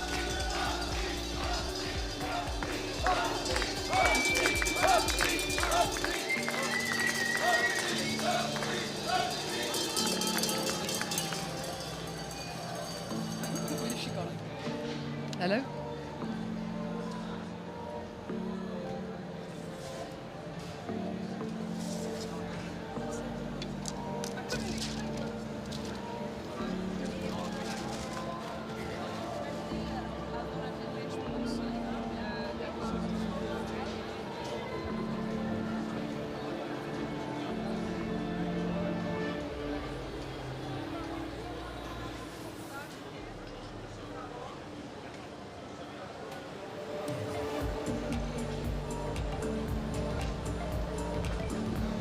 Daria, I know you're under a lot of stress right now, but we're seeing that there's a couple of bars that have over-crystallized a little bit too quickly here for you. What's the strategy?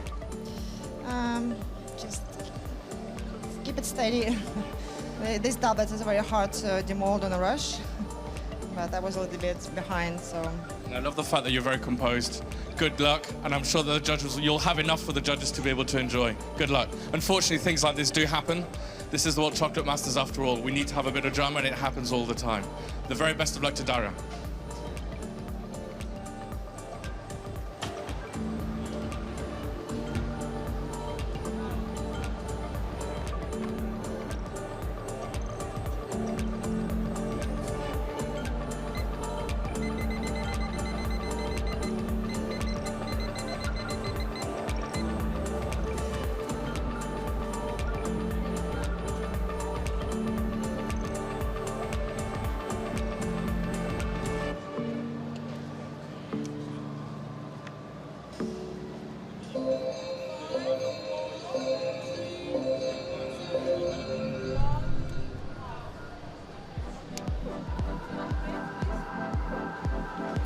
Time's up for Daria from Australia. Time for her to show us her All Noir tablet here at the All Noir stage. So ladies and gentlemen, give it up for Daria.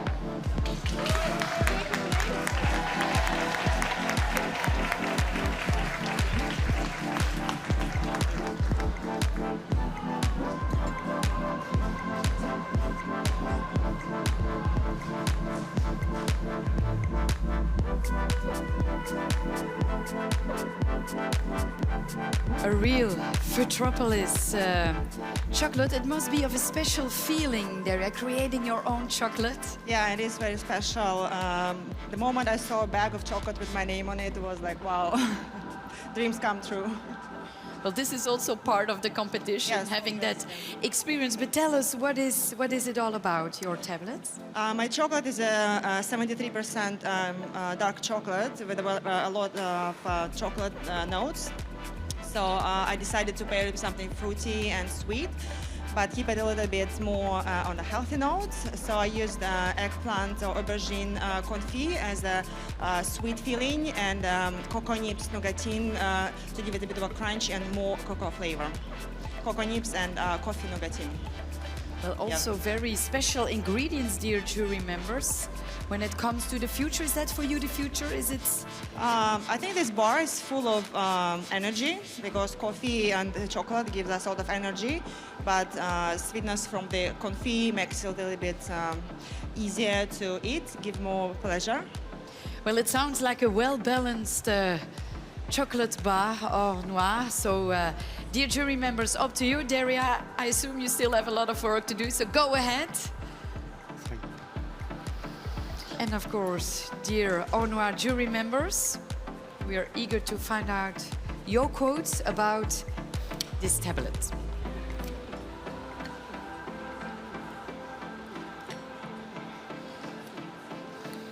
Sì. Qua, tutto cioccolato, fa così, va in dentro. Troppo, però l'idea è interessante.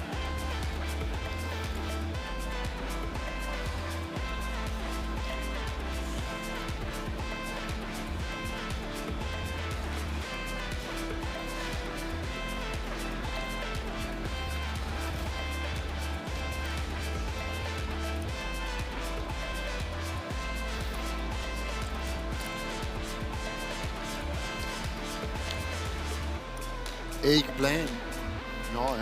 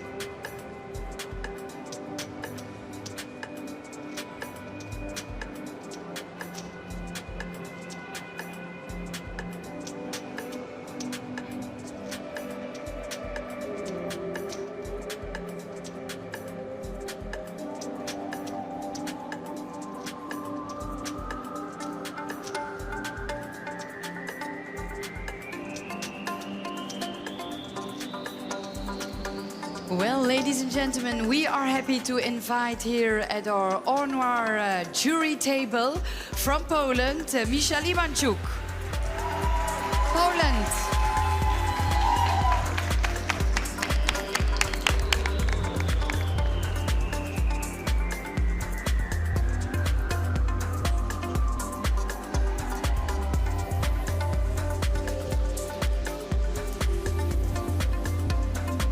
Very special. Dzień dobry, Michal. I hope you are ready and tell us what this beautiful tablet is about. Jest to czekolada z ziaren z Madagaskaru, z Peru i z San Domingo i połączona z moimi jakby smakami, z czerwoną porzeczką, białym makiem i z karmelem. So the Noir chocolate is from the beans from Madagascar, Santo Domingo and Peru, and it's combined with his flavors, which is white poppy seed and red currant. And how do you see the future in it reflected? Or? Jeśli chodzi o kształt, chciałem nawiązać kształtem do świata. Tak jak wczoraj pokazałem travel cake, że jest świat okrągły, tak samo chciałem zrobić z tą tabliczką, plus fale, które pozwalają nam płynnie przejść w przyszłość, z której wychodzimy dzisiaj. So as his yesterday's travel cake, he also made a round shape connected to the Earth and the future of our planet. And the waves you can see on the surface, it's to showing the smooth movement from now to the future. Well, it sounds great. The jury is already convinced. Dziękuję and smacznego to the jury.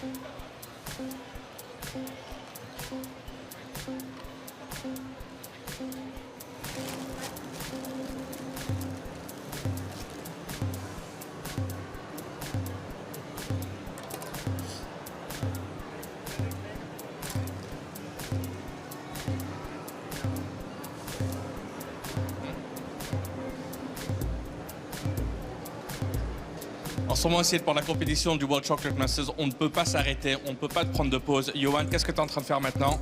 Alors là, je suis sur le snack pour le cornet chocolat. Donc je suis en train de réaliser le crumble et puis ensuite il va y avoir les gavottes au chocolat. Super. Full concentration, as you can see, he's working really hard. And a few supporters from France as well to keep him going.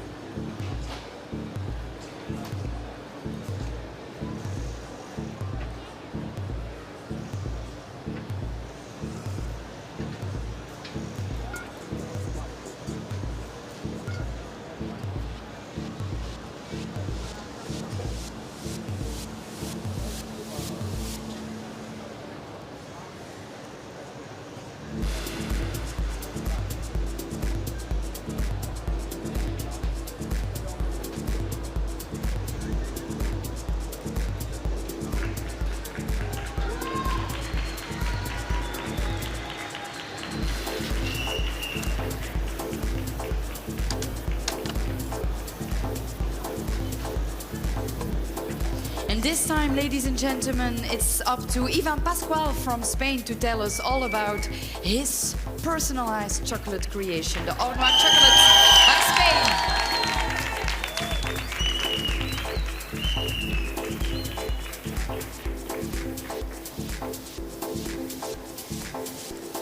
Very pleased to see this beautiful tablet, but of course we would like to know what it is all about. Hola, bona tarda, em dic Ivan. Us presento el Noir. Aquesta xocolata està feta com si fos un ingredient. Nosaltres, tot el concepte de natura, botànics, espècies, cítrics, la tenim bastant nostra, ja que és un producte molt especial a dintre d'aquest concurs, dels quals, abans de crear aquest Noir, vam pensar la culminació de Noir que seria el Bonbon. Vam estar treballant amb ratafies, com els seus botànics, totes les espècies que té, i aquí podeu trobar el xocolata que es diu solstís. Solstís per què? Perquè és el solstici d'estiu, és la màgia que li dona. La ratafia que teniu al vostre interior, les herbes estan collides la nit de Sant Joan, del qual han fet una crema de ratafia al seu interior, juntament amb un cruixent de sèsam torrat, tal com em va suggerir François Chartier al seu informe, i em fa molta il·lusió presentar-los. Moltes gràcies. Muchas gracias. Up to you to translate, of course. There's a lot to say about this. Ivan's Noir is called Solstice. It's made based on nature, on herbs, botanics, and some citrics. It's inspired on a typical drink, liquor made in his region that is called ratafia.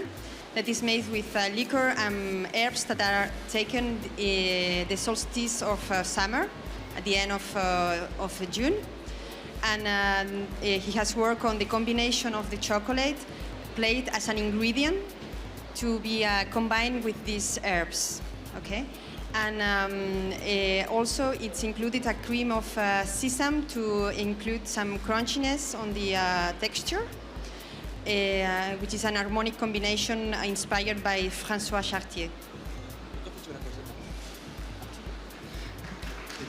La forma d'aquesta tauleta ens recorda la ciutat del futur, ens recorda aquest astre redó que pot representar el Sol o pot representar qualsevol altre planeta, envoltat d'aquestes estrelles que aquí amb aquest brillen perfectament, el qual el foc interior el trobareu a dintre amb aquesta crema de ratafia quan realment obriu aquesta esfera.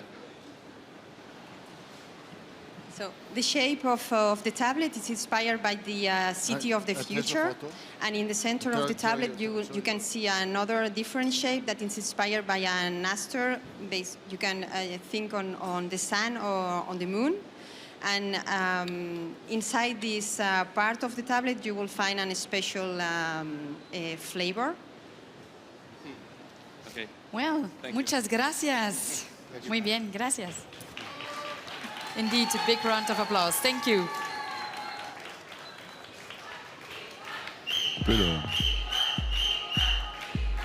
C'est bon? Gusto è buono. Let's go for the center, no? Je suis pas sûr que ce soit très très bon, mais...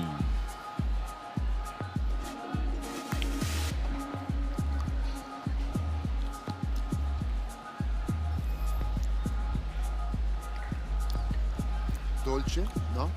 Un po' troppo, no? Where's Jinjing? Honestly, I can't see where she is. I wonder whether she's probably behind this great wall, another extraordinary achievement of the world. And indeed she is. She's spraying some molds right now for the bonbons. Another Great Wall of China, but this time it's inviting everybody. It's not built to get everybody excluded. It's built to invite everybody. The world of chocolate, Chinese chocolate. Pretty bad, huh?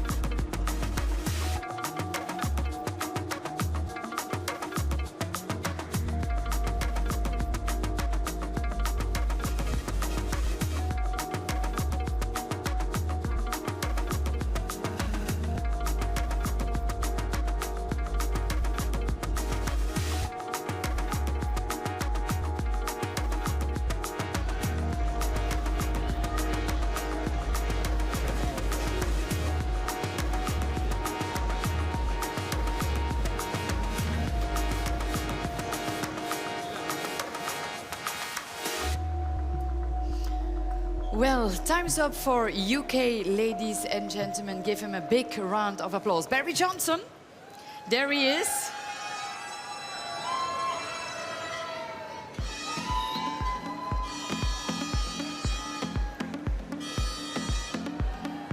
You can go over there. So you have a better look about what you created with your own chocolate. It is a very unique moment, and of course, you can explain it to our jury members. So when I went to the Noir lab and I tasted all the different couvertures, I wanted to create something that was a little bit different. So I went organic. So both the cacaos used in my bar, organic. One is from Peru and one is from Madagascar.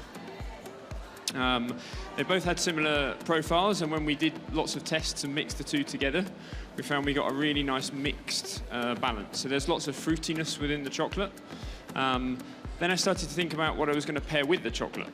And for me, the kind of logical thought was to look at what's around the cacao. So we've gone for organic mango. So you have a nice, very soft, kind of gel in there, mango gel, with a little bit of mango vinegar, which gives a little bit of acidity and complements the fruitiness. And then the ganache I've left fairly plain to let the All Noir chocolate sing through, but it is infused with some Madagascan wild pepper. So ingredients I picked, I think in the future these will be available more widely in the world. They won't be just in the origin countries with global warming and things like that, so that's why I've gone with those flavors. It sounds very logic and clear, so I hope the jury members are thinking the same about that. Well, congratulations, it looks great. And just one thing on the shape, I've kept the hexagon throughout all of my creations, so if you've seen any of my cake and my showpiece, because I think this is the shape of the future. So this is nice, it tessellates together, it's easily breakable, so you can take a piece and then go back to the bar later on. Perfect, thank you very much, Barry, and good luck with all the rest, of course. Thank you. And that reminds me, ladies and gentlemen, talking about the showpieces like Barry did, we have 20 extraordinary showpieces, really creative, out-of-the-box thinking, and they are waiting for you on our website, www.worldchocolatemasters.com. Go ahead, have a look at the 20 terrific, magnificent pieces and vote for your favorite, because thanks to you, your favorite master chef can have the public award for the showpieces. So just do it, it's really worth a while. Thank you.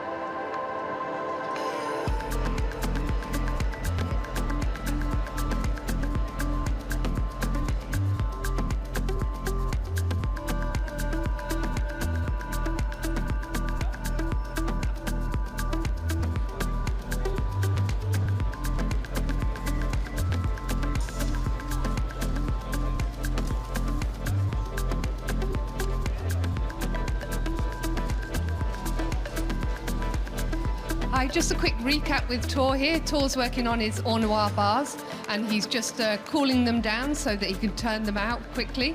And I must say, the shine on these bars is absolutely amazing. They look beautiful. But also, Tor has been making some little decorations, which are on his table just here. And the decorations have the white bits of chocolate, pipe chocolate, and then on the end, he's dipped it into the chocolate and then into bee pollen. But the bee pollen is from this season's bee pollen, so it's elderflower. Okay, so it's from the elderflower bee pollen. So it should taste, and you... and Tor picked them himself this summer. So that's really interesting, but it's, again, it goes with the theme. His whole theme of flowers. Well, here I am with Jing Jing. Now she's running around all over the place, but she's preparing right now her filling for the bonbon. And she's decided to use 3 different combinations of yuzu.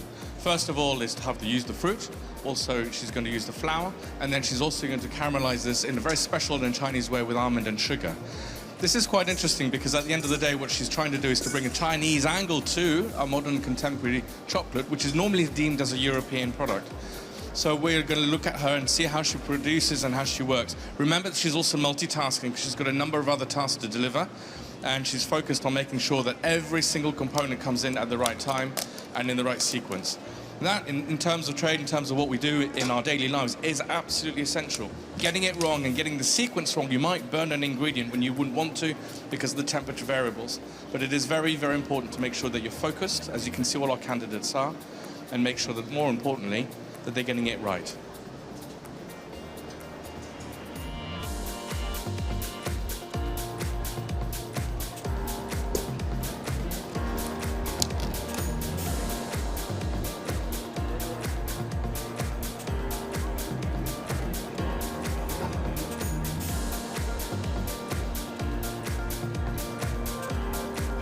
Well, ladies and gentlemen, last night after day 1, the jury gave us some temporary score where France and Switzerland are sharing the first place. So please give it up for Elias Ladach with his Noir tablet.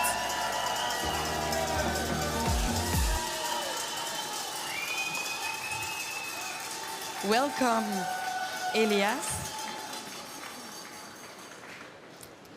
Well thought tablet, I think. It looks beautiful, but give us some more explanation. Where did you get your creativity from? Thank you very much. For me, again, I picked up this Voronoi pattern that I have in all my creations. It's a symbiosis between the nature and architecture, so architectural design, but found all over in nature again. Then I try to make something very convenient to eat, so something in between a chocolate bar and a chocolate tablet. So sleek and long, while keeping a very elegant shape. Yeah. And then the inside, I prefer to call it a tasting journey than a classical pairing. It's a South American tasting journey, so it starts with fruity, acidic caramel from tropical caramel. And then it blends over to the cocoa, and it's woody, spicy nuance from 4 South American cocoa beans. It sounds great. Is this for you the future? How do you see the future in it reflected?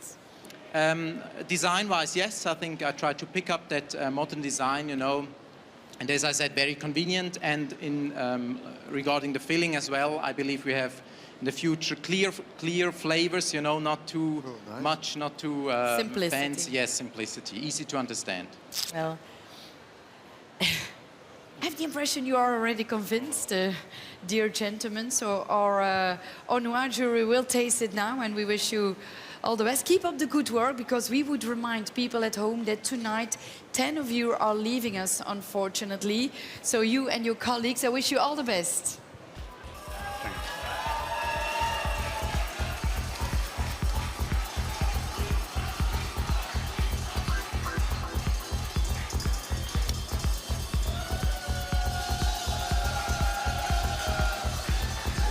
Well, the concept, c'est une tablette.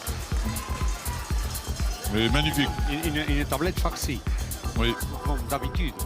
Non, puis elle est très belle, hein, même dessous. Non, non, c'est très bien fait. C'est très beau. C'est bien. Les travaux, c'est peut-être l'un des plus impeccables que nous avons vu aujourd'hui. Hein. Ah oui, oui. Peut-être le mieux pour moi. Oui, le mieux, oui. Parce que l'inverse et le revers aussi, c'est très très bien. Joli, hein? Techniquement, c'est incroyable. Mais les goûts,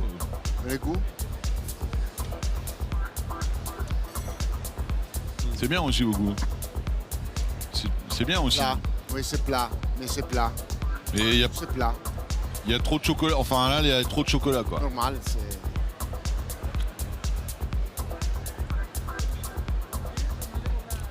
On sent bien le caramel, c'est bon quand même. Hein. C'est bon. Hein.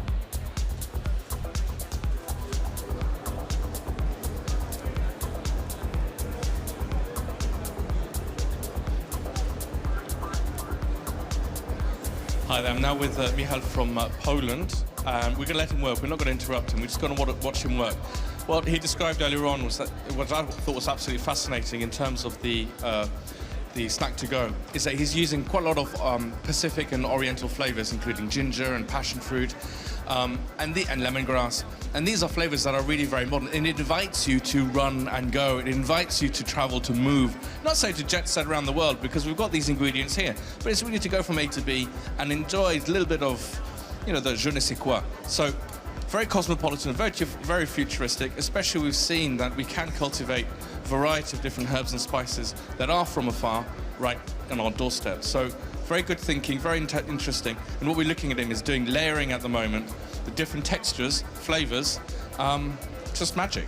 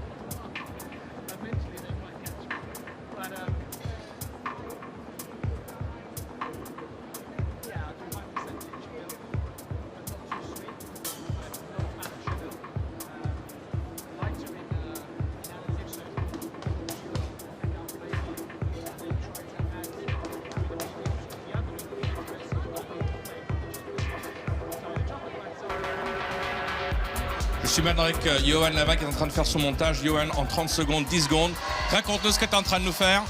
Alors là, je suis en train de faire les gavottes au chocolat pour garnir qui vont être garnis après pour le cornet, pour le snacking. Super, there we go. It's the snack on the go. Beautiful little cornets. They're going to be filled up later on. Magical.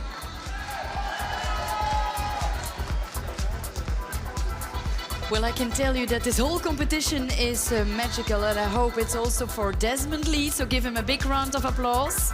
He's ready to show us his Noir chocolate tablet.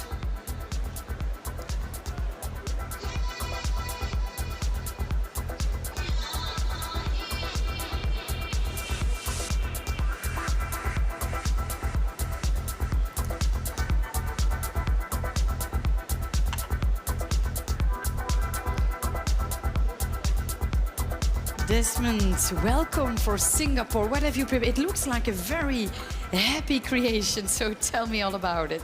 Yeah, it's my creation, kokame. Kokame, the Noir that I create is a smoky flavor with some acidity in the end and very chocolate. It's a 68.5% chocolate. Yep. My inspiration, this is actually the Kokame. Kame is my wife. Yeah, so inspiration from love. That is the same day that I got an opportunity to the France to do this Noir. It's the same day is with my wife anniversary. So I did give this name, Kokame. Kokame with me. Kokame with me. Very beautiful story behind it. And indeed, I believe the future is also one of love. Whatever we do, hashtag digitalization, but it will still be love. Have you anything else to add to that? It's same. It's an inspiration from love, of course. So I created smoky flavor is like love in fire until smoke. And the end is some acidity and some bitter. This love. Well, thank you very much, Desmond. And for you, gentlemen, just taste it with love and wish you all the best. Congratulations so far.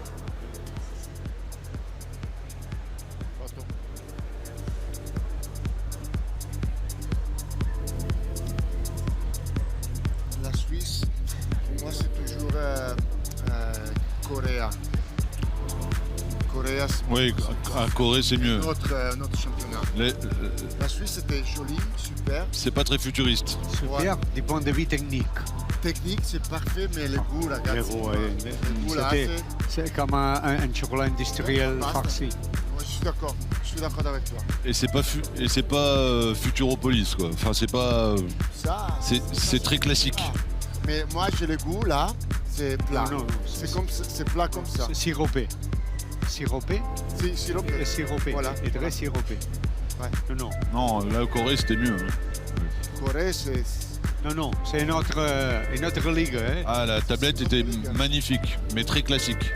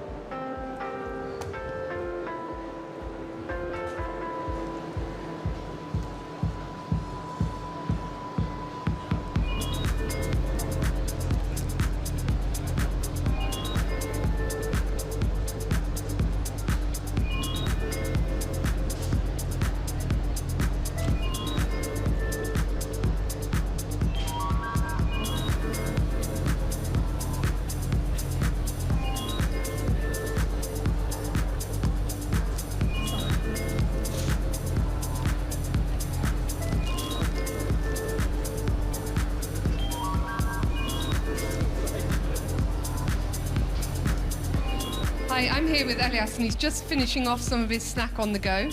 And what you can see is he's been dipping the mousses in a glaze, but what's really clever is he's had a piece of plastic on the bottom when he dipped them into the glaze so that he could just take it off the base, and so now he has clean sponge either side. So when people actually eat it, they're going to get the soft sponge and just the crispy layer around the outside. So again, another ingenious method from Elias.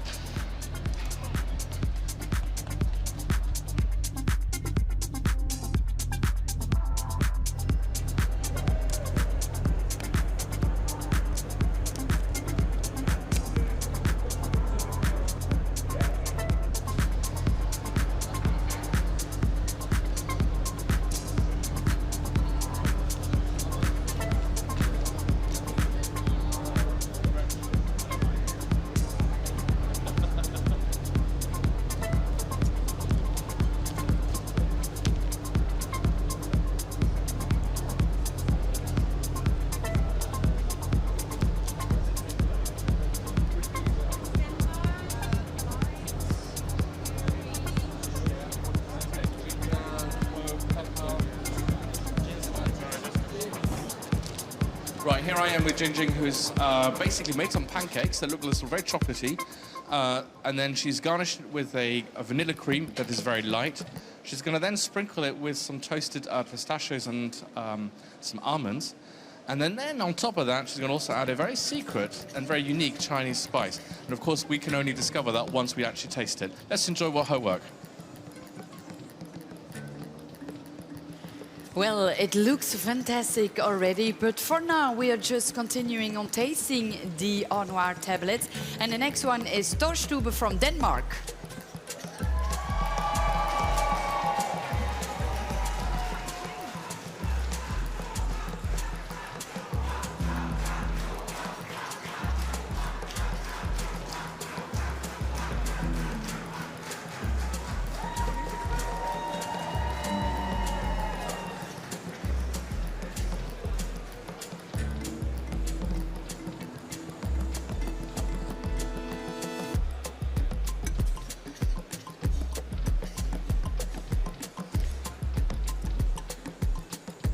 Well, Tor, welcome.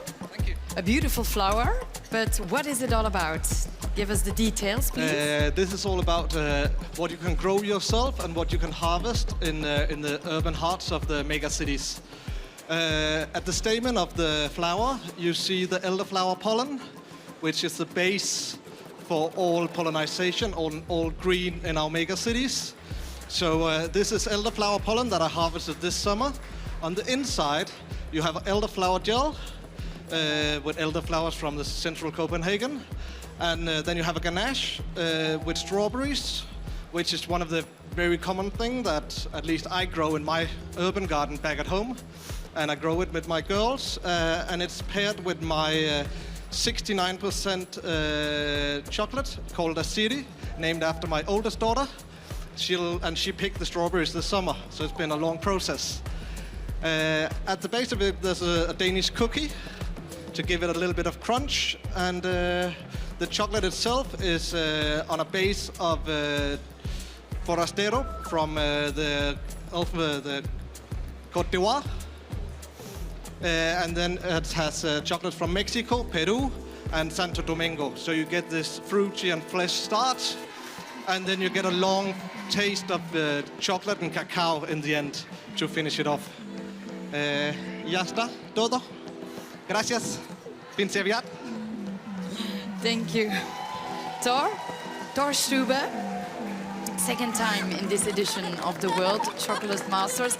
And for you, ladies and gentlemen, a kindly reminder to go on our website, World Chocolate Masters, and to vote for your favorite showpiece while our jury members are tasting the Noir. So you can vote for your favorite showpiece until the 2nd of November, tomorrow, 6 p.m. So just give it a try.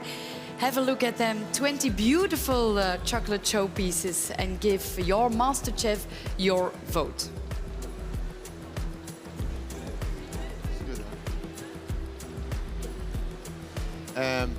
Pierre, Joanne, faut goûter ça. Ah oui. Ça. Avant. Joanne, attends, goûte ça. Ça, faut goûter ça avant.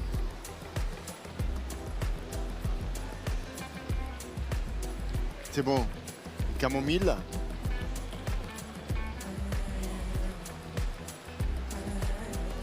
c'est bon. Oui. Là, c'est bon. Peut-être.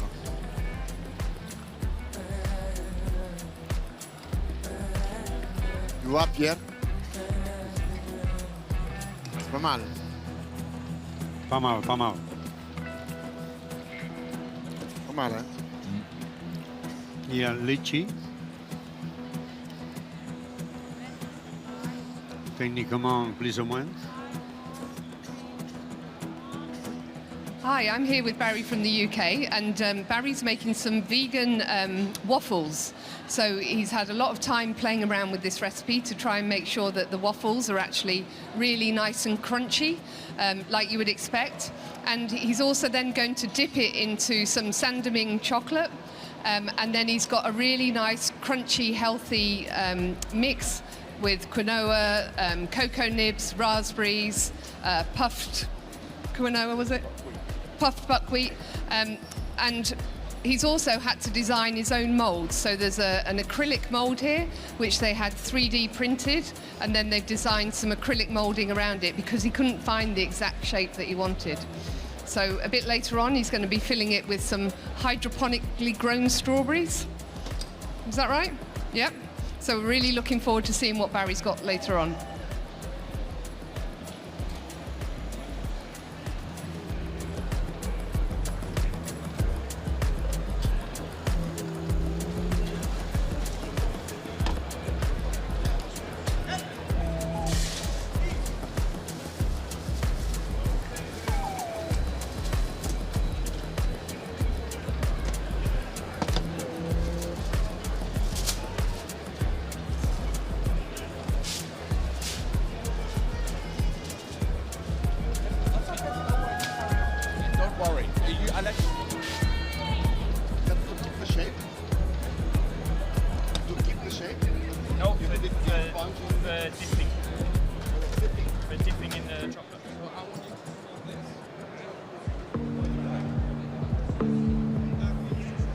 Well, here I am with Ivan from Spain, and more importantly, Catalonia. And I wanted to show you, because he's making some very typical Catalan little cigars, basically. They're very, very, very thin. Now, he's adapted them to chocolate, so he's added chocolate to the batter in order to roll them up, as we will see him do right now. Very thinly, very crisply. But the thing is, as you can see, they're very, very thin. And he's then going to fill it up, and I don't know how, but you're going to have very, very nimble fingers, with a yogurt mousse that is filled, that is also blended with his raspberry white chocolate. So a lot of innovation that he's putting there, but using a very traditional way, a very traditional dish or recipe, should I say, that is from Catalonia. I thought it was worth injecting this because we don't see very much that is pure and of an identity of a nation of that sort of nature, which is down rooted to such a small region. So I thought it was pretty cool.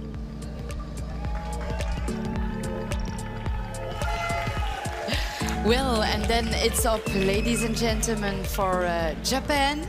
Takahiro Kakimoto, where is he? The last one to present his Noir chocolate tablet here in front of our Noir jury members. For specialized jury members, we invited just for this assignment that is worth 10% of total score. Because we must keep in mind that tonight 10 of our contestants will be leaving us. Welcome. Akihiro, you can put it here.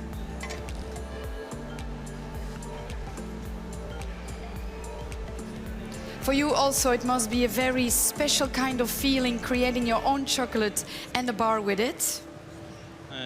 I create this unique tasting chocolate by using cacao beans from whole area around the world. Ghana, Mexico, Venezuela, and Madagascar. It's a unique because first has a sweet taste, followed by sour taste, and then concluded by bitter taste. It goes well with vegetable and white wine. So it can be used in cooking. The chocolate tablet contains red bell pepper and white wine. Wow, great, well-balanced bar with bitter, sweet and sour. Can be used in cooking thanks to the white wine. How do you see the future reflected in it? Chardonnay. Chardonnay. Chardonnay. And how does he see the future in it? これはちょっと未来は人口が増えてフルーツを作る場所がスペースがいっぱいいります。The population of the planet will be increased, so then the fruits needs the place to grow up, but the vegetables it can be. That's why he chose these ingredients. Well, a bar full of sustainability. Thank you very much, Akihiro. Congratulations so far. Thank you.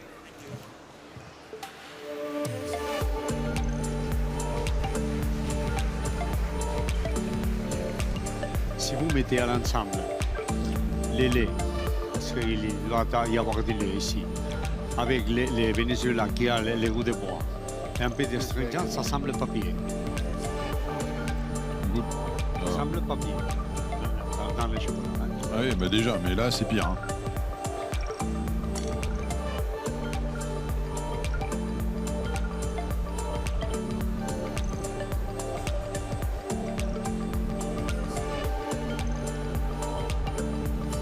Ladies and gentlemen, this is great craftsmanship in this competition. If you want to see some of the Noir tablets or other inspirations, creations again, please go to the Facebook, Twitter, YouTube and Instagram by the hashtag WCM Futropolis or the website worldchocolatemaster.com, where you can vote for your favorite chocolate showpiece. Don't forget, tonight we are saying goodbye to 10 of our contestants, so stay tuned because just in a couple of minutes our last 10 finalists will present their chocolate travel snack on the go. See you within a couple of minutes.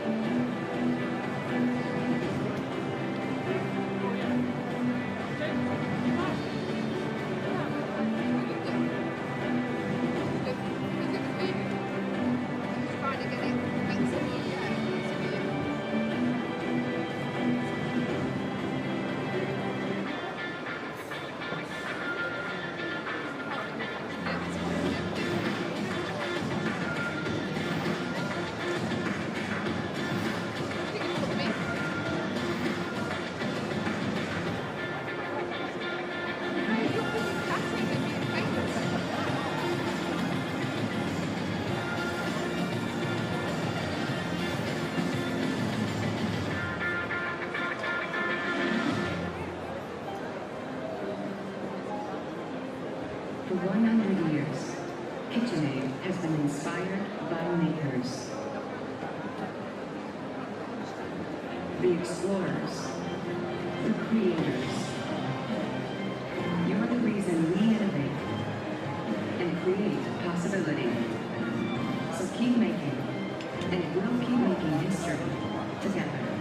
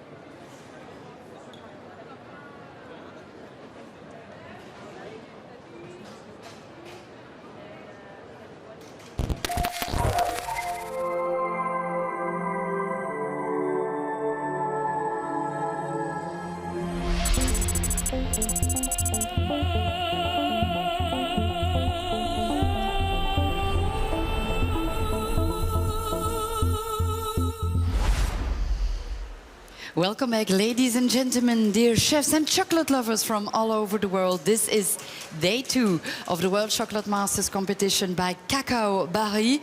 This morning already 10 finalists were battling it out, and now in the afternoon 10 other finalists are working on a few assignments, and one of them is the chocolate snack to go.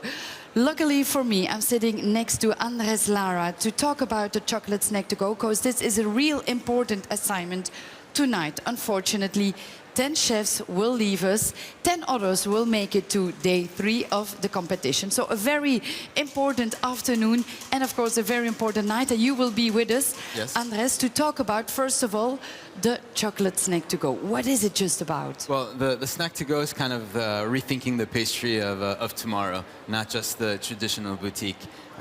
Is it sustainable? Is the packaging biodegradable, recyclable? Is it easy for the client to eat without any utensils? Can they pick it up and literally take it anywhere and do other things, multitask? And will it also be maybe affordable, just like you grab a hot dog or a waffle? Or I think so. I think it's kind of what we imagine street food to be globally. I think it has to be kind of parallel to that, where it's affordable, it's for the masses, but it still has to be delicious and unique to the shop or to the chef. So just a little recap for people who are just tuning in. We are looking for a kind of street food made of chocolate. Must be the main ingredient. Oh, of course. With chocolate. edible food packaging, or just... If it's edible food packaging, that's up to the creativity of the chef. There's no limits on the size, the restriction, the shape.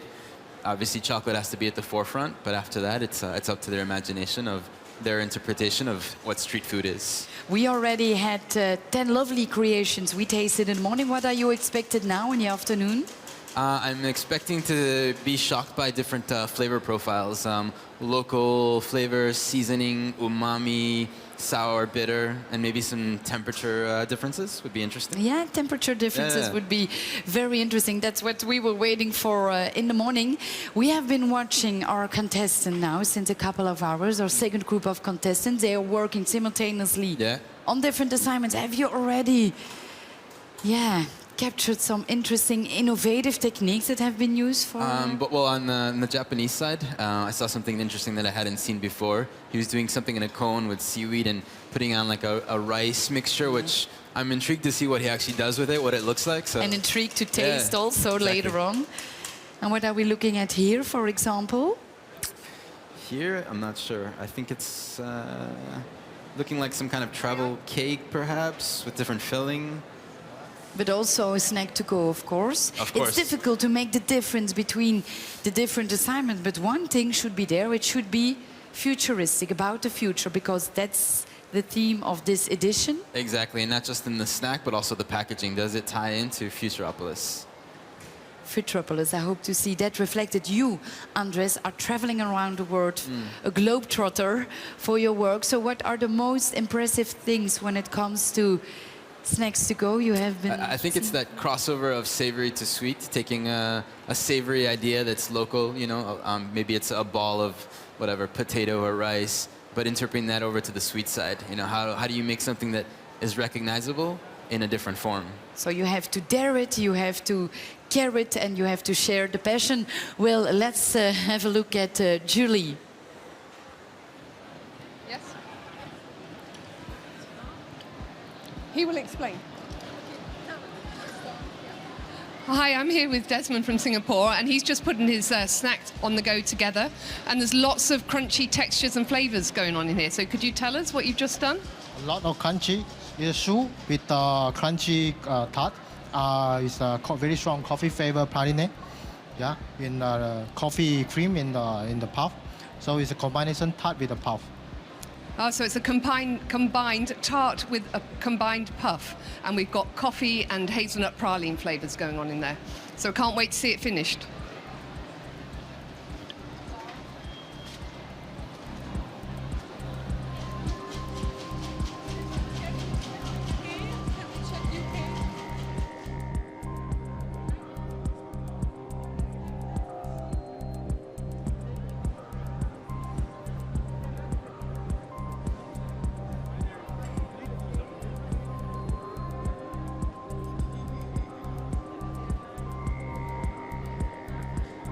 I'm here again with Barry from the UK, and he's just about to make his fresh strawberry sorbet.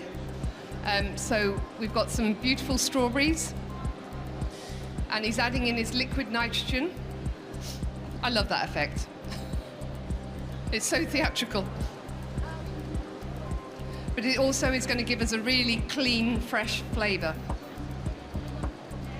And now I think he's just making his strawberry compote. Yep, that's right.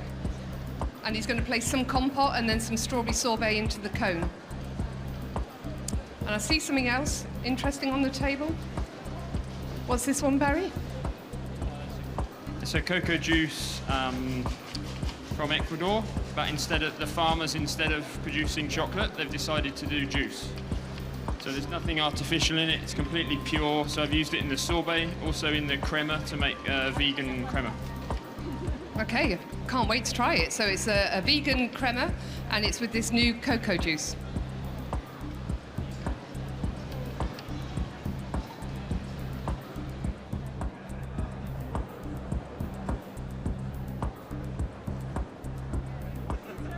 Here I am with Dario, who's super composed, trimming away clearly some little mousses that have just been sort of solidified. But I just wish that there could be some smell-o-vision right now. The mangoes that are diced here, now, I've got to say, they are so beautifully diced. They smell divine.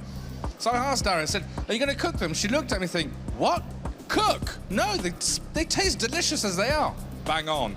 Keep them fresh, keep the vitamins. This is exactly what we want. And also, I saw that she made a sesame snap.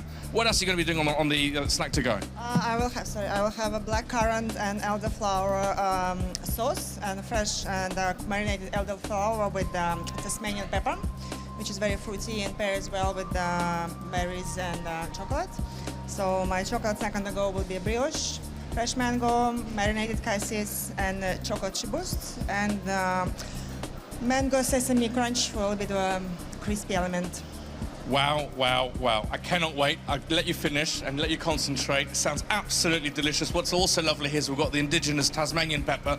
As Dario said, this is a pepper that's also very sweet, very fruity, but also occasionally can be really, really quite pungent in terms of spice. So it's a little bit of a hit and miss, and it just makes things a little bit more exciting. Delicious as it seems, it will be. She's going to deliver here something fantastic.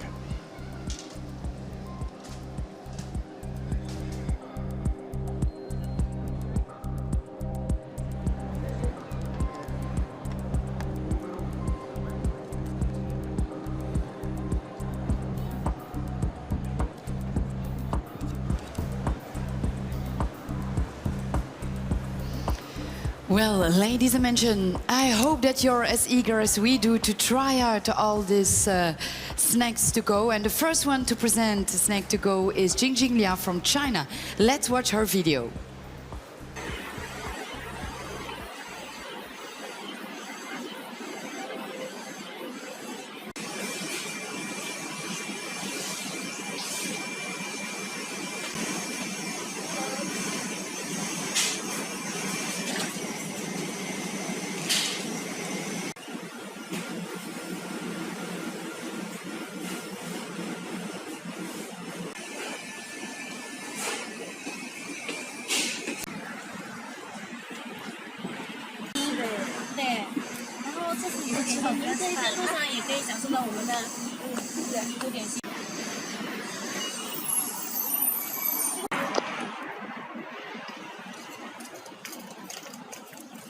Alors? Very good. No, thank you. Very good. Thank you. Welcome. Bye-bye. Bye-bye. Well, here I am with Jingjing, and we have here a Chinese-inspired, beautiful little cornets. Basically, as we said, we had a pancake filled with vanilla cream and some crunch with some nuts. Jingjing, how do you feel right now? Very emotional. And are you happy with that? Now you can deliver this to the jury, that they can enjoy this and taste a little bit of China?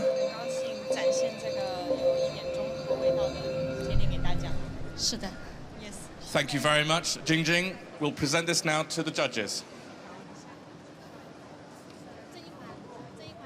这一款那个巧克力，随心巧克力里面是有那个可丽饼，还有一些蛋卷。那么里面是用伯爵茶叶和黑巧克力制作的一个甘纳许，然后有柚子，还有山椒，来组合的一个甜点。那么最主要的是我这个包装是用寒天制作的，没有任何塑料。 So this is a complete biodegradable snack on the go for the Futropolis people, because we don't have any packaging at all. Everything is edible. So it's made with Chinese-style crepe, and you've got the crunchiness style and the soft style, filled with a vanilla-infused cream, a ganache flavor with Chinese Earl Grey tea, and yuzu compote.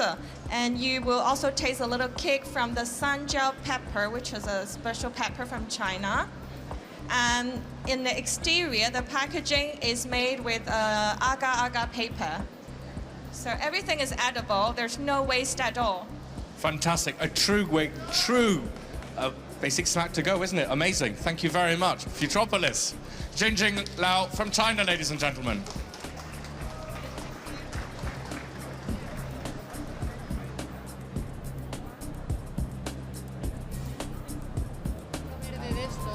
Can she pick one?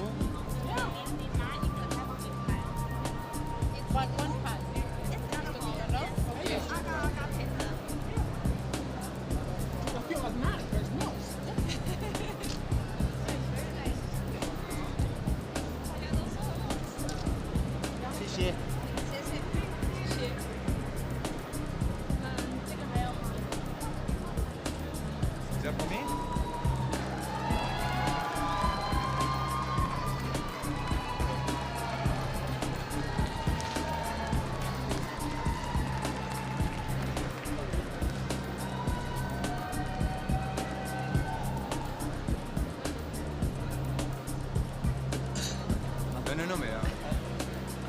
So what do you think about this first one we are going to taste in the second group?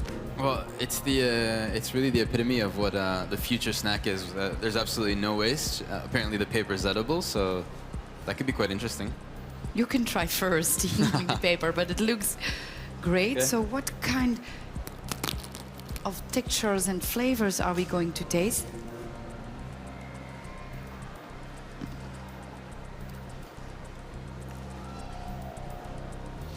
It's a lot lighter than I thought it was going to be. Mm-hmm. It's nice and fresh, creamy, not sweet at all. And it's quite fun that you can eat everything. Flavors popping up in your mouth. Textures too. Mm-hmm. Maybe a little bit chocolate missing, but otherwise we're getting to the center.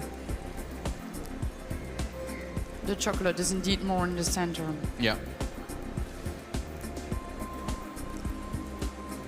It really is street food.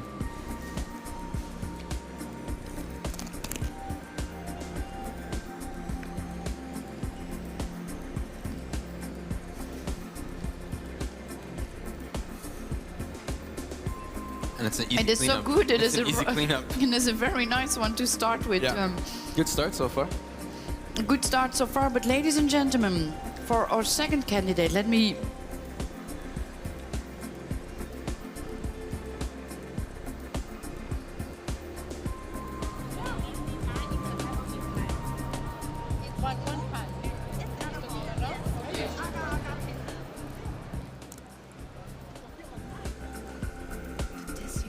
It's not bad, yeah.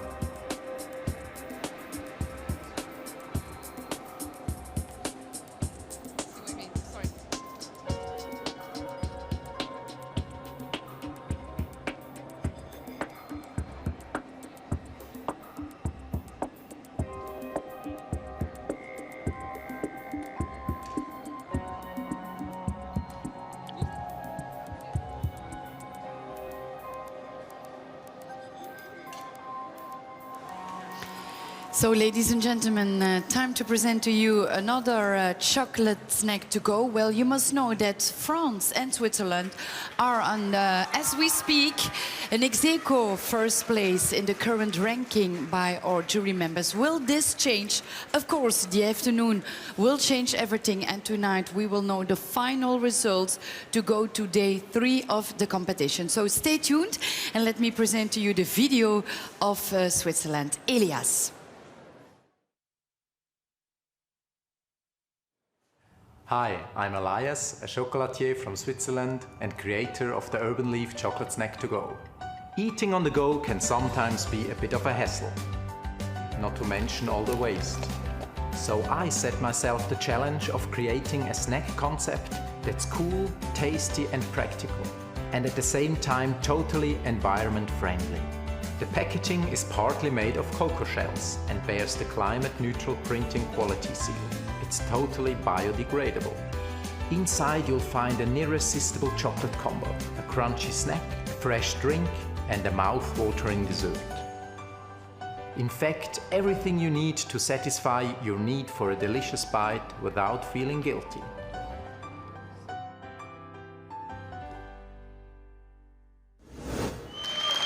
I'm here with Elias with his tower of snack to go. Could you just tell us a bit about it while the jury start to eat?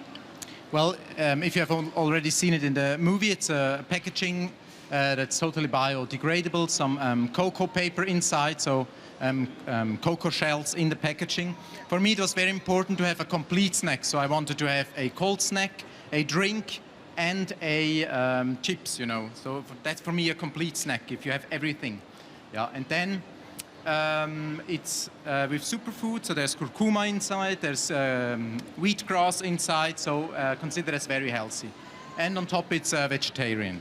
Thank you very much. So they're going to be very energized after this. Yeah, I hope so, yeah. Good.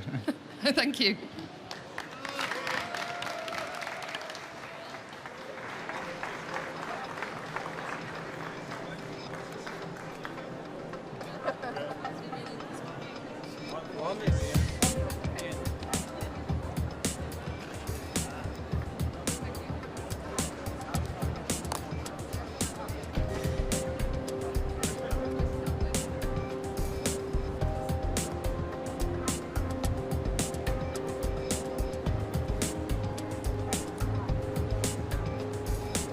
Io non tengo, Io non tengo.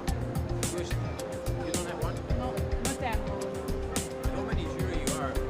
How many sure you are?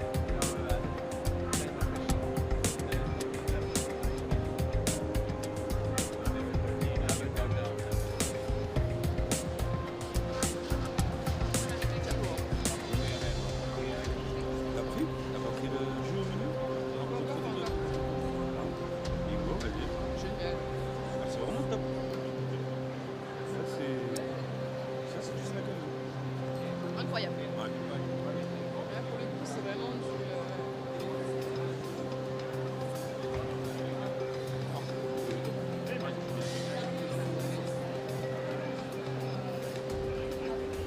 Quelle réussite, vraiment.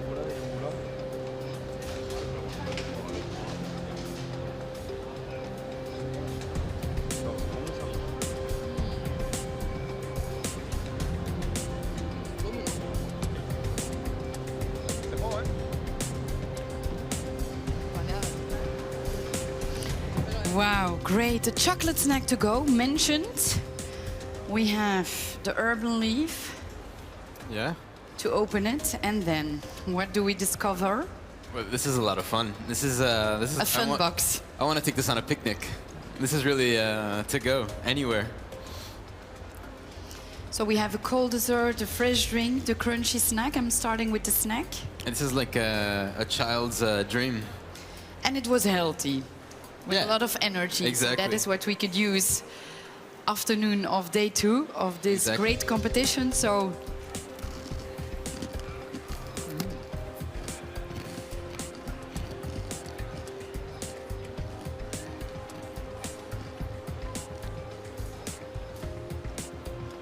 I think we're going to have to go in progressions here. The crunchy snack's nice. it makes me think of a kind of healthy granola, which we could eat in the morning. Yeah, exactly. with chocolate. Cereals, granola in the morning, very crunchy. Because honestly, that's something I wanted to ask you. I'm on the road, so for me, my breakfast is actually a snack to go. Yeah. Well, I think that's also another trend that chefs are going to have to be wary about is also more health-conscious decisions, whether it's gluten-free or vegan, but still making delicious desserts conscious to this kind of public, which we see a lot more now as a trend or as a necessity. So people are eating more little meals. More little meals, being more health-conscious, but still wanting to indulge. So trying to find that balance as a pastry chef is going to be important in the years to come, I think. Still having that experience. Well, I'm do it that way for the camera. And I really like that there's a napkin in here. It's very thoughtful. A napkin, but also a little leaflet Yeah. with explanations. A superfood drink made of guava and turmeric, both healthy and refreshing.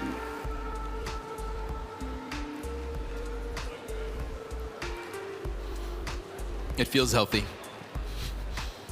Fresh. Yeah. And then I think we get to finish off with the chocolate.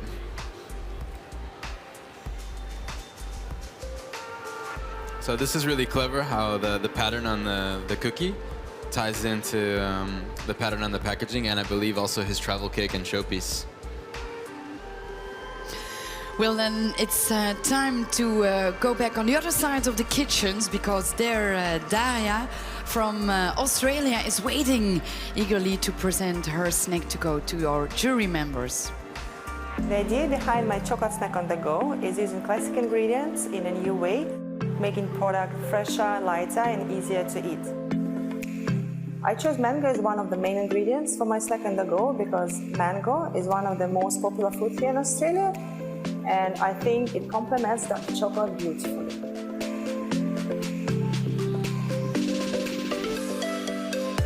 My chocolate snack on the go can be eaten with bare hands straight off the grill while the chocolate souffle is still warm and the caramel is crunchy. Customers can buy my chocolate snack on the go from a food truck at any local market, which is very popular in Australia and are part of the Australian lifestyle.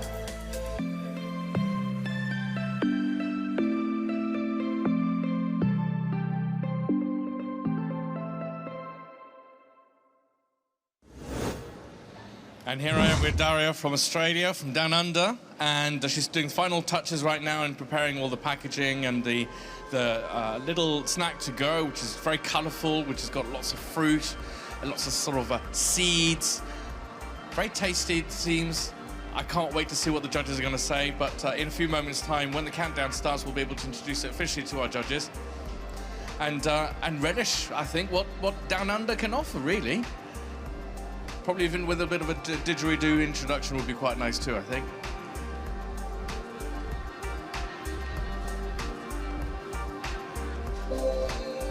Four, three, two, one. Daria. Bang on, bang on.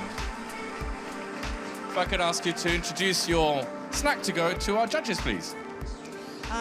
In my snack to go, I use the classic French pastry components, which is chocolate brioche, shibust, sesame, nougatine, but in a bit different, more contemporary way, more futuristic, less sugar.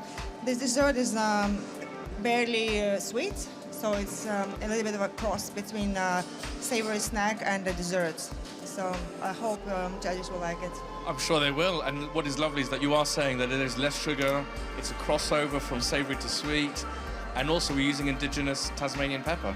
Yes, and mango, it's summer in Australia right now, and mango is in season, and unfortunately I couldn't bring Australian mango. Local mango is a bit not as good as Australian, but It still smells delicious. it is, yeah. Fantastic, congratulations, Dara. We'll let you crack on with your bonbon. Well done.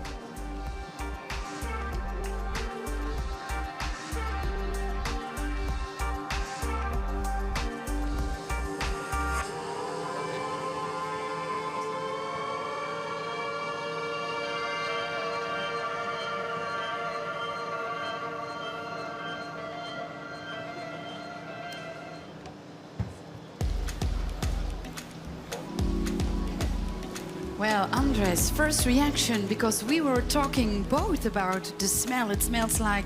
The first thing that gets me is the smell. It almost smells like fresh bread out of the oven. Yeah, or a kind of waffle. The feeling I'm having at home when I'm making something, which is quite rare. I'm anxious to taste this one. Yes. And the packaging itself is also really intelligent, recyclable. Very nice, reusable. Yes. So that means that you don't need to finish your snack Exactly. right away. It's Ooh. warm. And you know what? I've been waiting for that, a warm Yes, product. me too. Okay.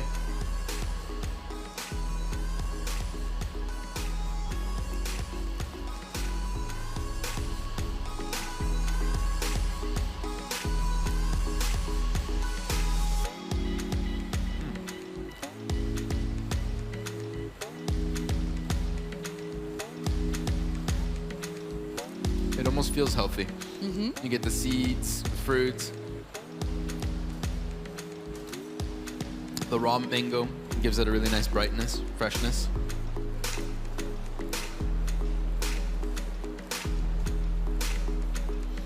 It's a nice also contrast of temperatures where we have a cold fruit, cold cream, and a warm cake or bread. This is the first time we are also having the seasoned seeds, no? Exactly. Exactly. Is it something weird Weird? No. when we use it with snacks to go? I don't think so. I think, you know, seeds can be just like nuts in a product. That's a textural difference, and they're good for you. And it's not sweet, which is also nice. So maybe this one was a little bit more health conscious in a way. And of course, I know that she was really willing to use the fresh fruits. Yes. Not the raw making fruit them or itself and not cooking them. doing too much to it, which I think is good and respectful to the product, and just kind of letting the chocolate be the star. So for you, this could also be a winner, let's say, just because looking at the packaging. Well, I think it meets a lot of the criteria of what we're looking for in a snack to go. So I think it's really well done. Well, really well done, indeed. It is great seeing all that creativity here at our World Chocolate Masters kitchens.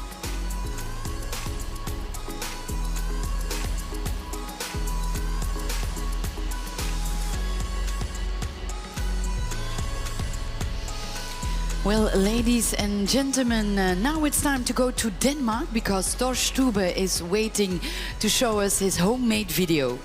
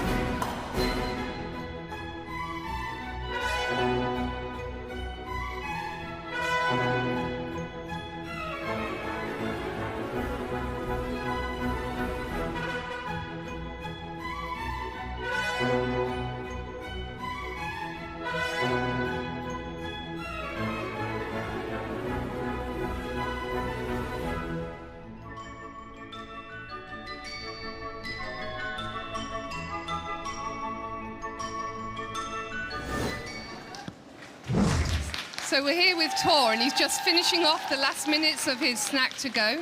So as you can see, the pressure's on, but he's doing well. He's keeping focused, and he made his own brioche paste this morning. Was it, or was it a Danish paste? It was a Danish paste. So we saw him making his Danish pastry from scratch this morning, and then he's now filling in some parfaits, but he's going to tell us in a bit more about it. But you can see also he's got flowers going through the wrap that he's putting on to his snack to go. But the wrap is also edible, so there's going to be no waste here whatsoever. We've got 1 minute, Tor.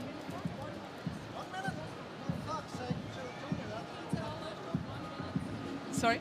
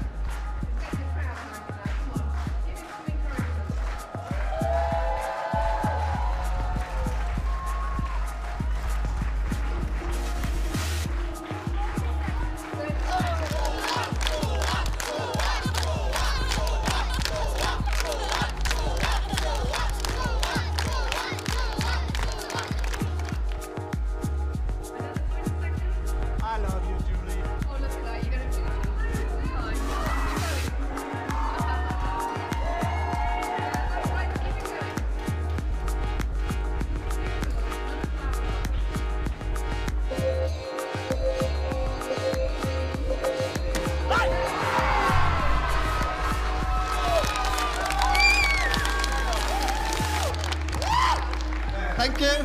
If you could grab them now, because the idea is that they're served warm with ice cream. So if you please grab them, I'll tell you what you eat. So please don't stand back. Hey, thank you.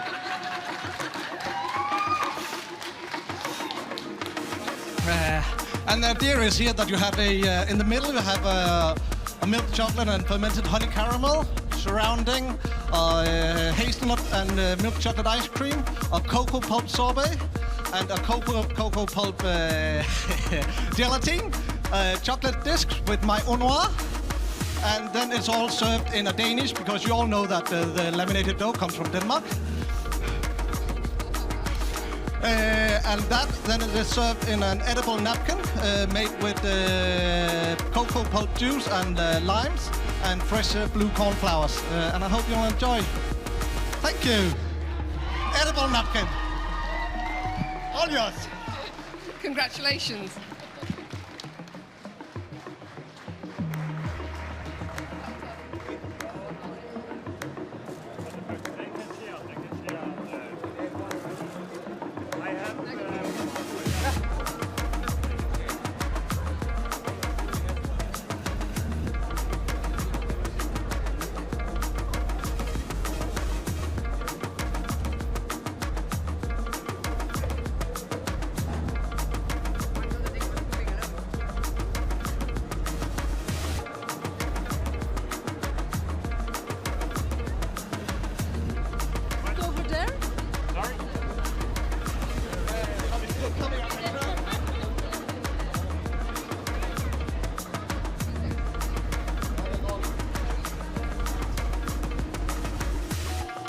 Well, Andres, up to you. So it feels warm, and I have the impression that the package is eatable. I hope so, because I tried it. It feels warm. The dough looks very similar to a Queen-Amande, so it's warm. It's a little bit crunchy, and the wrapper is apparently edible. So as soon as you finish this, just keep going. There's no waste. And apparently the filling is ice cream, so we have that balance again of hot and cold, which is going to be interesting. For me, it looks like a burger with cheese and all layers. It really looks like a street food snack to me. You know, in the winter time, something warm. Just give it a try. Go ahead and tell us what you feel, what you experience, because that is what this competition is all about. It's not just eating, tasting. It's really having that experience. I'm going to let you dig in. Texturally, it's super interesting, huh? You bite into it, it's a bit warm, it's a bit crunchy. You need to get the chocolate in the center, and then you have that contrast of cold. It really, I think it hits the spot as what we think of a street food snack.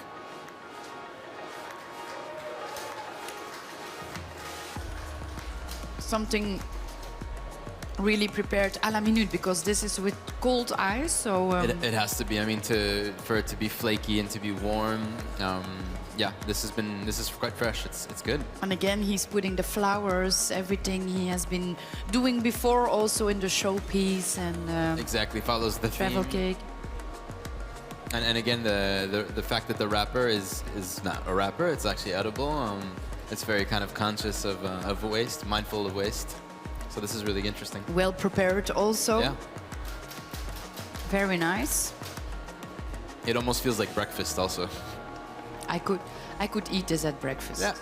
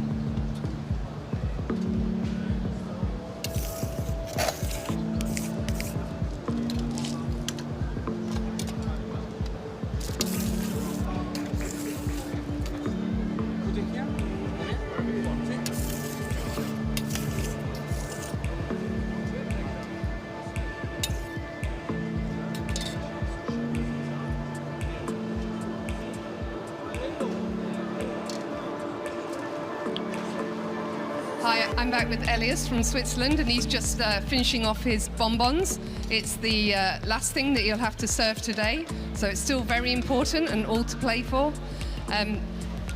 But I need to keep out of his way, otherwise I'll be in trouble. So again, he's designed his own mould. He's got his own special mould. Everybody's had an individual mould. And I'm sure you'll get to have a look at them in the gallery later on today when they all get placed outside.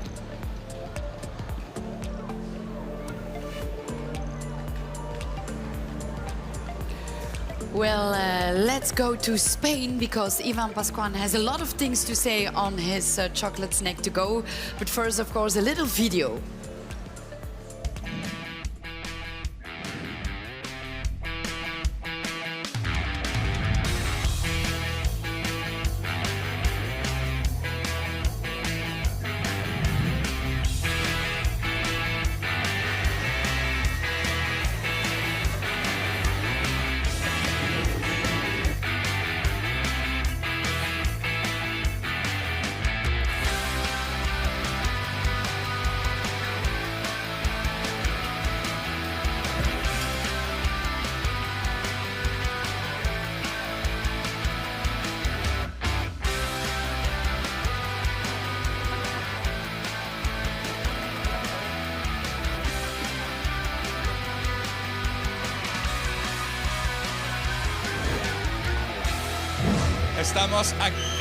Estamos aquí con Iván de España.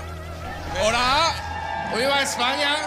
Iván, tell us, what have you created for the snack to go?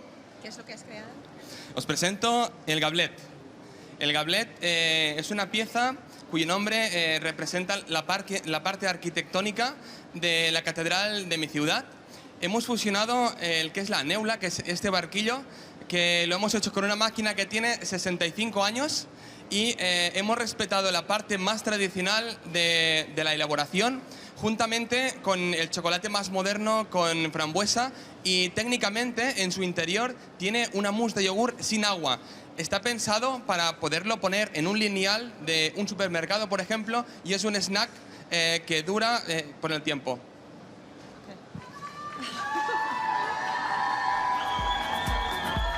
The snack to go is called Gablet. It's inspired on the top of the cathedral of the city where Ivan lives. It's made with a machine that has more than 65 years old. It's more than 65 years old, and makes this a special waffle. On the inside there is a mousse of yogurt with raspberry that gives this pink color, and it is made with no water, so it has a very long life, and it can be sold during a long time. Fantastic. We just want to make sure now that we can hand them over to our jury, because you'd like to have that personal touch and hand them individually to every single one of our jury members.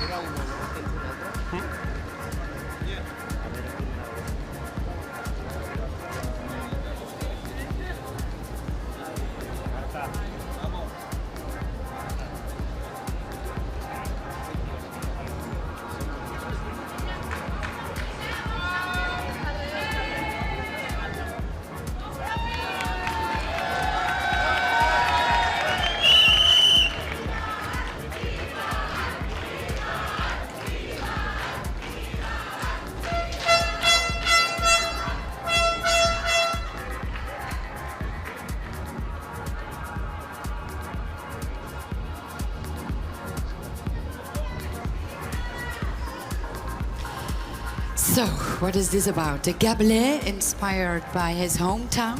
Yeah, this looks like a lot of fun. It's looks like a tight little package where everything's kind of just ready to go in one bite. It reminds me of kind of like a carnival street food. And just by looking at it, what do you expect to feel in your mouth? Well, I definitely expect crunch. I expect some texture. It looks quite simple, so I think I'm gonna dig in and see what's inside. It's beautiful with gold and It is. shiny and... Okay.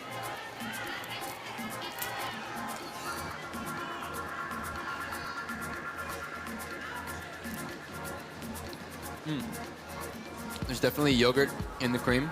I'm You going think to enough? try The other side? the other side, Okay. yes. Then it is chocolate And raspberry. and raspberry. It's yogurt, chocolate, raspberry. It's also a little bit reminiscent of breakfast. Very nice. Yeah. And I think it was quite impressive. I saw earlier he was making his own raspberry white chocolate. So that's another technique that was new to this snack. Of course, this is chocolate, can be very hot. But how do we counter that? Depending on the chocolate that we use, if there's, I think he chose probably a chocolate that had less cocoa butter, so that it wasn't so hard. So it was made it quite easy to eat this. It's not Viva España, but Viva Chocolate. Yeah. Very nice one. I think it will be very tough task for the jury. I think the judges have their work cut out for them this afternoon. Well, another difficult one, because it will be a good one, I'm sure of that, is Barry Johnson from UK, and he also took us to United Kingdom to show us how he has been preparing his chocolate snack to go. So today we're in London, we're in Elephant and Castle, and we're here in a double-decker bus. So in my snack on the go, I'm using the hydroponically grown strawberries. Hydroponics is growing without soil, and it can be done anywhere, hence the London bus. So the Extraordinary Vegan Sundae is a vegan waffle cone dipped in Sanderming chocolate and finished with a healthy nut and seed-rich granola, filled with chocolate crema, strawberry salsa, and finished with cocoa juice sorbet. Oh wow, yeah, it's amazing. Inside is very soft, melts in your mouth. I love the freshness of the strawberry. It really tastes like the actual cocoa fruit. And the whole thing's vegan. You could change the flavours quite easily to have a different flavoured cone, a different flavoured crema filling inside, and a different flavoured sorbet to finish off the dish. My healthy, indulgent chocolate snack on the go, designed to be eaten anywhere, anytime, and without the guilt. So here I am with Barry from the UK, and we want to get some encouragement from the back there. Come on, yeah! Yeah, so Barry's got 30 seconds to go to finish these off. And I know the vegan cone was a challenge at the beginning, but Barry's done really well, and this is the most crunchiest and tasty vegan cone, I think. So again, I think you'll be selling this recipe afterwards, Barry, for lots of money. Yeah, so 20 seconds to go. So all he's got to do now is he's putting on his cocoa juice sorbet, and then he's just going to be garnishing on the top with a few dried strawberries and some crunchy bits.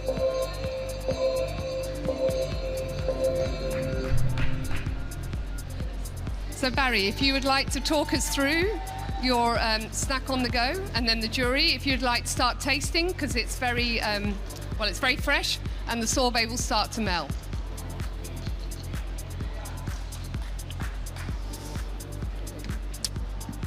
So for the snack on the go, I wanted to do something that everybody could have, and also use some interesting ingredients. So, like Julie said, the waffle cone's vegan, which was a real challenge, but I think we've come up with a product that tastes really good. It's really refreshing. So for me, if you want a chocolate snack, and you're out in a market or something like that, you want something that's refreshing. You know, you've just probably had something really fatty, and this is beautifully refreshing. The sorbet's made with cocoa juice. There's a new product to the market. The farmers have decided to grow their cacao for juice as opposed to making chocolate. Okay, so something a little bit different. And then the hydroponic part is the strawberries. So these strawberries that I've used today were grown only 14 miles away in Paris. They were picked and collected yesterday afternoon by one of my team. So thank you for that, guys. And they can be grown 24/7. So it just shows what is possible, what's starting to happen. I couldn't get them in London, but we managed to find some in Paris. Thank you, congratulations.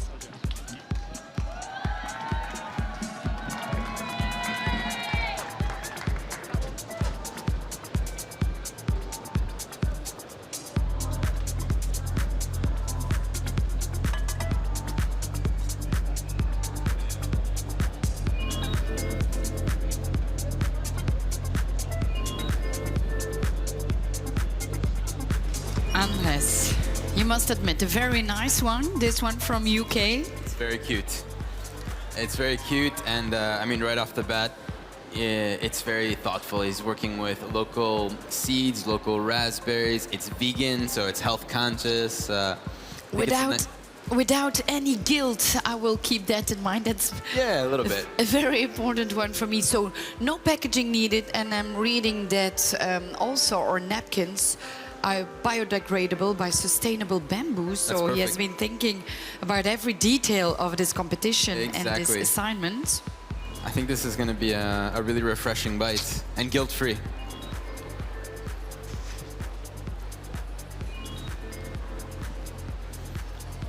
And we see another use for cacao here. We were explaining that he was using the cacao juice to make the sorbet as opposed to using it in chocolate. Of course, the cone is made of chocolate.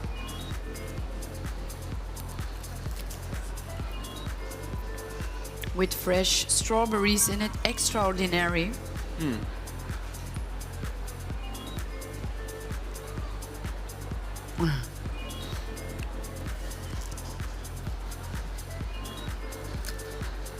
Another use of keeping the integrity of the raw fruit, not cooking it, not doing anything into it, just letting it shine and complement the chocolate, the cacao. It's a nice balance. Well, this morning I thought, well, I think we had it all, but must admit that this afternoon... They keep surprising us. So tonight it will be a thrilling announcement finding out Oh yeah. which 10 of our 20 contestants That's going to be hard for the will judges. make it to the final day tomorrow.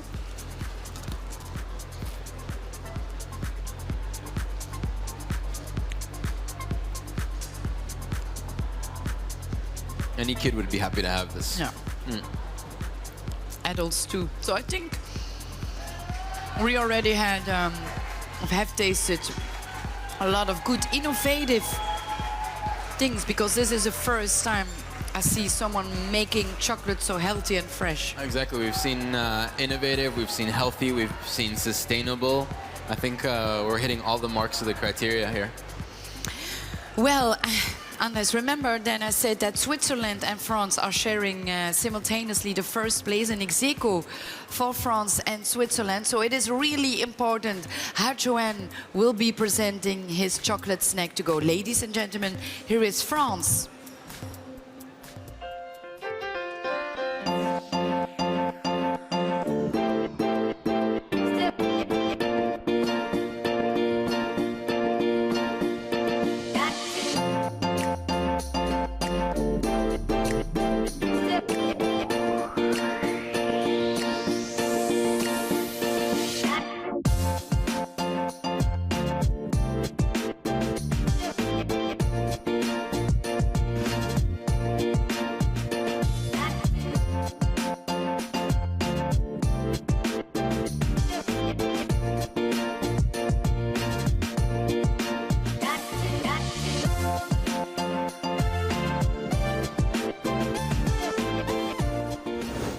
Et le countdown commence, Johan, pour la présentation au jury.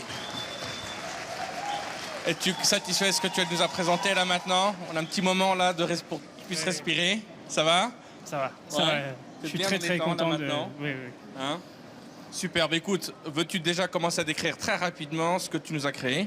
Alors, vous voyez juste ici, il y a 3 couleurs différentes sur les emballages. En fait, si vous avez vu sur la vidéo, c'est pour vraiment créer une gamme avec des intérieurs différents. L'idée, c'est d'avoir une cartouche, un cornet avec un appareil à souffler, avec différents crus de chocolat, et de varier avec différents intérieurs. Et le tout cuit à la minute dans un appareil à souffler. Et à l'extérieur, vous avez une gavotte au chocolat, avec juste pour amener un petit peu de crunchy, un crumble tout autour. Voilà. Outside in the middle. Okay. All right, the recap is you've got 3 different colors, essentially describing 3 different types of origins. So he wanted to show the options that you have, and that inside there will be a different type of cocoa with a different marriage of fruit or say of insert inside, dependent on. So essentially you'd have 3 different or more different selections to choose from. There's a crumble inside to give you crunch as well as a lovely chocolate finish inside. And so now, le countdown commence. 5. Time is up, time is up. Bon, bah écoute, on présente ça au jury. Bon courage.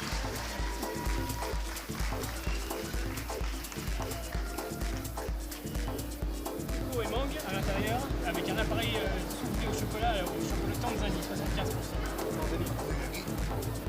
Ah, it's all, C'est ça le problème. Sur le grand écran comme ça, Mina.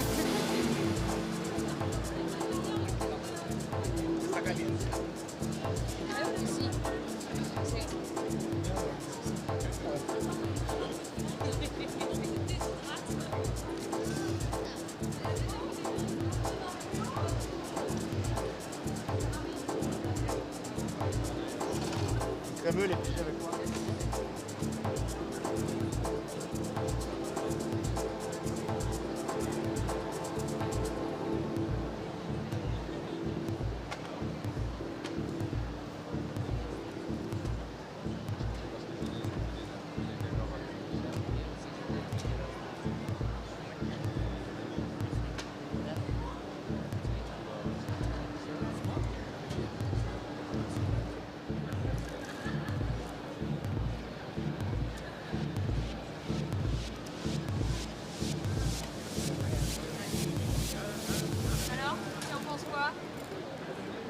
j'ai envie de manger dans la rue.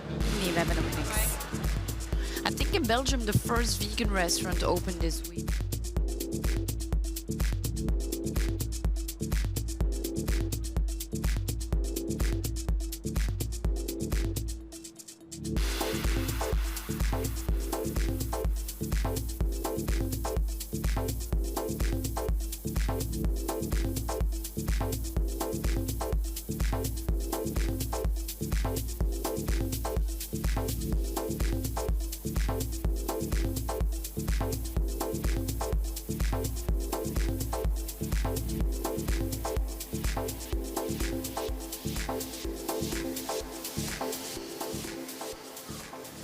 Anders, go ahead. So I think we're seeing a trend of cones here this afternoon. I think in this group we still have more cones to come. So I think so. And right before I'm even eating this, I can feel that it's warm. So I'm gonna get another hopefully hot and cold contrast.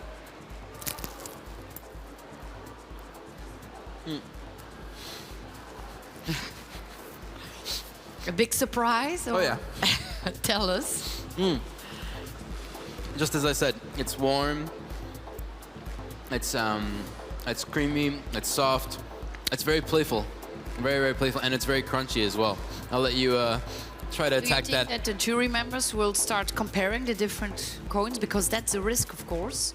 Although they didn't. I think it's going to come down to a lot of factors: the seasoning of the textures, the packaging, how easy it was on the go. It's a fair comparison if they're all cones side by side.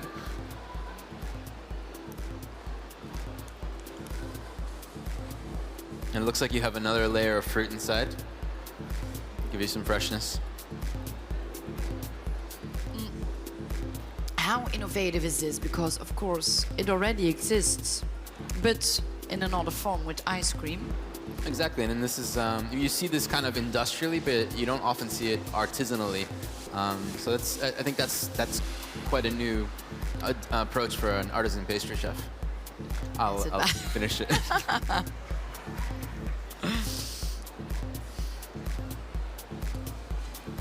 Chocolate is definitely there. It's definitely pronounced.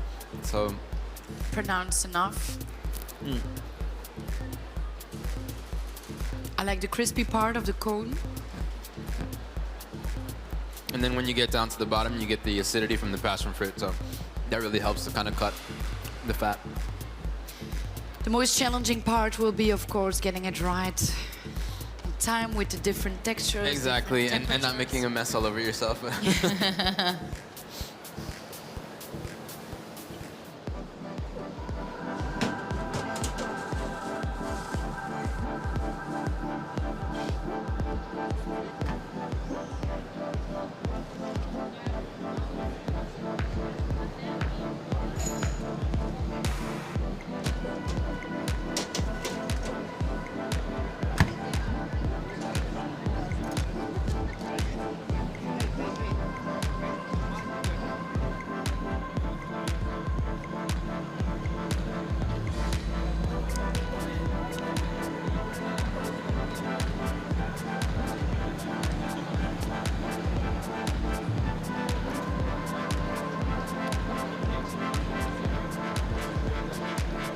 Well, the World Chocolate Masters is a global competition, so we're heading over to Desmond Lee in Singapore to see what he's preparing as a snack to go.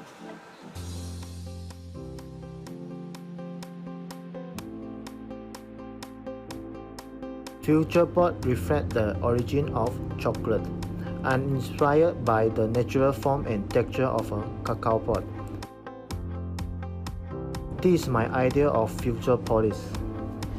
Using recyclable materials, I designed a packaging which is light and mobile.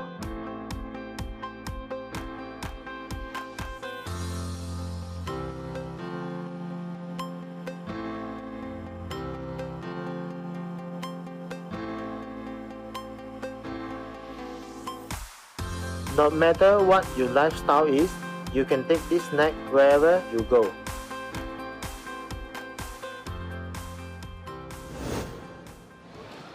So I'm here with Desmond from Singapore, and we've got 30 seconds before he has to do his snack to go. But I can smell some beautiful flavours coming from that saucepan. So what have we got in there? It's this one. Yeah. It's for the bonbon. Yeah, it's a banana with passion. Wow. So when the jury hear that, you're going to get the smell of the banana and passion fruit as well as the taste of the snack. So if you'd like to present. So this is my idea that for the packaging. It's a one piece and no plastic mix inside.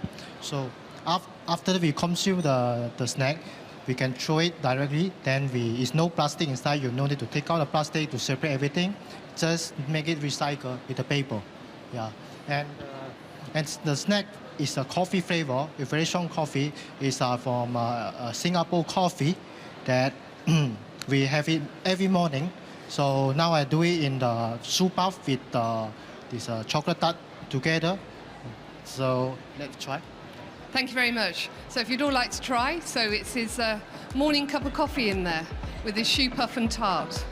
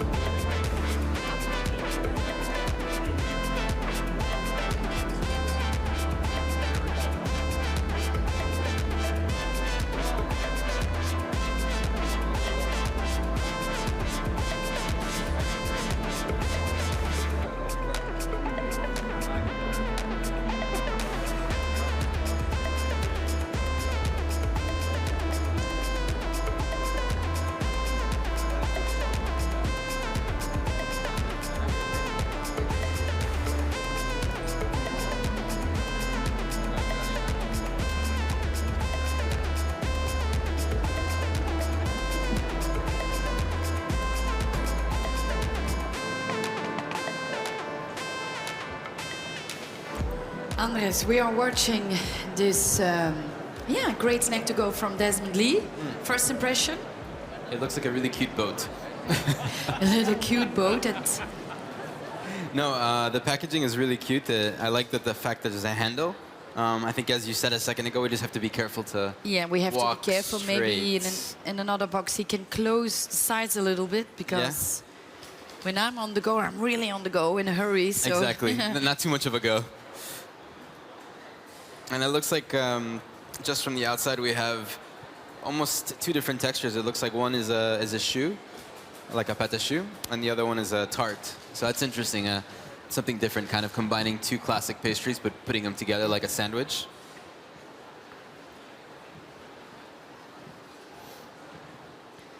With coffee. With coffee. Interesting. So a pick-me-up in the afternoon. Well, you see a lot of texture just from the outside.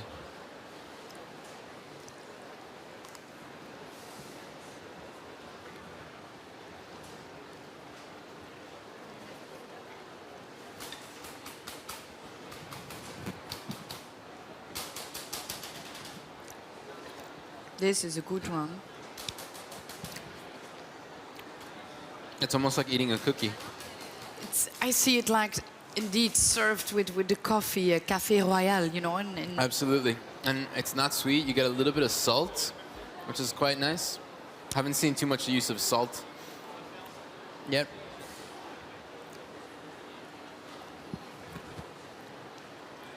And different textures. You have the dough, you have the crunch, creamy.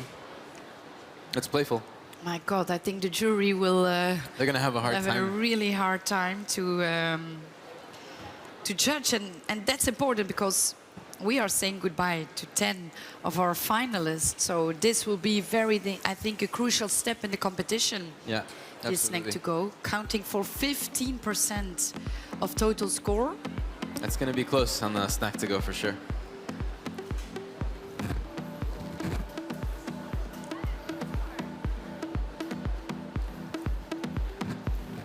So for you, this is a good snack to go, combination of something crunchy, ganache of different flavors. I think so. I mean, it's almost, it can also be compared to something like a pastry you would find in a pastry shop. So we'll see what the judges think, whether it finds its place in the snack or in more of a patisserie, but it's delicious. So maybe a little napkin and then close the box, and it will be perfect. Perfect. Although it already is. Ladies and gentlemen, it's not over yet, because also Poland is eager to show what they are preparing for us. Poland.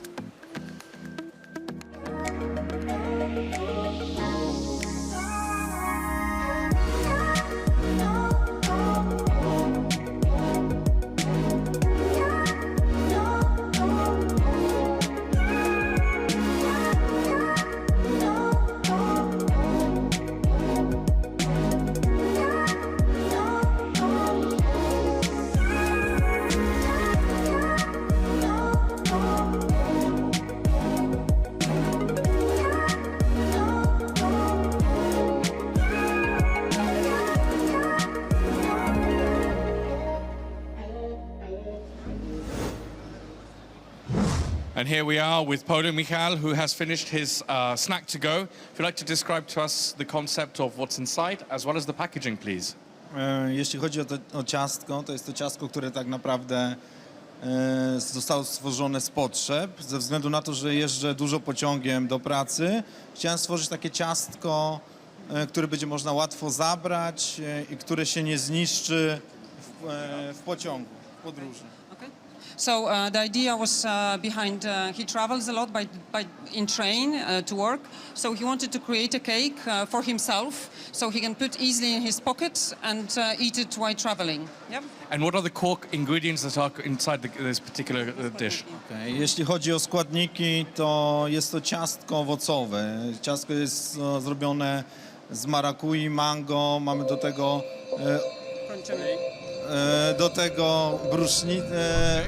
Okay, so we have passion fruit, mango, some Sichuan pepper, some ginger, obviously chocolate, and what's important, it's a pumpkin flour made from the vegetable itself, not the seeds. Yeah. Excellent. Judges, enjoy.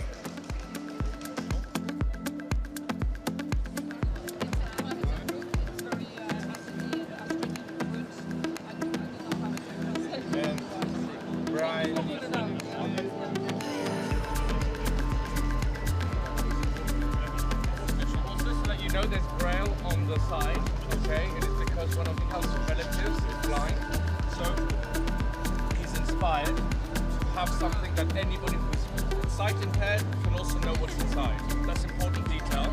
It's open for a wider audience. So it goes like crack on there. Slow.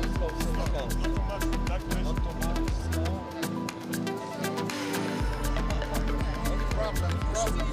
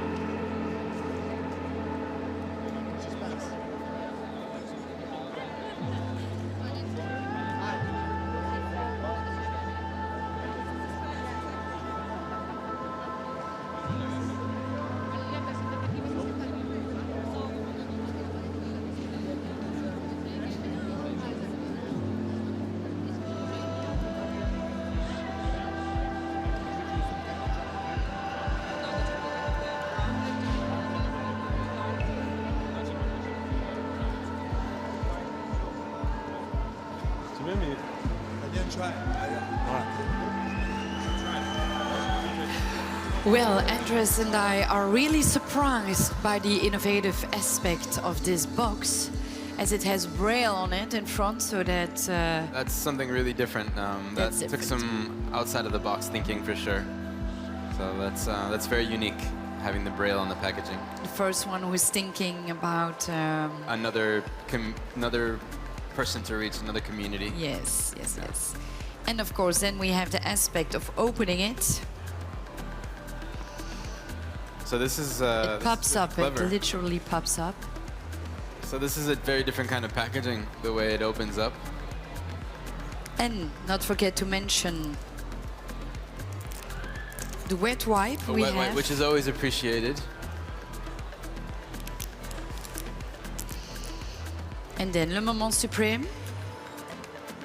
And then, of course, we see the Futropolis theme kind of throughout the box and on the cake itself. It's too beautiful to start, huh? It is. It looks, it's kind of like a big cookie sandwich almost, in a way. Okay. Well, I'm excited to see what's inside.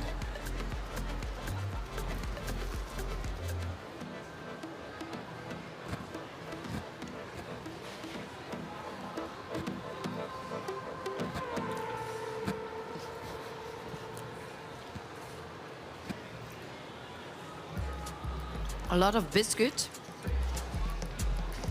Biscuit, there's a cake inside.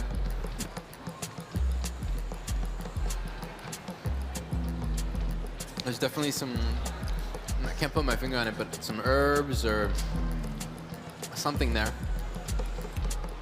And what about the chocolate aspect? Well, so far, I only see the chocolate on the outside, so I'm waiting to see in the center if there's a bit more chocolate.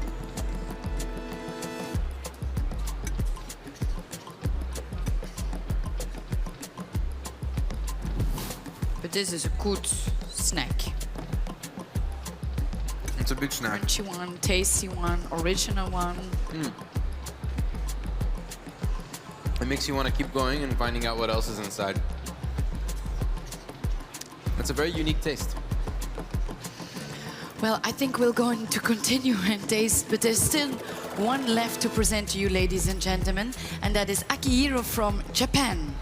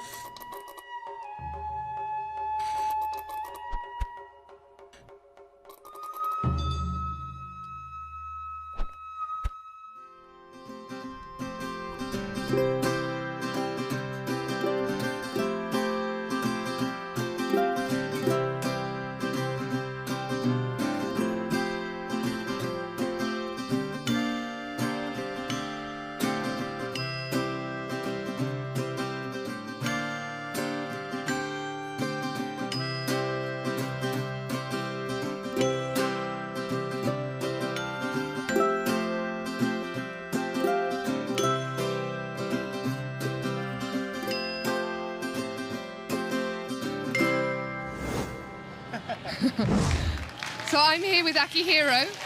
We've still got 30 seconds until he needs to present. So that was a very good video there. So you need to, another thing you can do is become an actor. Oh yeah. Yeah, and also Akihiro has given me the translation. So in a minute we're going to translate the hero. I can do it? Okay. So do you want to say it first? I'll say it, okay. This snack is the shape of a hand-rolled sushi. For this sushi, I've used Japanese seaweed with rice and matcha on the outside. It has raspberry and lemon with chocolate. This is an unusual snack, even for Japanese. It's a challenge to use Japanese seaweed. I used a grissini, which is this, to go around the seaweed so that one's hands don't get sticky and one doesn't have to get rid of any packaging. So not using any wrapping is the best way to take care of the environment. Well done. So please, are you going to...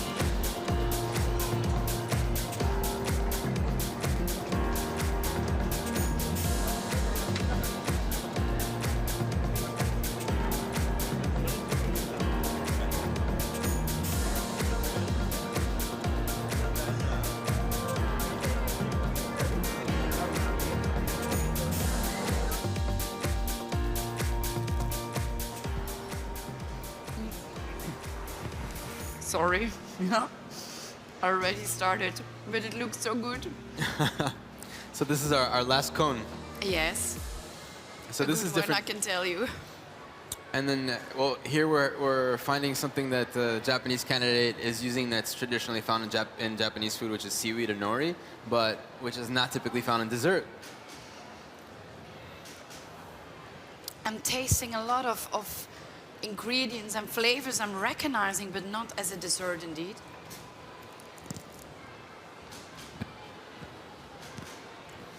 It's familiar and yet unfamiliar at the same time.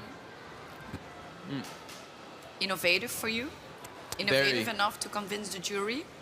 It's definitely innovative. There's rice inside. There's actually a typical street food in Yes. Japan, which is like a little package of seaweed and rice. So I think this is what he was going for, inspired by something local. And we find again the sushi, the sashimi team, like he explained. Yeah. And I do find that raspberry and seaweed works really well together, actually, With rice. with rice. Very strange but good combination.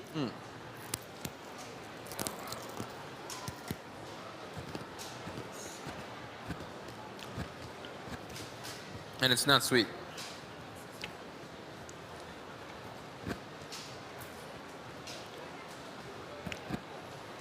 Well, I think he really pushed it on this one. Bold flavors.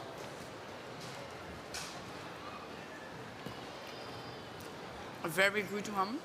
Very out of the box thinking. Oh, absolutely out of the box. And very locally inspired by a savory street food. Well, honestly, Andres, I'm very pleased having you here It was fun. with me in this set. It was indeed fun tasting 20 snacks to go. So, ladies and gentlemen, I think it will be really a tough choice for the jury. And remember that 10 of our contestants will be leaving us tonight. So stay tuned. We will having our next live at 5:30 p.m. where we will talk about the molded bonbons. But before, just go ahead, check the website, worldchocolatmasters.com. You can decide who will win the public award this edition for the chocolate showpiece. And don't forget to follow the conversation on Twitter, Facebook, Instagram, YouTube or Pinterest by the hashtag WCM Futropolis. See you back at 5:30 p.m.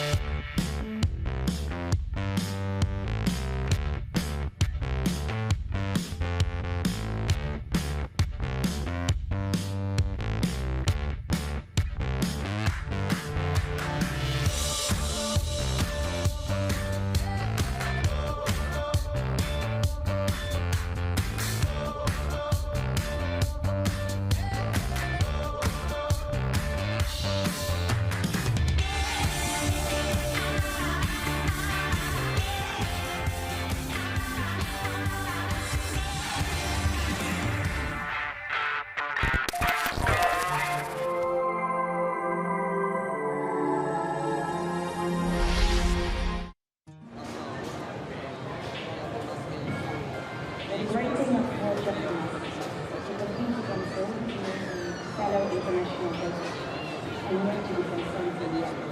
In 2010 and in 2004, I signed up for the World Chocolate Masters in Mexico, which I won, and I competed in the 2011 World Business Paris. That was a fantastic experience. I will do it again.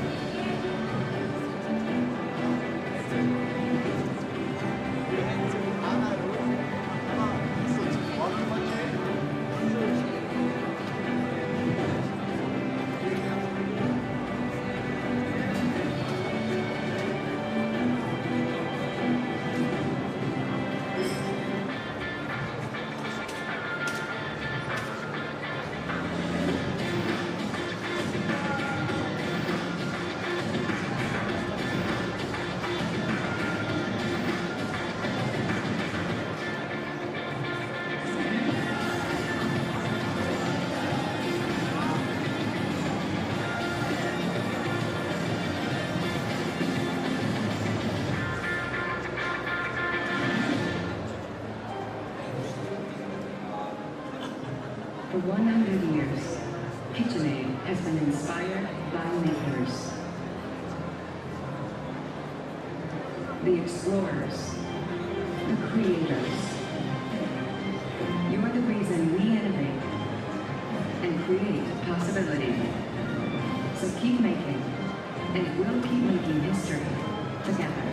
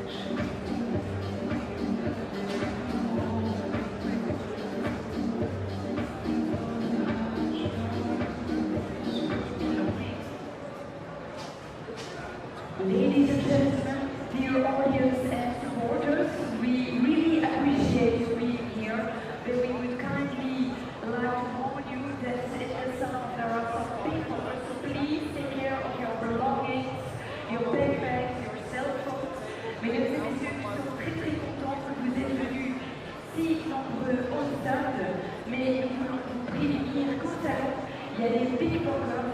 Vraiment, faites attention à vos sacs à dos, vos portables, et nous espérons que vous tenez à cœur. Merci bien de bien pouvoir faire attention. So ladies and gentlemen, dear supporters, dear finalists, really take care of your belongings. Thank you.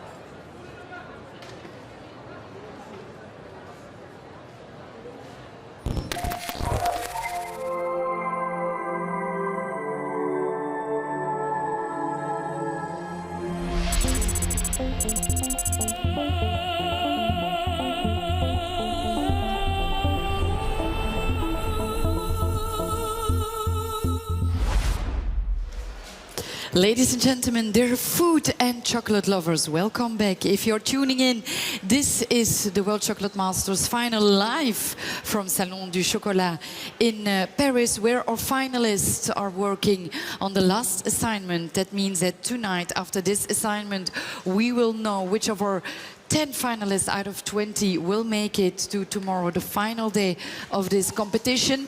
They are supported by family and friends who are here in Paris, and I'm lucky to be with creative director Cacao Barry, Ramon Morato, to talk about this last and final assignment, creation of molded chocolate bonbons. So tell us a little bit more about that.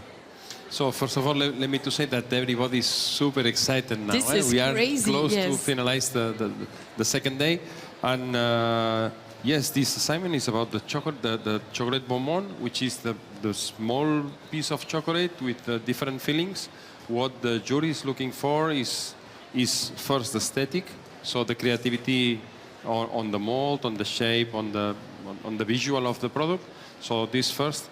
Then about the texture, so at the end it's a sensorial experience. So it's more than a piece of chocolate, is a concept. So what these people is doing is creating concepts, creating prototypes to... It is really one huge big experience. 9, 8, 7, 6, 5, 4, 3, 2, 1.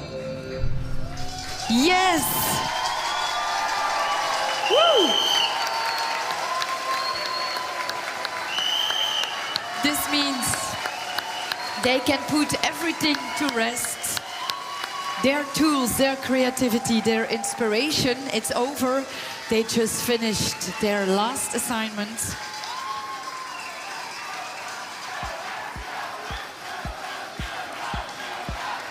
Ramon, this is really an exciting moment. The audience is really excited. And I hope you too. Yeah. Because in a few moments, Mark and Julie will join us to taste all these great chocolate molded bonbons. They had to create their molds also. Yeah. So what is their... So they create difficult the about? molds together with Chocolate Masters, which is our partner. So they develop the mold. And then what we asked is about minimum one filling with a ganache, which is a classical product with chocolate. Yes. And then another second filling, minimum, and up to the contestants to make 3, 4, 5 to excite the jury. So what we're looking is about the textures, the balance of the taste together with the chocolate and the flavors. And I already check in the recipes, and I already see some crazy ingredients like bamboo, like a matcha, like tonka. So then it's about the magic to dosify the exact proportions to really maintain the taste of the chocolate, because at the end what we have is a piece of chocolate but with the flavors, with the pairing. Well, I can say that this second group has really set the bar at the highest level after having tasting all the chocolate snacks to go. We have indeed a book here with the recipes, because the jury is not only looking at the things they are going to explore, but also at the techniques they are used, the weights, the requirements that they have taken into account. What is the most difficult part, you think, by creating this bonbon? Yeah, of course, it's not only about the taste, it's also about the techniques, the shininess on the shape.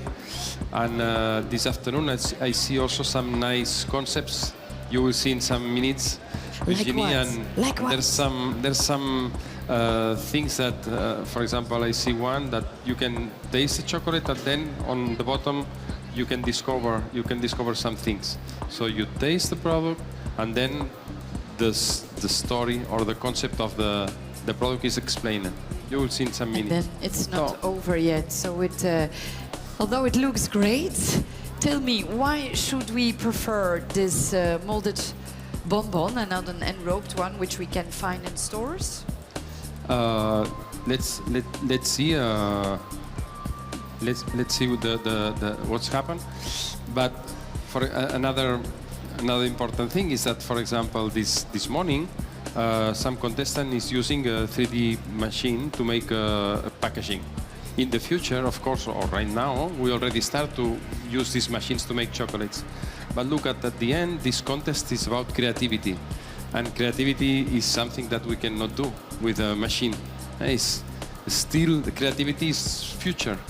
Well, this contest is double. There will be contestants bringing in innovative things and other learning and watching us and the contestants creating all the assignments. This is the last one for today. Yeah. Also counting for 15% of the points. Mhm. And at this moment we are having France and Switzerland as an ex-aequo Yeah. running this competition. I suppose that this is why there's a lot of people with tension to see what's happened tonight. So we are close to discover what I will think be that happening. this afternoon has switched it all and that we will have a total different scoreboard, but of course that we will know later on this evening. And yesterday, okay, we have an ex-aequo as the two first, but also I checked yesterday and we have 3 ex-aequos. So in the middle of the table and just in the end. So very curious to see what's happened. Very close calls. And who will be the 10 contestants for tomorrow. So what are you expecting now? Something that will blow away the jury? Look at I speak Because I with saw you have been reading the recipe book. Yeah. So I speak with a lot of juries before. And more or less people has a kind of a ranking. But the degustation is something so important. So the public. and that's why Mark and Julie are ears and eyes this competition just joined us and will tell us what this is all about. Wow, wow, wow, indeed. The shine this afternoon on these chocolates is absolutely amazing. I mean, you can almost see yourself in some of these reflections. And we must notice that this group of finalists has managed to finish on time, all of them. This is true. We had 3 this morning that didn't finish on time, so that will have affected their scores. But today, everyone's finished, so that's really good, because all the points are really vital at this moment. It's absolutely critical at this stage with this sort of competition. They need to be getting every single point they can get. And I have to say that the presentation that we have this afternoon is absolutely extraordinary. The quality of detail and the lineage is really absolutely extraordinary. Well done to all the candidates. A lot of details and also some, I think that some surprises on the presentation. Yes. I guess so. Yeah, yeah, definitely. It's more than just a normal chocolate box, isn't it? It's definitely the way to present chocolates in the future. Yeah. Okay, so what is this? Shall I help you guys? Yes, so this one is from Spain. The ratafia, yes. Also something he used in his Noir. I love the ratafia. This is a traditional alcohol made with spices, with herbs, nuts. It's very traditional in... I'm going to do something I never did before. I will drink from the bottle. Sure. Yes. And I guess that it is for pair with the chocolate. Wow. Salud. Salud.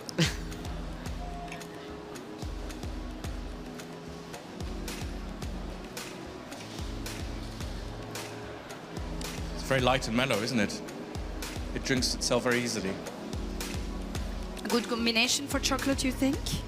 Well, there's only one way to find out. Just So go clearly we need to try it with the chocolate he's made.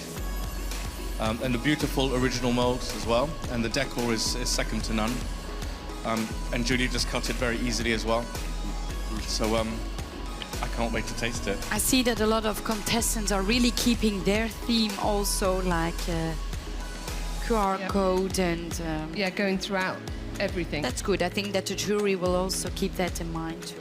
So now we have to ask Ramon and Mark to try them. Yes. After you, sir. It's a good job. Gentlemen, up to you. And please tell us what you Please, Mark. experience. So this one we will pair with the ratafia. As you can see, it's very, very thin. So he's really focusing on making sure the inside is beautiful. He has three different layers.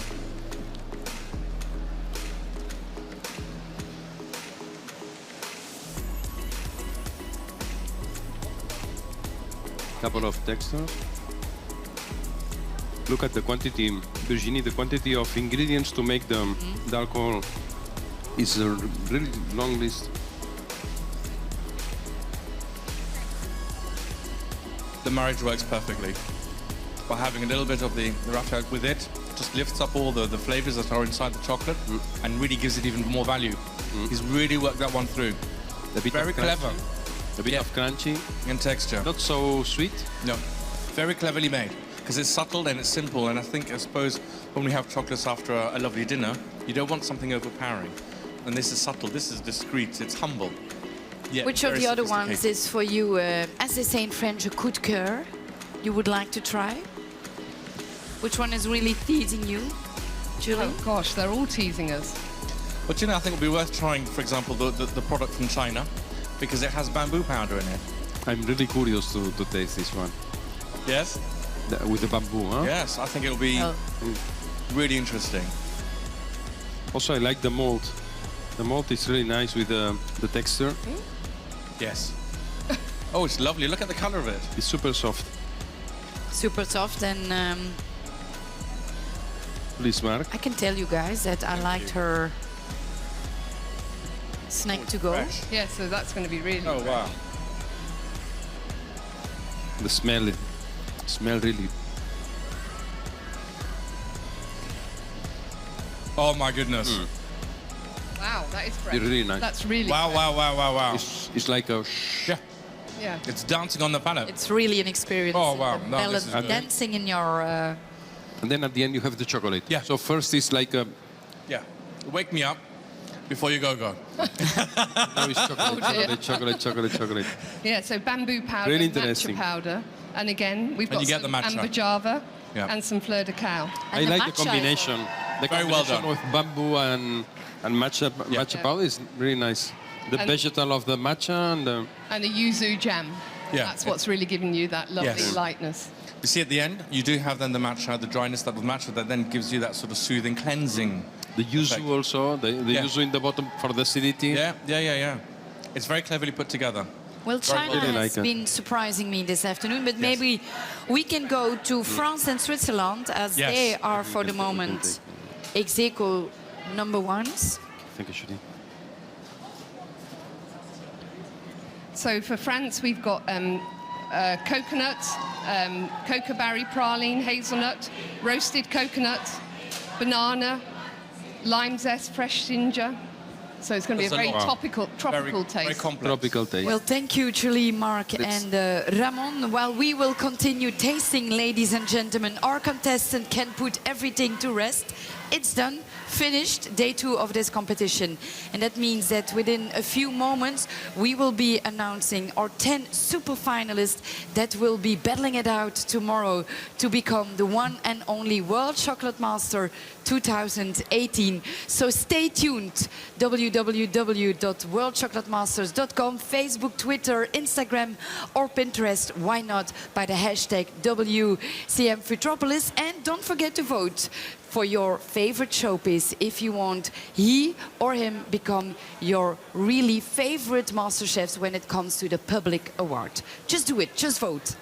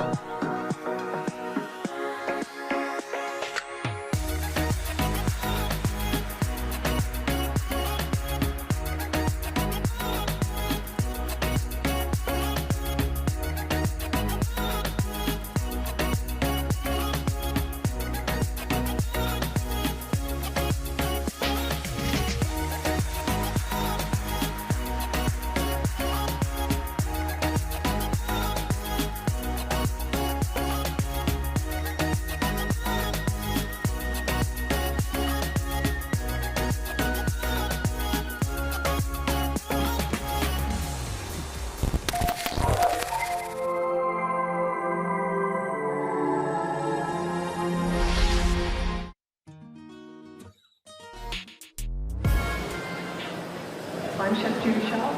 Welcome to the Chocolate Academy Online. So I specialise more in the patisserie side. I like to do the plated desserts and entrees. So what's great about the Online Academy is you can learn from chefs from all over the world. They've all got different ideas, different influences and different backgrounds. There's loads of ideas to them.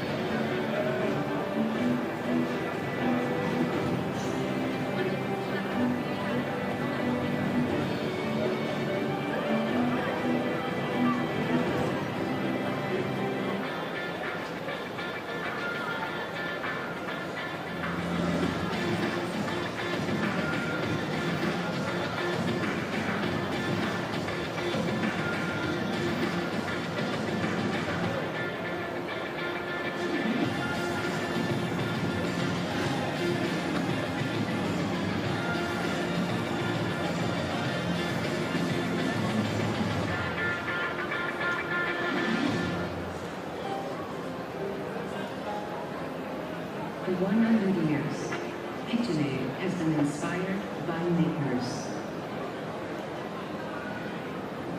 The explorers, the creators. You are the reason we innovate and create possibility. So keep making, and we'll keep making history together.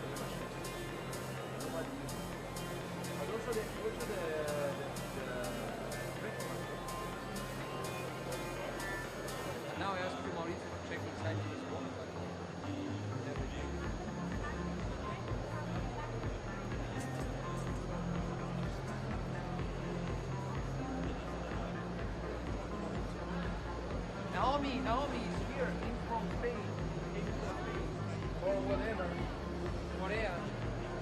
A posto Mauri. Sì, no, l'altro non devo presentare neanche per i tuoi video.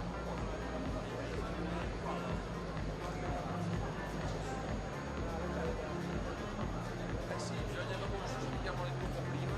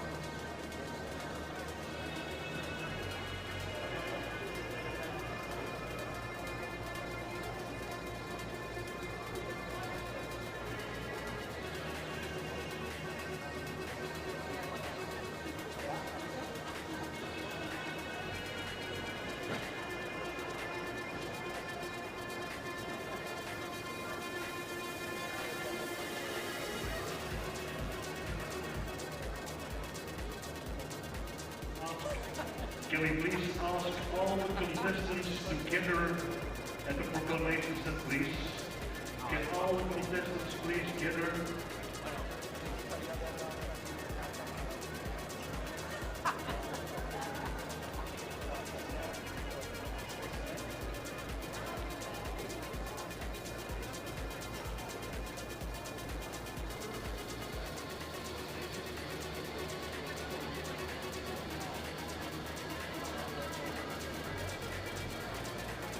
Ladies and gentlemen, can all the contestants please gather on the set? All the contestants please on the set.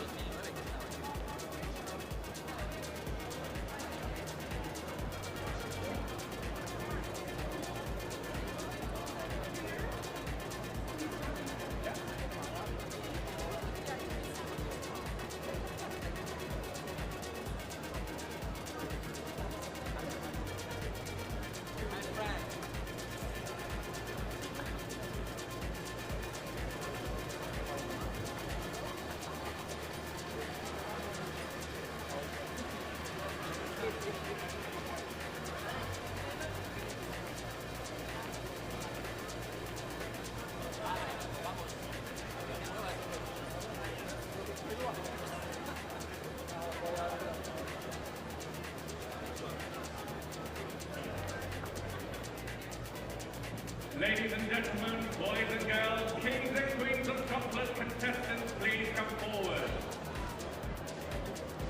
Contestants, World Chocolate Masters, please come forward. Or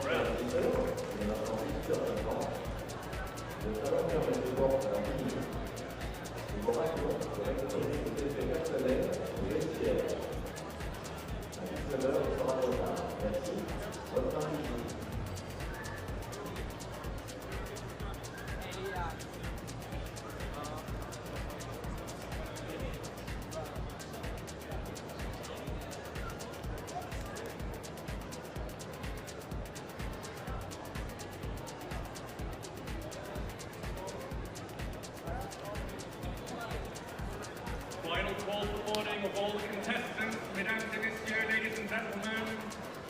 Contestants, World Chocolate Masters, please come forward.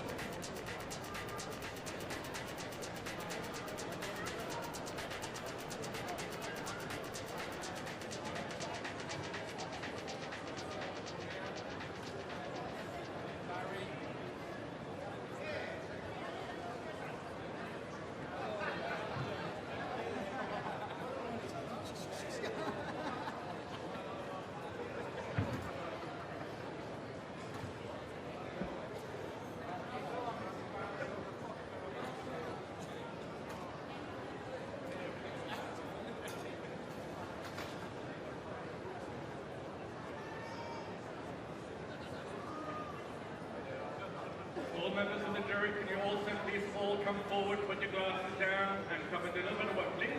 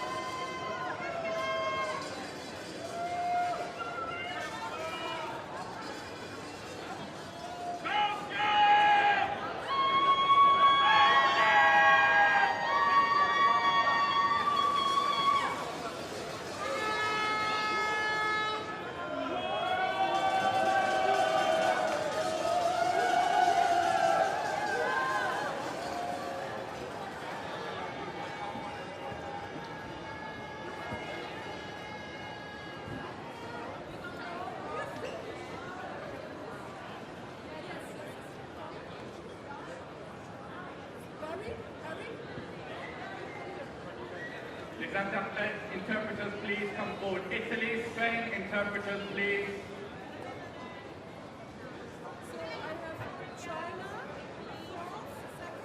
Interpreters of Maroc, please.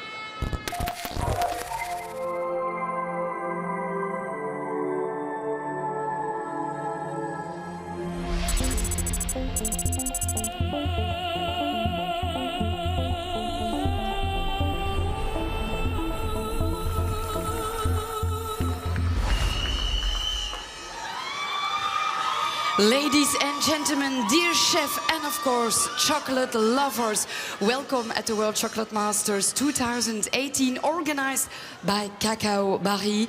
After 2 days filled to the brim with nerve-wracking deadlines and cutting-edge creations, chocolate creations, the time is now. We're having 20 finalists from 20 nations representing their country with pride, determination, craftsmanship, skills, and of course a lot of enthusiasm. But only 10 of them will go through. Only 10 of them will be battling it out tomorrow to become the one and only World Chocolate Master 2018. I'm having here the jury members, and I would really like to ask a big round of applause for those jury members. They have been doing a great job the past 2 days. So Frank Haasnoot, Cédric Grolet and Naomi Mizuno, how were those 2 days for you? Quite intense, but of course a lot of tasting, beautiful work. So great to be here, and I mean, it's very exciting 2 days. Can we really tell that these 20 finalists have set a bar at the highest level when we compare to other editions? Yeah, I've competed myself twice. 11 years ago the first time, but you can really see every time, every edition, the level gets higher, and it's great to be here now and see that also this edition is get higher again. Cédric, everything is about the future. That's this edition's theme. Have you seen the future reflected? En français. Est-ce que vous avez vu le futur vraiment présent les 2 derniers jours? On a vu des choses très... On a vu... It's okay.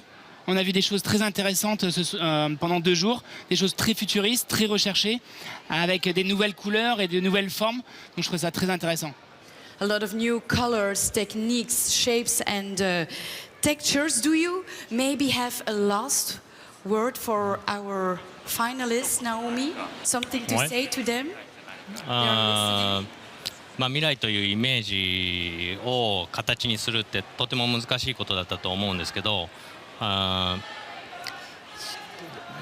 実際にそのテクニックを使って未来にできたことっていうものが高得点を出していると思います。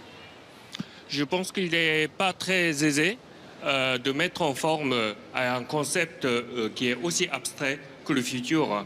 Mais finalement, les créations, les candidats qui ont récolté le nombre de points importants sont ceux qui ont réussi à le faire.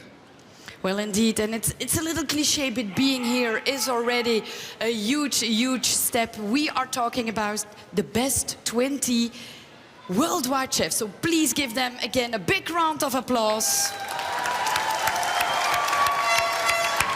And then, Frank, the question is, are you ready for it? I think I'm ready for it, yeah. Let's do it. Because we are having the results over here in the envelopes, but first, maybe let me take you back in time. We had 2 thrilling days, exciting days, and we have captured the most precious and special moments in a little video recap.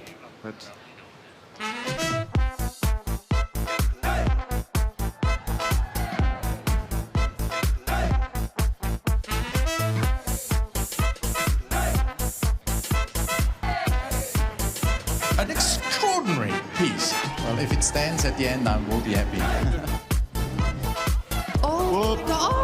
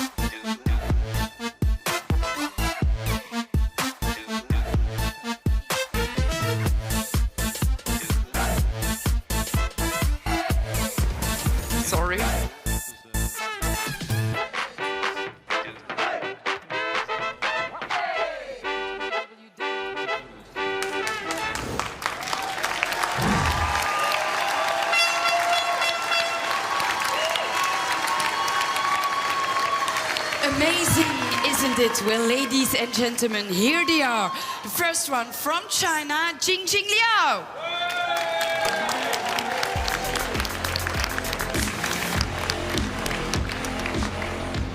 Russia, Artem Glushkov.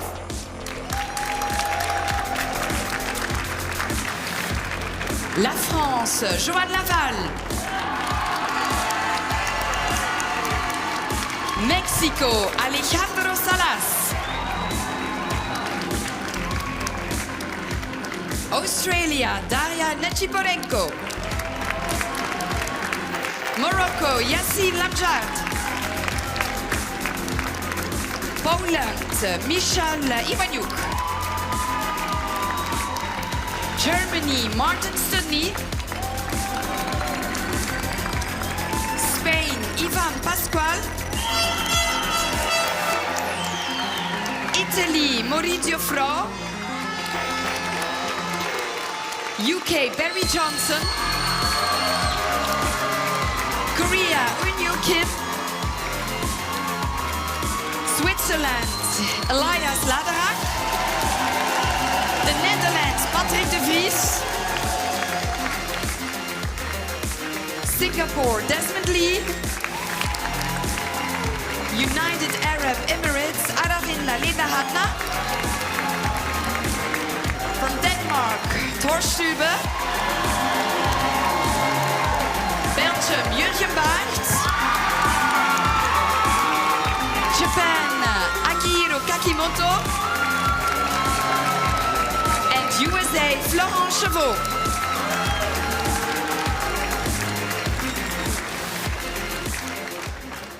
So, Frank, I hope you are ready. What we'll be doing, we will invite some people to come and join us, and you will read exactly the remarks of the jury. So let's start with the first envelope.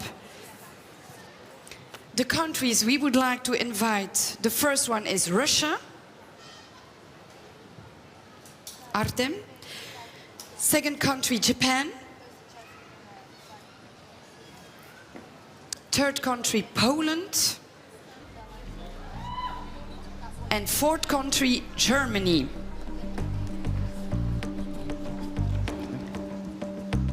So it's up to you, Frank, reading the quotes. We have a few comments from our judging panel. For Russia, we start with Russia. The snack on the go, the concept of today was spot on. Great taste, easy to eat, nice packaging, lactose-free, future-proof, fantastic, tasty concept. Yet perfection was missing today.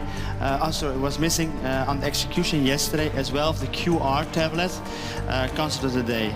So, is the snack gonna save you today? Let's have a look. Next, Japan. Yesterday, top 3. Today, artistically the best, or Noir tablet concept. Akihiro snack on the go, daring, outside of the box, definitely in a competition, risk-taking can be awarded, but will it be enough? Poland, Michael. After a very good score of the chocolate showpiece yesterday, how did Michael do today? For the Or Noir task, the round shape of Michael's tablet stood out. Positive comments from the jury of the packaging on the snack to go. Will it be enough to get him to a place in the top 10? Germany, Martin. Mixed comments from the jury. Today they saw a beautiful snack to go on the box. They saw a beautiful snack to go on the box, but how do we eat your concept on the go? High complexity of flavors on your chocolate tablet, balanced yet challenging for the taste buds. Have a look. Yes, all right. Thank you very much, Frank. And it's with pain in my heart because I know that 10 of you will be leaving. But please keep in mind that you're among the creme de la creme, the 20 best worldwide. So I hope you're ready for the results. We'll start with Russia. Unfortunately, we will have to say goodbye. You're not through. Give him a big round of applause, please.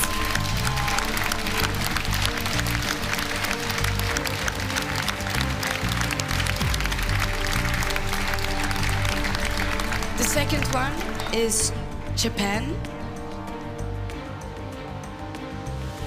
We'll see each other back tomorrow. Congratulations.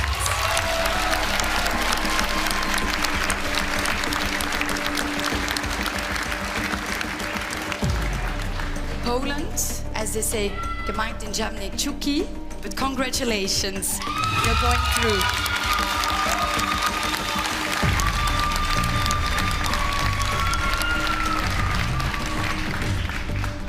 And then for Germany, I like working a lot with you, but unfortunately we have to say goodbye.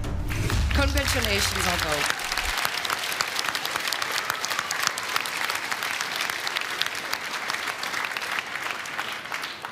Then I will be taking the second envelope, and the countries we are inviting are the Netherlands, China, USA,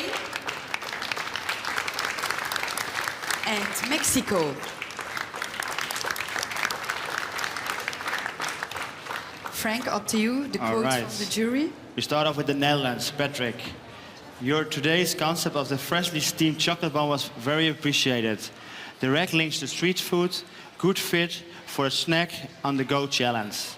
Unfortunately, some critical notes as well from the jury on your overall performance. A pity that you could not deliver on time for some assignments. Let's see what the jury has to say. China. The jury liked today's snacks to go on concept. Edible packaging, nice touch of Szechuan pepper, well balanced. Let's have a look. Florent, USA. Today Florent presented a nicely designed tablet representing a shape of DNA. Hence future-proof, a signature chocolate and very nice signature presentation. We also saw and tasted some next generation donut. Luscious looks, fantastic taste. During this competition, you showed off your talent and skills and beautiful designs. Mexico, Alejandro. Mexican in heart and soul. Great, you made a choice to include Mexican cocoa beans in your Noir recipe. Very nice approach to the concept as well. Save the bees, both reflecting the honeycomb shape and the use of the ingredients. The jury will remember as well the City of the Future chocolate showpiece. Curious if this will make you to the next round. Thank you. Well, exciting in the future. I think for them the most important is the new future tomorrow. So who's going through day 3 of this competition? I can already reveal that only one person of your group will make it to Friday, tomorrow, here at Salon du Chocolat. And the person we'll be seeing back tomorrow, Florent Chevaux from USA. Congratulations, of course, Alejandro, Ying, Lia, and Patrick. It was really great having you here, and keep up the good work. For our next group, please step forward. France, Denmark, Australia, Spain, and UK.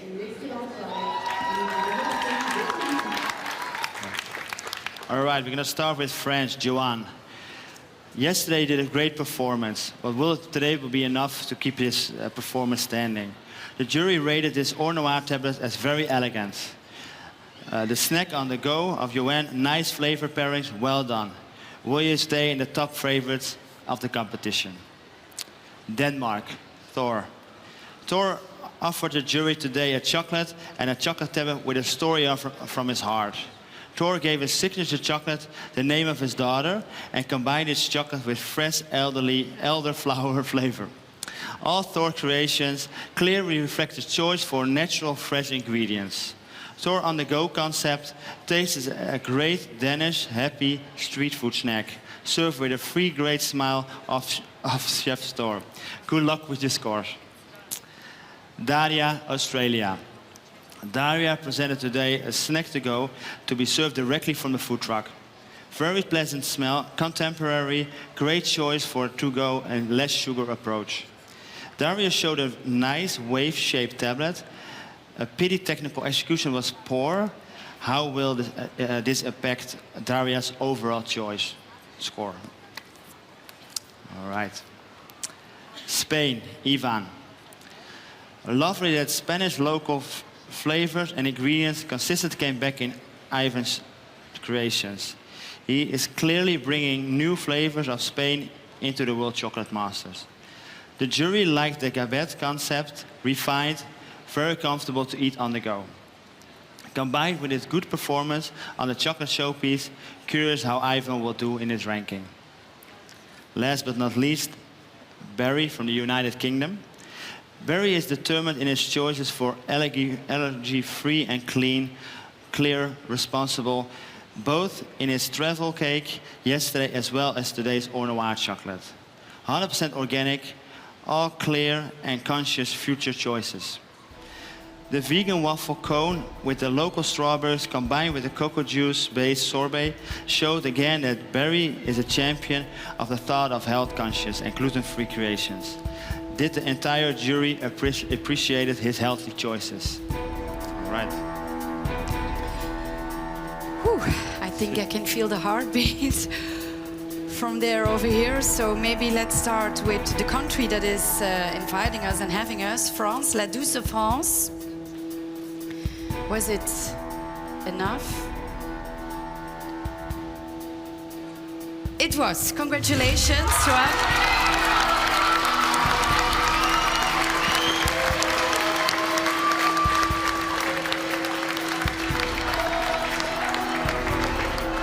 From Denmark. I think we know each other a little better now. So, am I having good news or bad news? You're going through. Congratulations.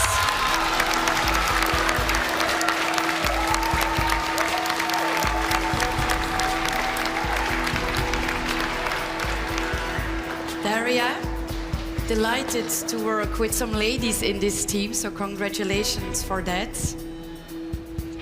I really would like to hope to see you smile again, but unfortunately, we are saying goodbye here.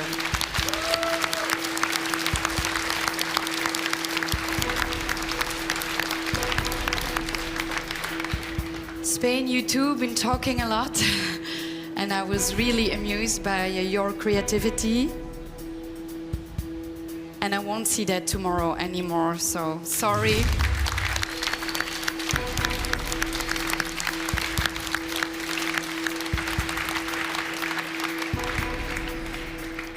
And then our fifth country in this group. Enough talking, you're going through.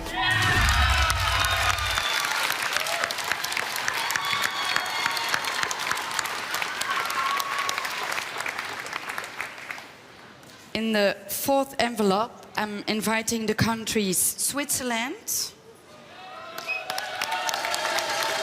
Korea, and Belgium.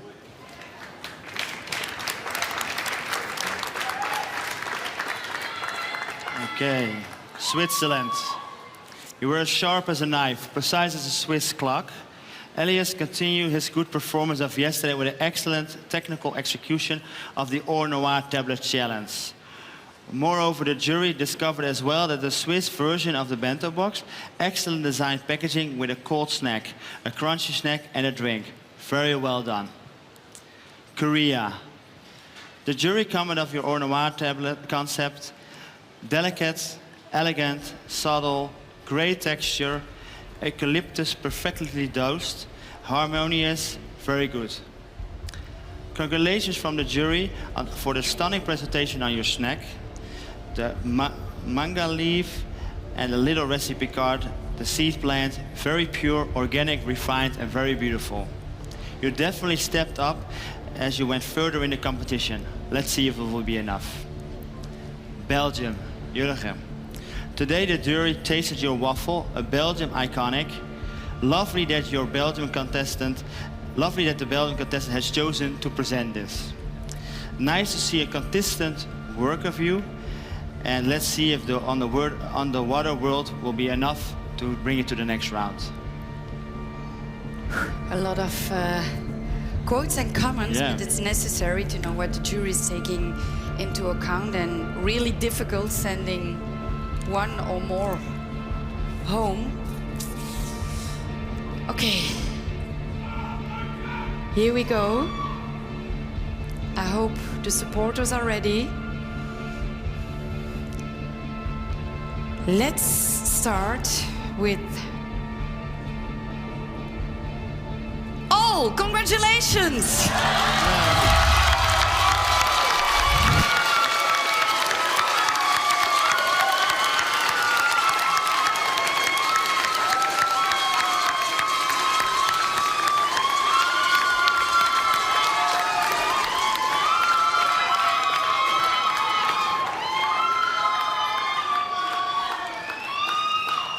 Then we can start counting. So we would like to invite Morocco,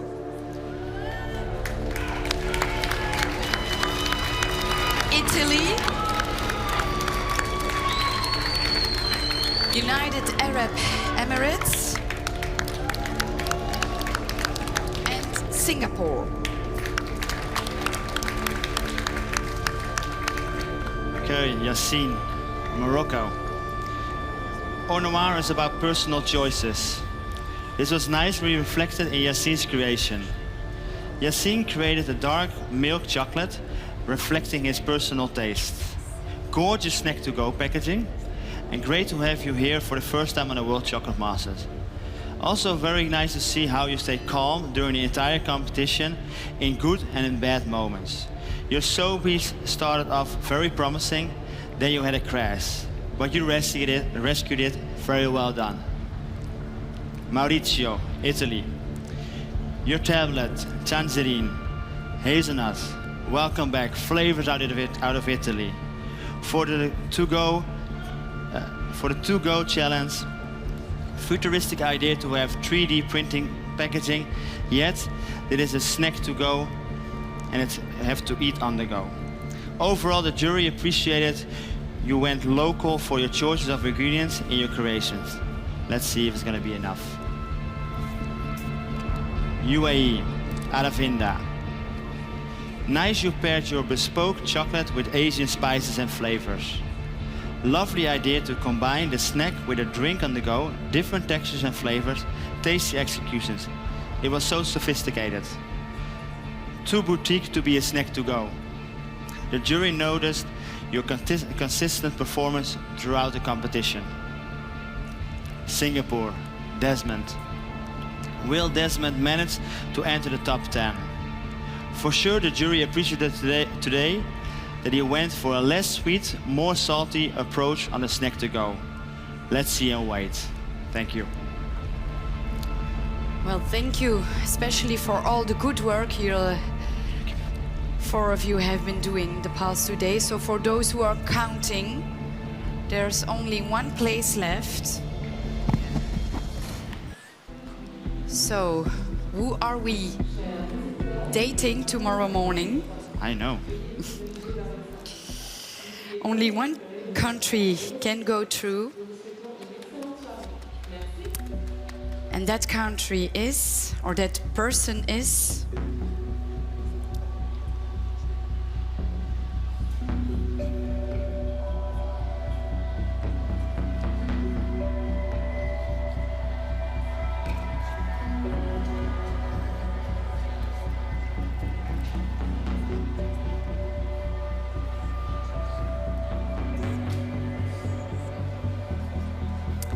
that place goes to Desmond Lee from Singapore.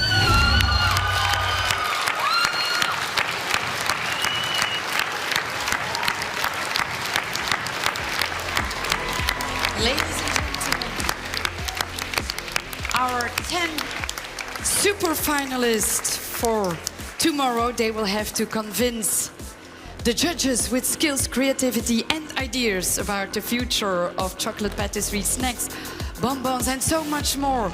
I would like also to ask an amazing round of applause for the 10 finalists who left us. Please give them a huge big round of applause.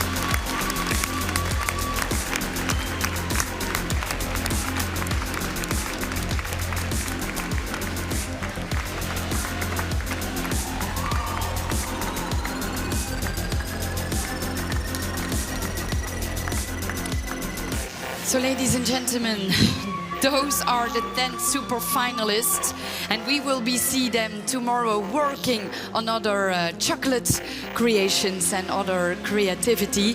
So stay tuned, because tomorrow sharp 10 a.m.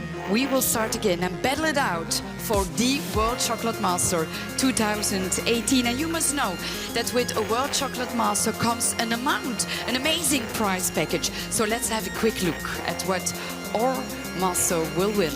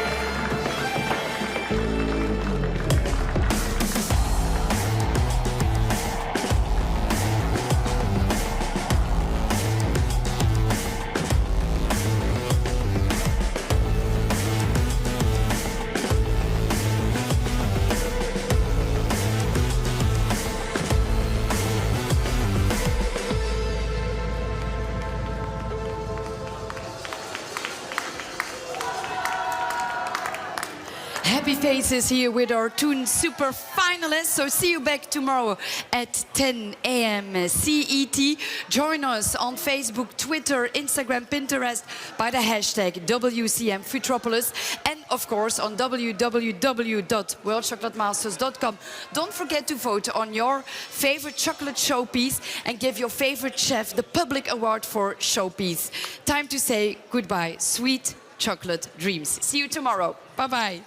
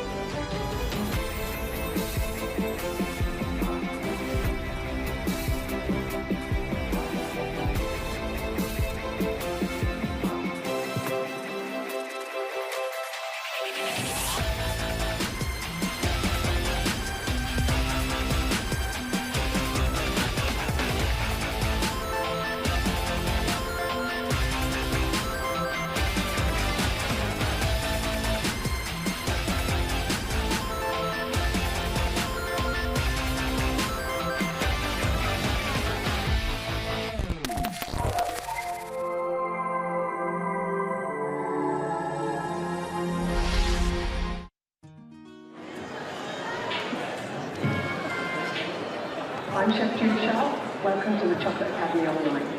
So I specialise more in the patisserie side. I like to do the tasted desserts and entrees. So what's great about the Online Academy is you can learn from chefs all over the world. They've all got different ideas, different influences and different backgrounds. There's loads of ideas for them.